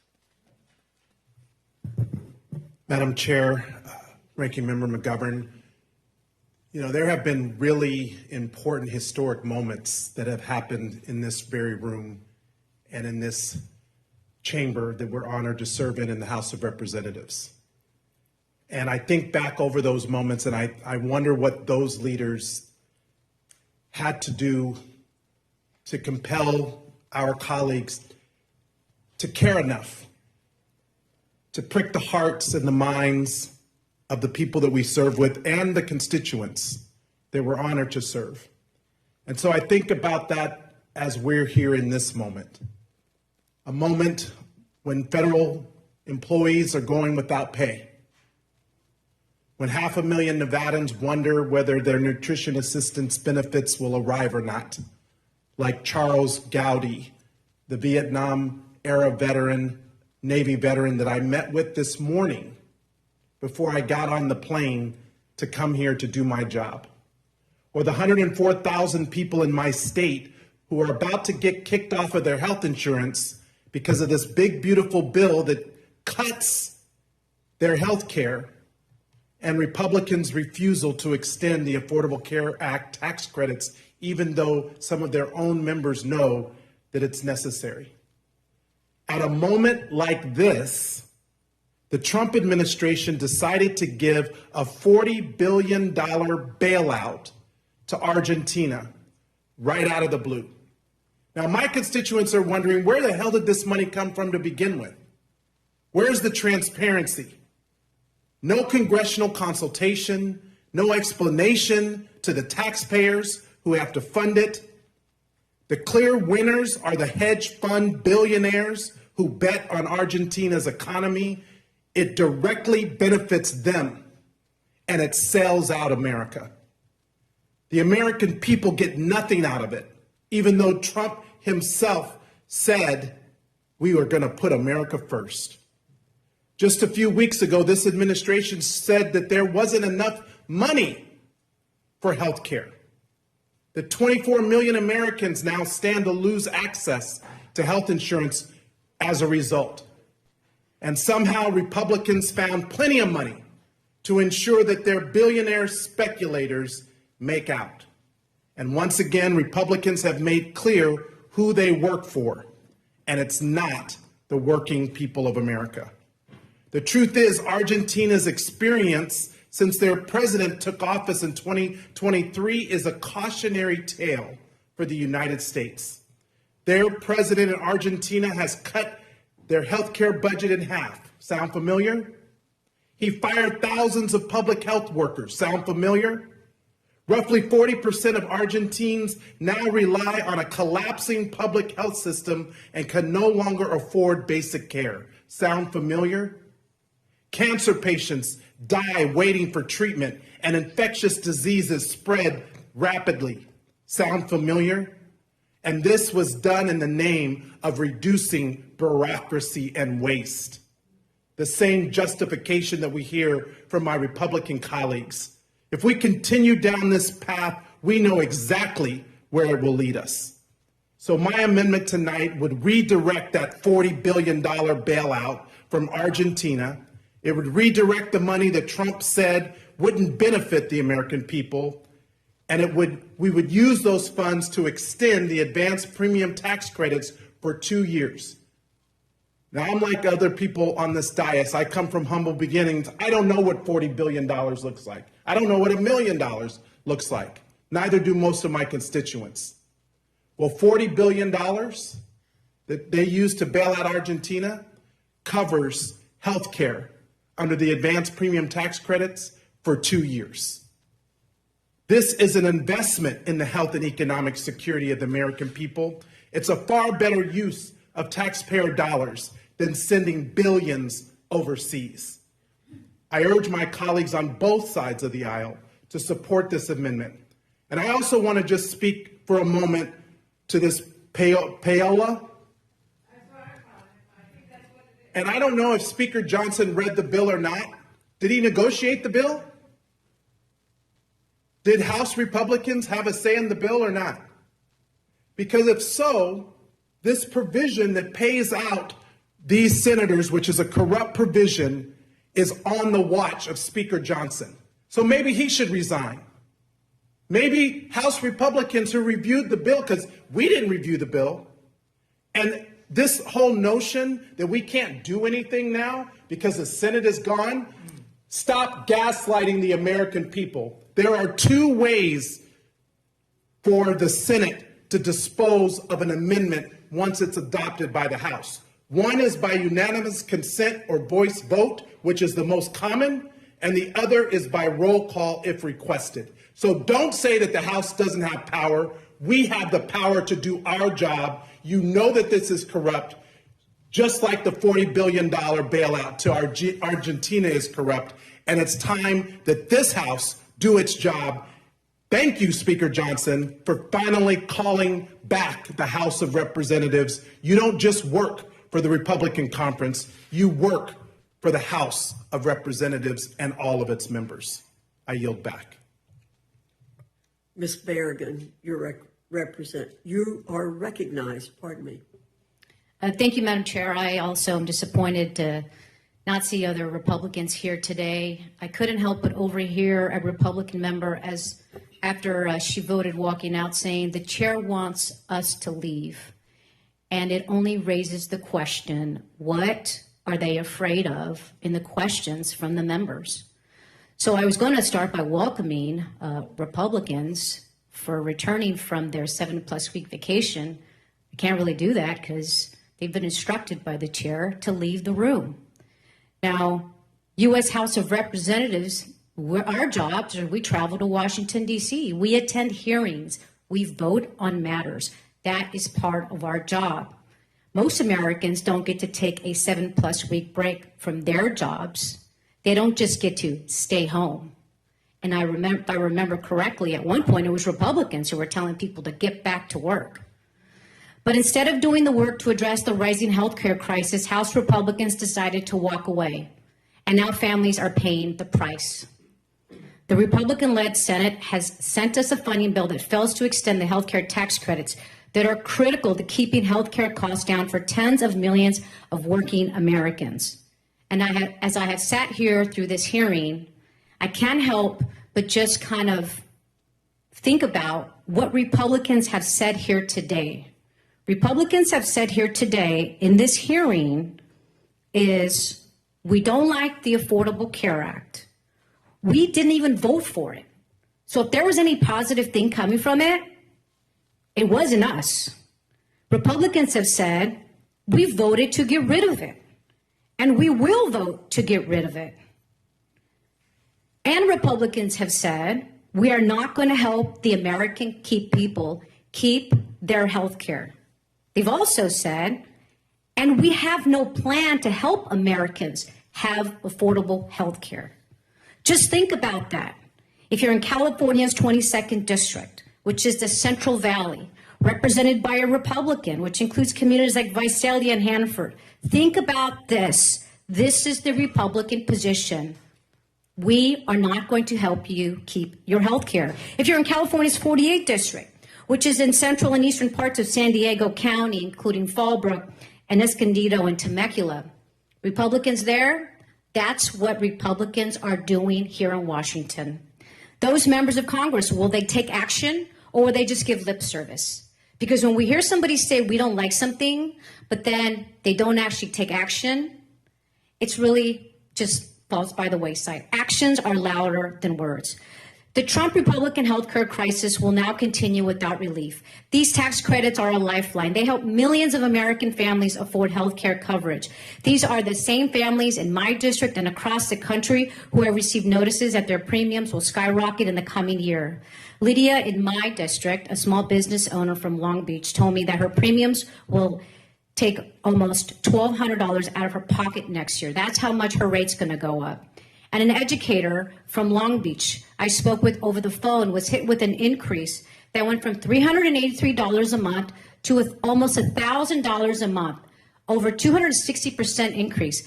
I find it hard to believe that Republicans don't have constituents in their district who haven't received these notices. We know at least one Republican House member has said even her family member has been hit. It's clear that people in my district cannot afford these increases. The tax credits ensure that people can see a doctor when their child has a fever. They allow Americans to fill prescriptions. They provide the stability families need when medical emergencies arise. Without the tax credits, some will delay treatment. Many more people will choose to go without coverage, and we know what that means. People will get sicker, and people will die. We are in the middle of open enrollment, when Americans need to make budget decisions about what their health care coverage will look like next year.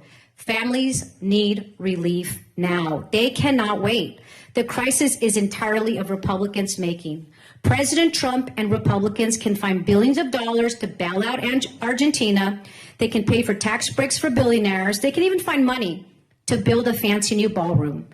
They can even give money away in this bill to 8 Republican senators. But they can't be bothered to spend $1 to help Americans keep their health care costs down. They're willing to let Americans shoulder the burden of higher premiums and less access to care. We cannot and we must not allow that.